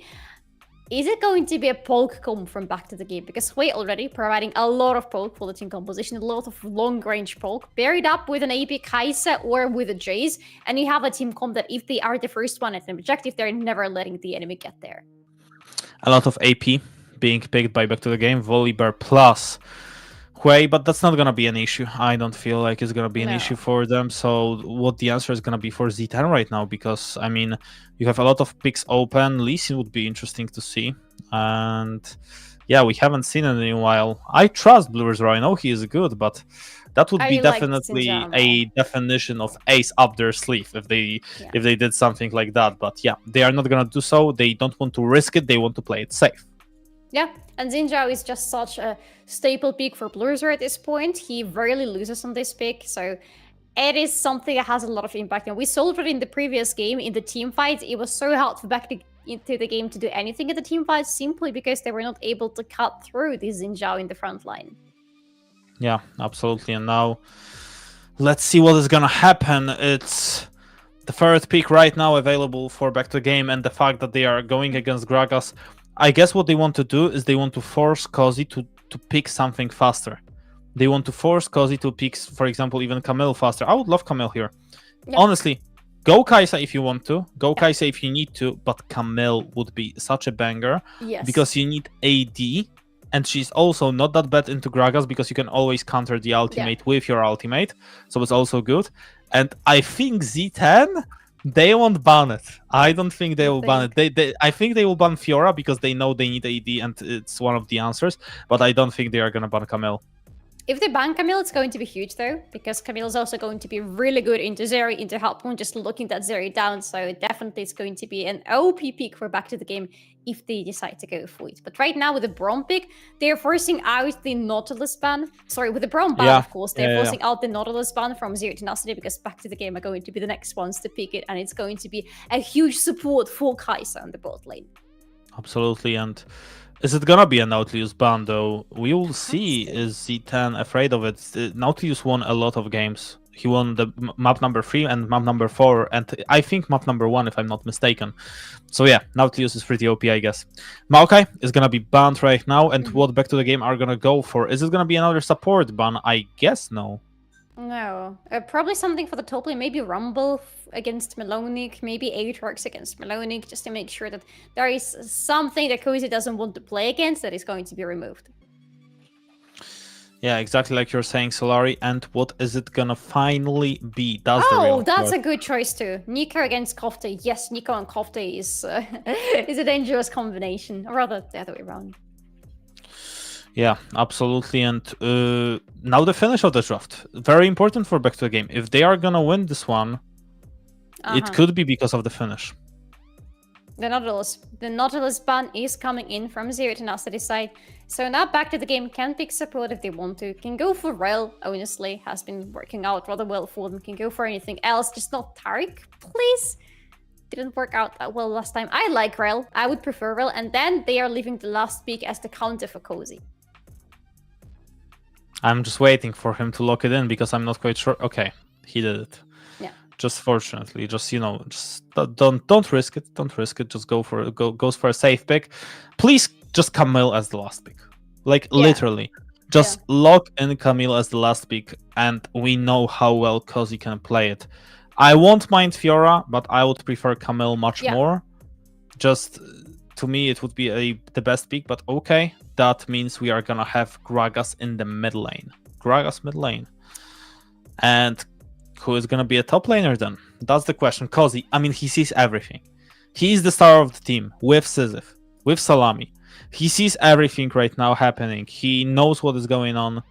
He sees the draft, and please don't Gnar. Like everything but Gnar. Everything but Gnar. Jax is better. Jax is better. But it's still not perfect. I would prefer Camille. I would prefer everything else. But yeah, it's thank God it's not Gnar. That would mean 30 minutes of farming, then to not do nothing probably. Melnik played one good game of Gnar. I will give him that. But yeah, weird draft. If I was to call it, I would say a specific draft of Zero Tenacity. And a specific draft or back to the game as well. A lot of engage from their side. They have Rel, they have Volibear, they have Jax, but also a lot of damage. And I like that because look at that. Jax and Rel, obviously AD picks. Volibear is going for the first one as AD item. So it's not like Z10 are gonna build straight up magic resistance or something like that. They are just gonna go to armors as well. And I like that because it kind of forces them to play in this situation that maybe not be favoring them. Yes. However, we don't know who the situation is going to be favoring right now. The odds are even. The odds are not in anybody's favor. Our hearts maybe, but the numbers are not there just yet. 2-2 right now. 2 victories for back to the game. 2 victories for Zero Tenacity. Loser goes home. Winner goes to Warsaw for the finals. This is the last step, ladies and gentlemen, and everybody watching us right now. This is the most important game of today. Let's see who is going to take this one because the winner gets it all. Exactly like you said, Solari, last one game, and we will see if it's enough to make sure that back to the game will be winning this game. I mean, interesting draft from their side, but they are gonna need more than interesting drafts. They are gonna need luck, they are gonna need skill, and Decisive is the first one to do some damage. So that's already a good start. They're gonna need 10% luck, 20% skill, 100% Exactly. concentrated power of will, and all of that. You know how it goes.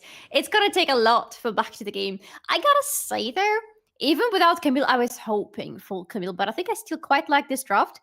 I feel like finally Cozy was given the champion that he can excel at. This is the champion who is fine on their own on the top lane and who can do a lot on the side lanes as well. He's also going to be good in the team fights and even in the Harpoon. A very good Counter-Strike. We have already seen what wonders a good placed Counter-Strike can do in a fight. Yeah, Prime did that. And Yeah. Definitely, Cozy can do the same. Also, he's good versus Renekton, but I feel like Cozy, we will see how he will decide to play out the first few minutes. Definitely gonna be very important for him to be in the good spot. Counter-Strike. Counter-Strike won't do much. Obviously, he would love to get some damage on him first and then use the Counter-Strike, because that would obviously counter a lot of abilities from Melnik at the same. So let's see what is happening right now. Okay, Cozy, that's exactly what I was talking about. He eat when he killed him, and that's basically a double-edged sword. It's gonna give you a lot. Oh yes, that's how the top lane is going to look like. Renekton wants to dominate the lane. Jax doesn't want to let him dominate the lane. So these boys in the top lane are just gonna have fun. They're gonna keep exchanging hates between each other. Whoever gets a better bonk on the enemy side and gets the first blood, of course, is going to find themselves in a much better, in a winning position on the top lane. But let's leave the top laners to the fun part. Let's see what is happening everywhere else on the map. Salami rather, of course, is going to go for an AP build yet again for that Kai'Sa, which means we'll need to wait for a really long time until this Kai'Sa is going to come online. For back to the game, what is important is not to lose before that. Yeah, it's very important not to lose before that, and that's gonna be the first blood for Zero Tenacity. That's not the start back to the game we're hoping for, but it is gonna be the kill for Kofte. And Gragas, who is going for full health, is gonna be a full AP. He's gonna be a strong Gragas, that's for sure. Yes, a strong Gragas that deals a lot of damage, controls the enemy, and also is really hard to cut through. this last spot is going to worry me a lot, just looking at back to the game and looking at Zero Tenacity. Zero Tenacity have a lot of melee champions and they have a lot of frontline.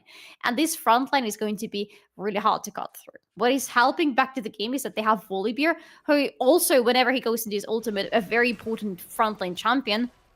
Of course, the question is whether it's going to be enough for back to the game. We will see about that. Cool already bought by Salami going for Hail of Blade, so we already know what's gonna happen. It's gonna be AP Kaisa like always.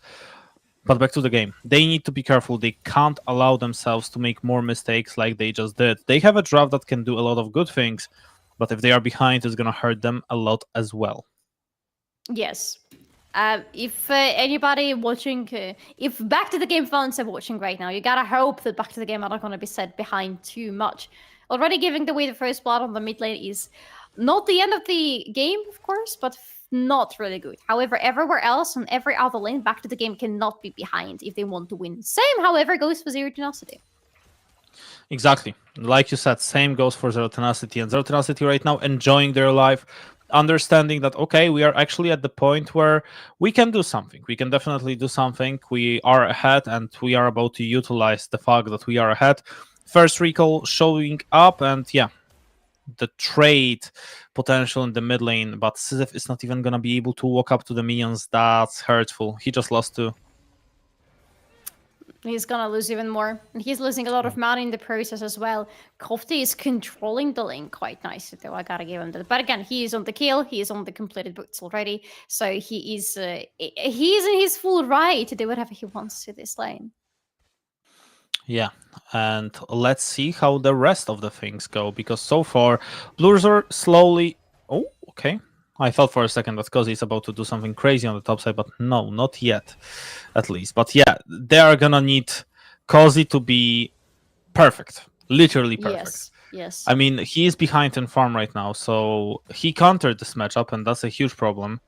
Because if you are that far behind with the counter that you went for, that's going to be an issue. Forcing the TP out of Melonic, that's nice, gives him some freedom. Pushing the wave as fast as he can. He does have a minion advantage, obviously. So he's going to be feeling quite confident right now, fighting against Melonic. Melonic going for an all-in. Dominus is there as well.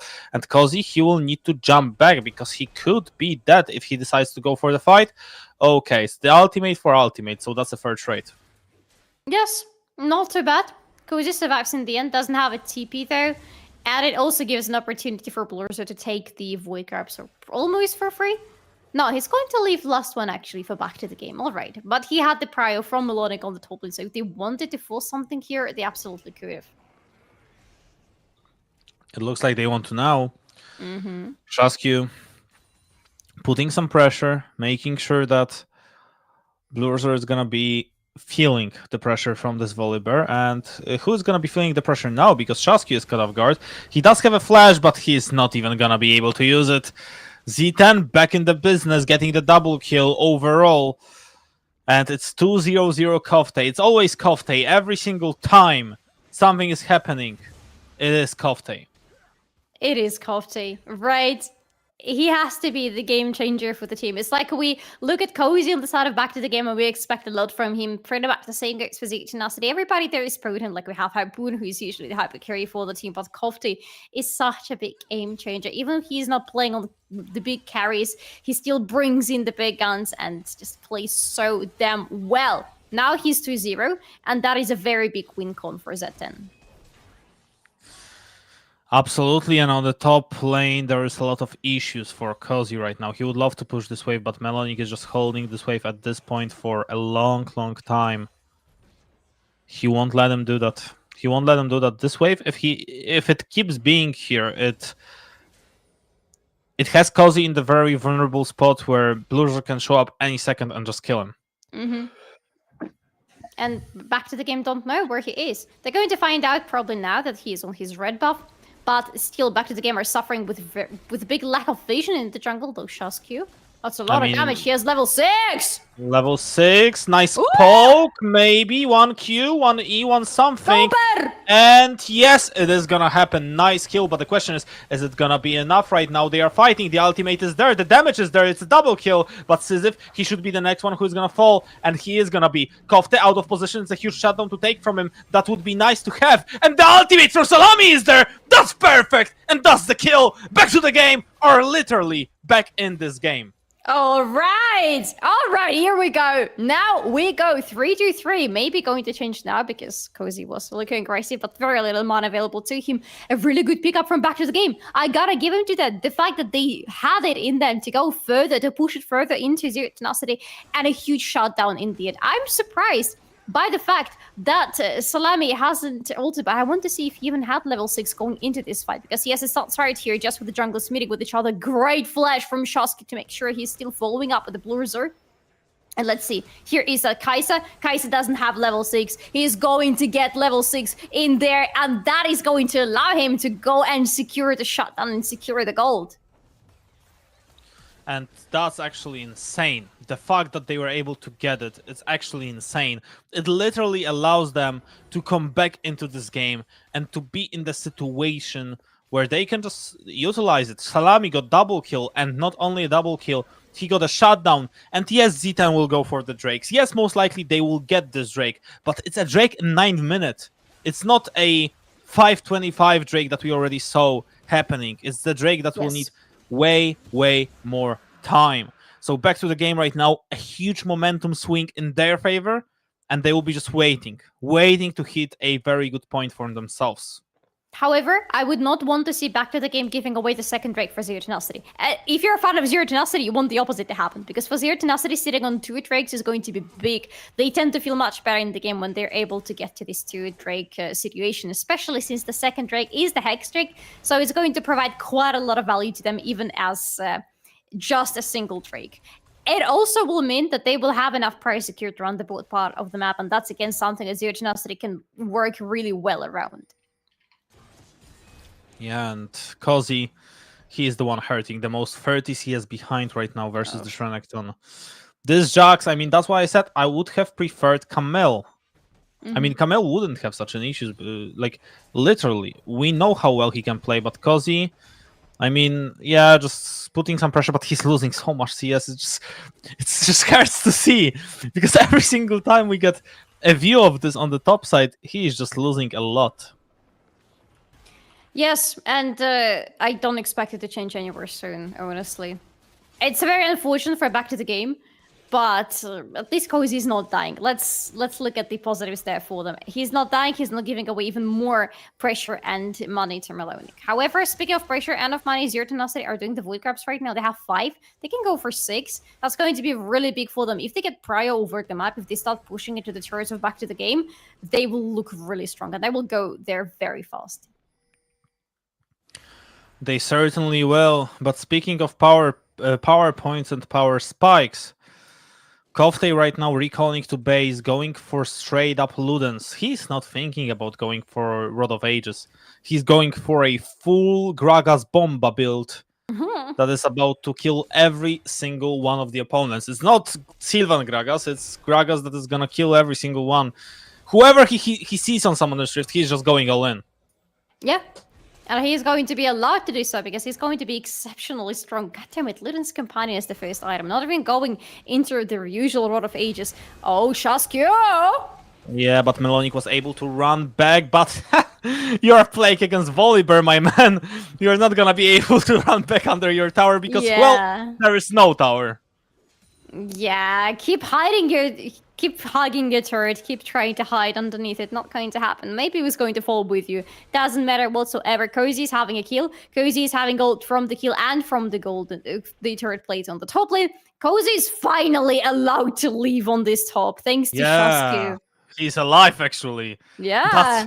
That's a very good information for him. And now back to the game.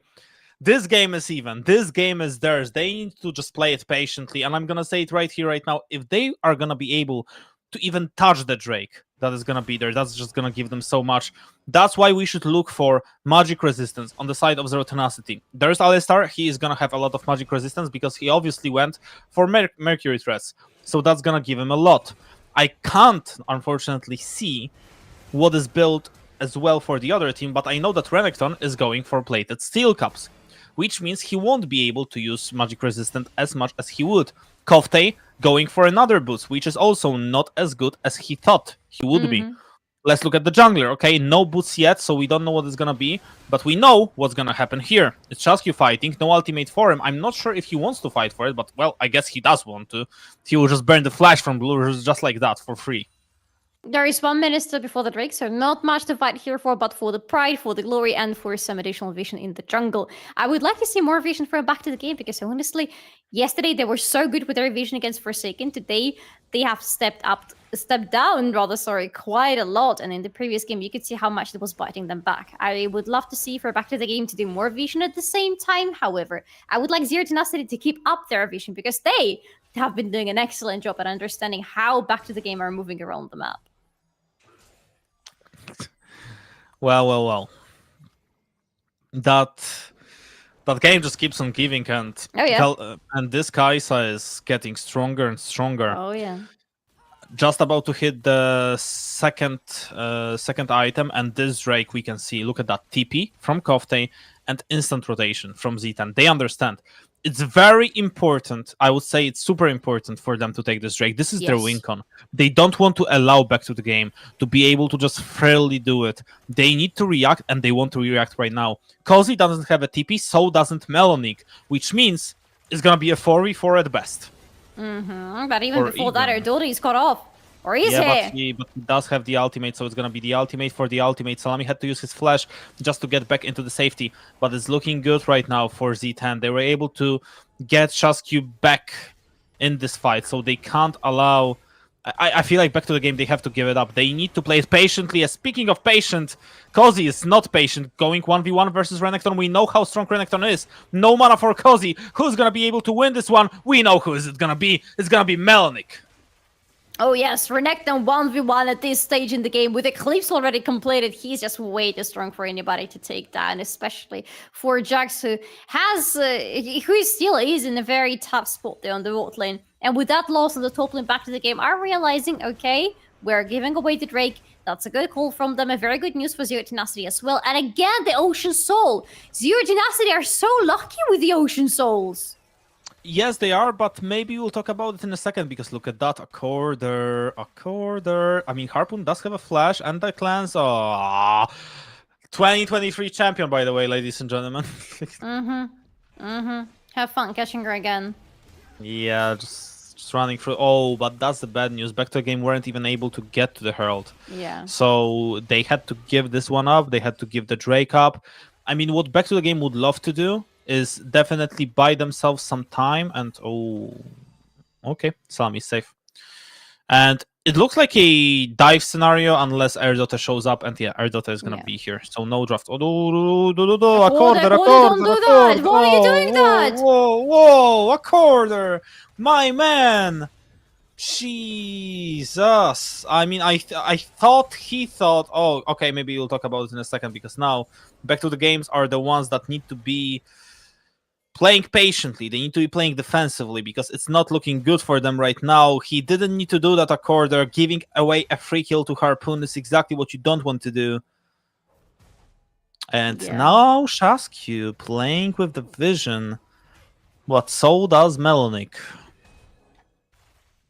Melonic feels rather okay. Harpoon feels really good on the bot lane. Oh my god, he's gonna take this turret! Yeah, that's this one kill is. I mean, this whole situation is on our quarter, unfortunately, and yes, they will have to give up so much because of that. That's very bad information for them. But still, what back to the game need right now is to get at least one Drake. I don't care what they give in exchange. You can give tier 1, even tier 2, but you need additional 5 minutes of the time. Absolutely. Honestly, yes. Honestly, so much, yes. Don't give away the soul for Zero Tenacity in 10 minutes. Don't give... I mean, less, but again, I can't calculate. Don't give away the Drakes to Zero Tenacity. Just get at least one. right now. And then, yes, they are going to have a breathing room. But it's going to be really hard for Back to the Game. I agree with you. This play from Akura, unfortunately, could cost Back to the Game a game. But Blurzer right now on top lane. Cozy. Oh no. I mean, a corridor is there, but the question is, will Cozy be able to buy himself as much time as he would love to? They go for a 3-3, but I'm not sure if the TP is good. Melonic is basically dead instantly. Cozy is gonna buy himself time, and the TP was stopped! The TP was stopped by Sisyph! And now back to the game. They are trying to make the teamfight the reality. Salami is chasing Kerdota, Shasky is chasing Blurzer, Cozy is fighting there as well. Counter-Strike is there, and this is Counter-Strike in real life. But Harpoon is not allowed to shoot headshots in this situation. He's actually shooting them way more than I anticipated. Harpoon! That was close, but he was not able to take many more kills. But back to the game. Back to the game found some answers finally, and that is not them who were looking for those answers in the first place. That was Zero Tenacity forcing a fight on the top lane, going for the third, understandable. Going for Cozy, not so much, considering that there was help already on the way to help Cozy out. But this turret going down, look at what happens right afterwards. Back to the game are approaching, back to the game are close up. Shasky is still walking all the way from the mid lane. But I really wonder how this TP was stopped, because that was absolutely crucial for back to the game. It's Quay who stopped it. Yeah. He literally CC'd Gragas, which changed everything. Yes. Because if Gragas is here, this is a completely different fight. But that allowed them to kill Blurzer, to kill Harpoon, and the most important fact, absolutely crucial fact, is the fact that Harpoon is dead, and the kill in this certain situation went to a corridor. Even though it's only a support. Even though usually we would say, oh no, it's such a waste. That means a corridor is going to be able to build 2 items in this game. And if he goes for, I believe the build he's going to go for is Zeke Convergence into Redemption or Zeke Convergence into Night's Wolf. Both are fine for me because both are cheap, which means he will be able to help Salami as much as he possibly can. It's Solari actually, okay. So it's Solari into, I guess, Zeke's or into Redemption. I'm fine with both because he's already on Kindle Gem, which means a corridor will be tanky, a corridor will be buying space, and now in 15 seconds, if back to the game will be able to somehow take this Drake, that would be such a huge news. But there is the answer from Z10 as well. Melonic with a huge power spike on his hands. Sterox Gauge. That's gonna allow him to be in the teamfight for a long, long time. Hello, back to the game. Where is your vision? Hello! How about understanding where the enemy is? Because Kofti is still on the flank. Yeah, but her dot is poked down a little bit. That's nice poke from back to the game right now. Blurzer? But the initiation is there from Blurzer. It's not looking good for back to the game. Shasky is basically dead instantly. Everyone is basically dead instantly. Z10 are just running through them. Salami is doing what he can, but he is getting turned into Salami. The ultimate will buy him some time, but not nearly enough. Everyone is gonna be dead. It's a clean ace for Z10. I have so many questions to back to the game, and I don't want to be asking them because that is a sad situation for them. However, a very good situation for Zero Tenacity. Let's be happy for the guys. They only lost 1 in the process. It was their jungler, yes, but well, when everybody from the enemy team is dead, you don't really need the jungler to secure the Drake, and it's the 3rd Drake for Zero Tenacity. They are sitting on the soul point, and look at their items. Everybody is power spiking right now. I love the Navoris as the 2nd item for Harpoon, for the Zeri. That's such an earlier power spike than it could have been. But what was happening here in this fight is a really good engage from Blurzer. I love what he's doing together with her daughter. So much pressure onto the enemy. Plus the fact that Kofte has not been spotted by literally anybody. He is allowed to go in freely and he deals a lot of damage. He certainly does, and this was crucial. Back to the game now. They are gonna be hurting because of that. They just lost another Drake, and it may be the ticket that they lost to the grand finals of Ultraliga just like that. This Jax is not doing a thing. This Volibear is not doing a thing as well. A corridor just dying instantly pretty much. It's a huge issue that it looks like they can't fix them right now. What would definitely help them is catching Harpoon, but Harpoon is almost always alive. Almost always they have to play without flanks because of the situations that they are in. And back to the game, I mean, it's 3 minutes, 40 seconds till the Drake that possibly could cost them a lot. The flash from Sisyph had to be burned just like that. But it looked like back to the game they want to fight right here, right now. Gragas looking for the flank to TP. The TP is gonna come in, but back to the game, they are chasing, and I'm not sure if this is a good idea. No, They no, will no, get no, no. Blurzer, that's at least the good information, but they can't keep chasing further because they just don't have enough items. They don't have enough space. They want to keep chasing, and Shasky will go for this fight, but do you really want to do it? Z10 will just use the ultimate. Oh, this is desperation. This is desperation if you want to go for a Nash here. Salami still using Void Seekers, still able to hit them, but you need more than Salami at this point. Yes. You need more than Salami. At least you would like to have Salami on 3 items. He's getting close to it. He's going to again go into Crypto Bloom as his 3rd item, and I gotta say, I still quite like it. 2 items on Decisive just now completed his 2nd one, so it's also some good news for back to the game. The poke is strong for them, definitely, but after poke needs to come a big team fight. Now with Cozy on Triforce, maybe we're going to see something different, but other than that, an up-close fight, I'm still favoring Zero Tenacity heavily. You can even see it everywhere across the map, in how much better position they are. There is a huge gold bounty on Zeri, a huge gold bounty on Gragas as well. Would be very nice for back to the game to get those down, of course, but with them being in such big numbers, not numbers, sorry, but rather the gold disadvantage. What is it? It's 4K? 4.5. 3.5. Okay. 3.5, yeah. Something. Thank you. 3.5.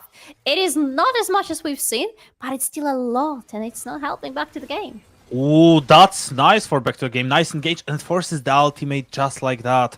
That's a nice find. That's gonna help them massively.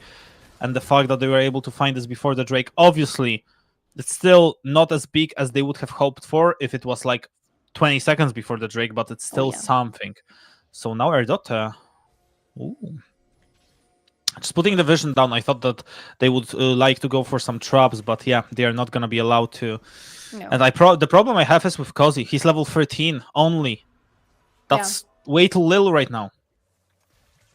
Yeah, he's level 13. Intermelonic and Korotkiy both level 15. That is really bad news for back to the game because Cozy needs to be the guy to save the day for them. And he's not. Salami is finally on 3 items, so maybe he's going to try to be the guy to save the day, but it's going to be really hard to save this particular day. 4k gold difference for Zero Tenacity, who are heavily in advantage right now. Melodic is free to move around the map and do whatever he wants, and right now he wants to be closer to the Drake because that is going to be the soul for Zero Tenacity. The Ocean Soul, such a strong one for that team comp. Absolutely. They are in the spot right now where this could literally give them a win. This could literally give them exactly what they need. Will it happen, though? That's the real question. Because if they are able to take this soul, I can guarantee you back to the game, it could break them. I mean, this would be so big, and Akor is so close to being on 2 items, but he won't even be there, and that's a huge issue.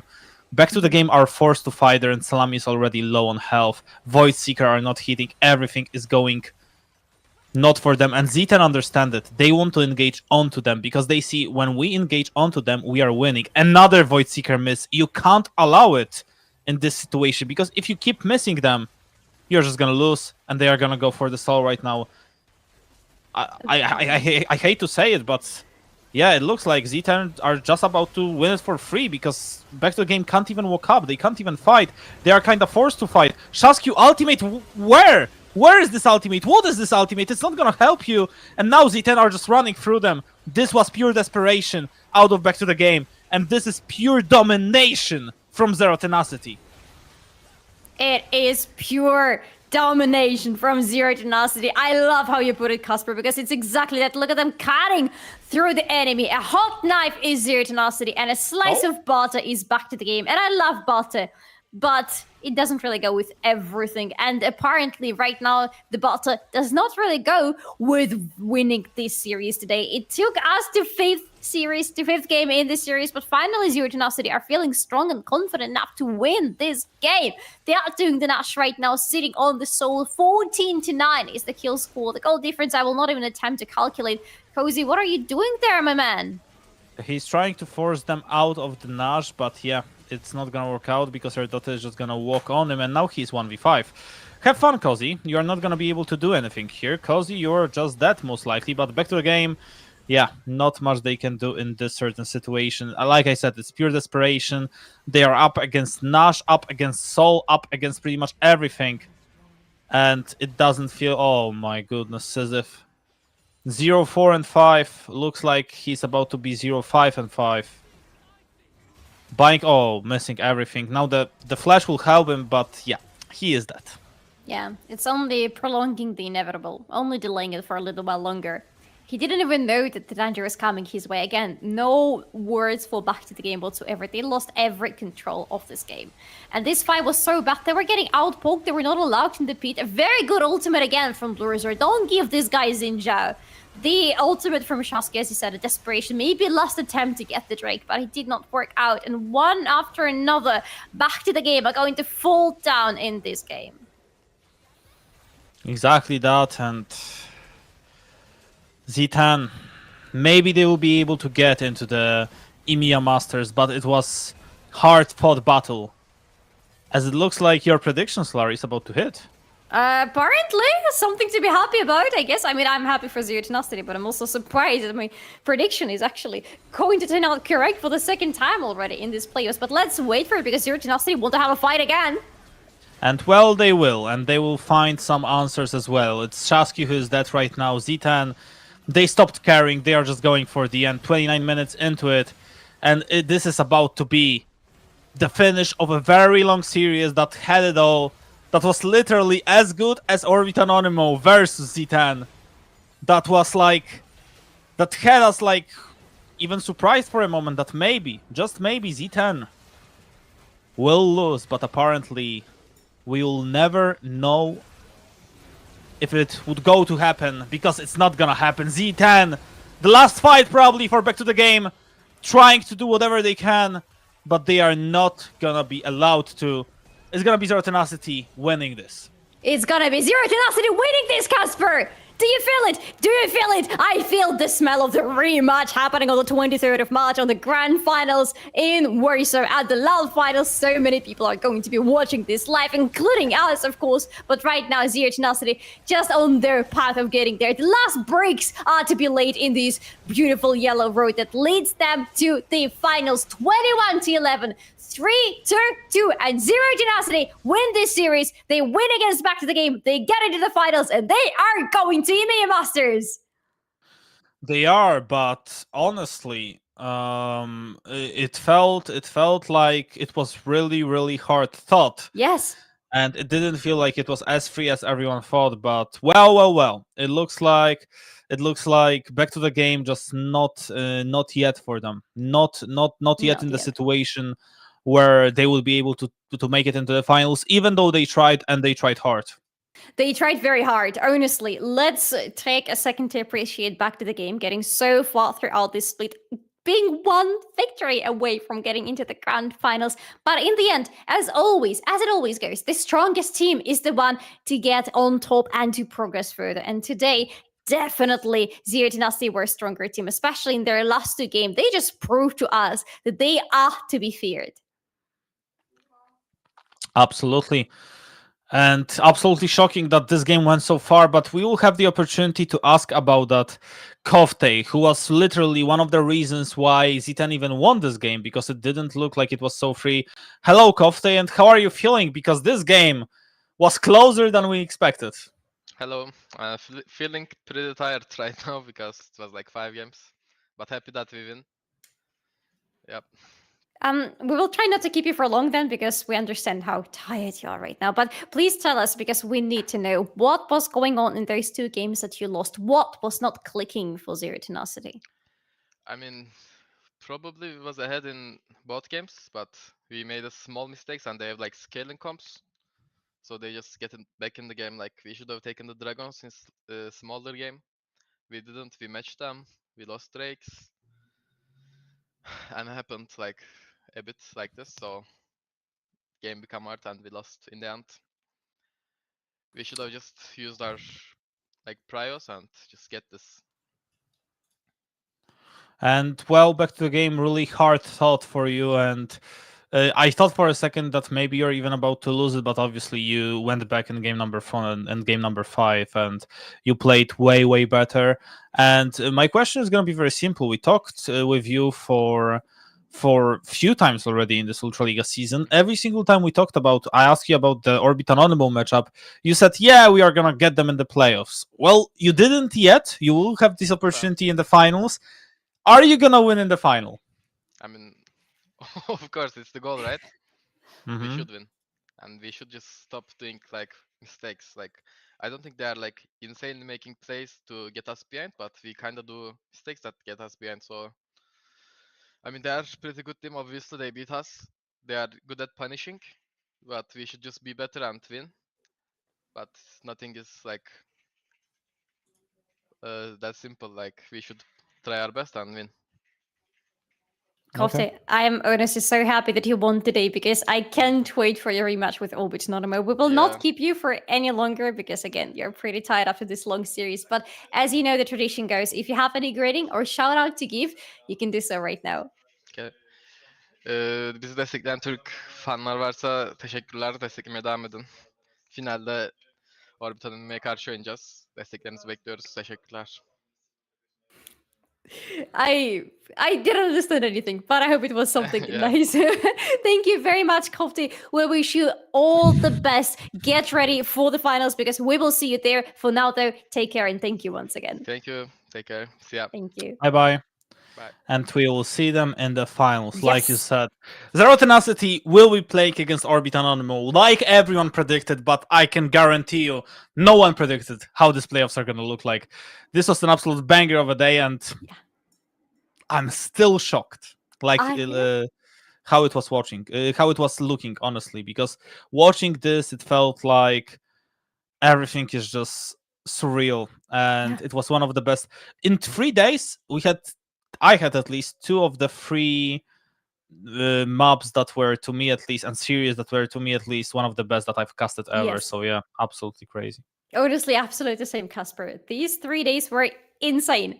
And the funniest part is that it felt like everything was possible, except for yesterday's series. It was much more one-sided. But the first games that we had in the playoffs and the games that we had just today, it did feel like anybody could win and anything could happen. And I'm so happy that we had these games. And it makes me so excited for the grand finals because everybody, you gotta remember, right now, we're going to take a small break, a very short one. There is not going to be any Ultraliga for you for the time being because we are getting ready for a big treat for you. 650 of you viewers are going to go to the grand finals, the LAN event, the biggest LAN event for Ultraliga in Warsaw on 23rd of March, where Orbit Anonymo will yet again face Zero Tenacity, and we, of course, will be seeing you there too. Absolutely.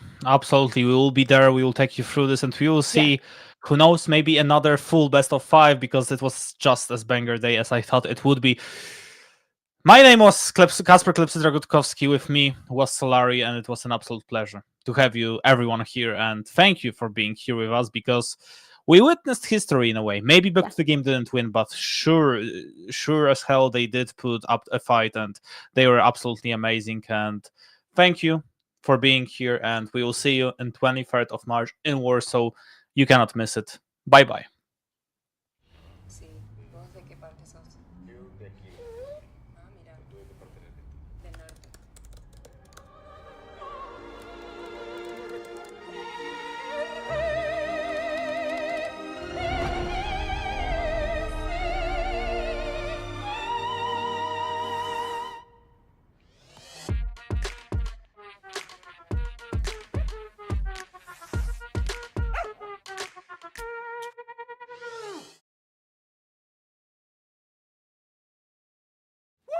Oh man, I feel like that was my best intro ever. Yeah, not bad, hey, not bad. Saying, I can go pro. You know it as well. I also know you can dance. You should join me next time. And yes, I feel like you've also deserved a bit of a break. You've earned it. Thanks.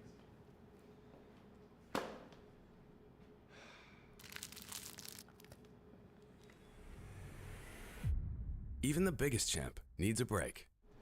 Good job. Hey, thank you.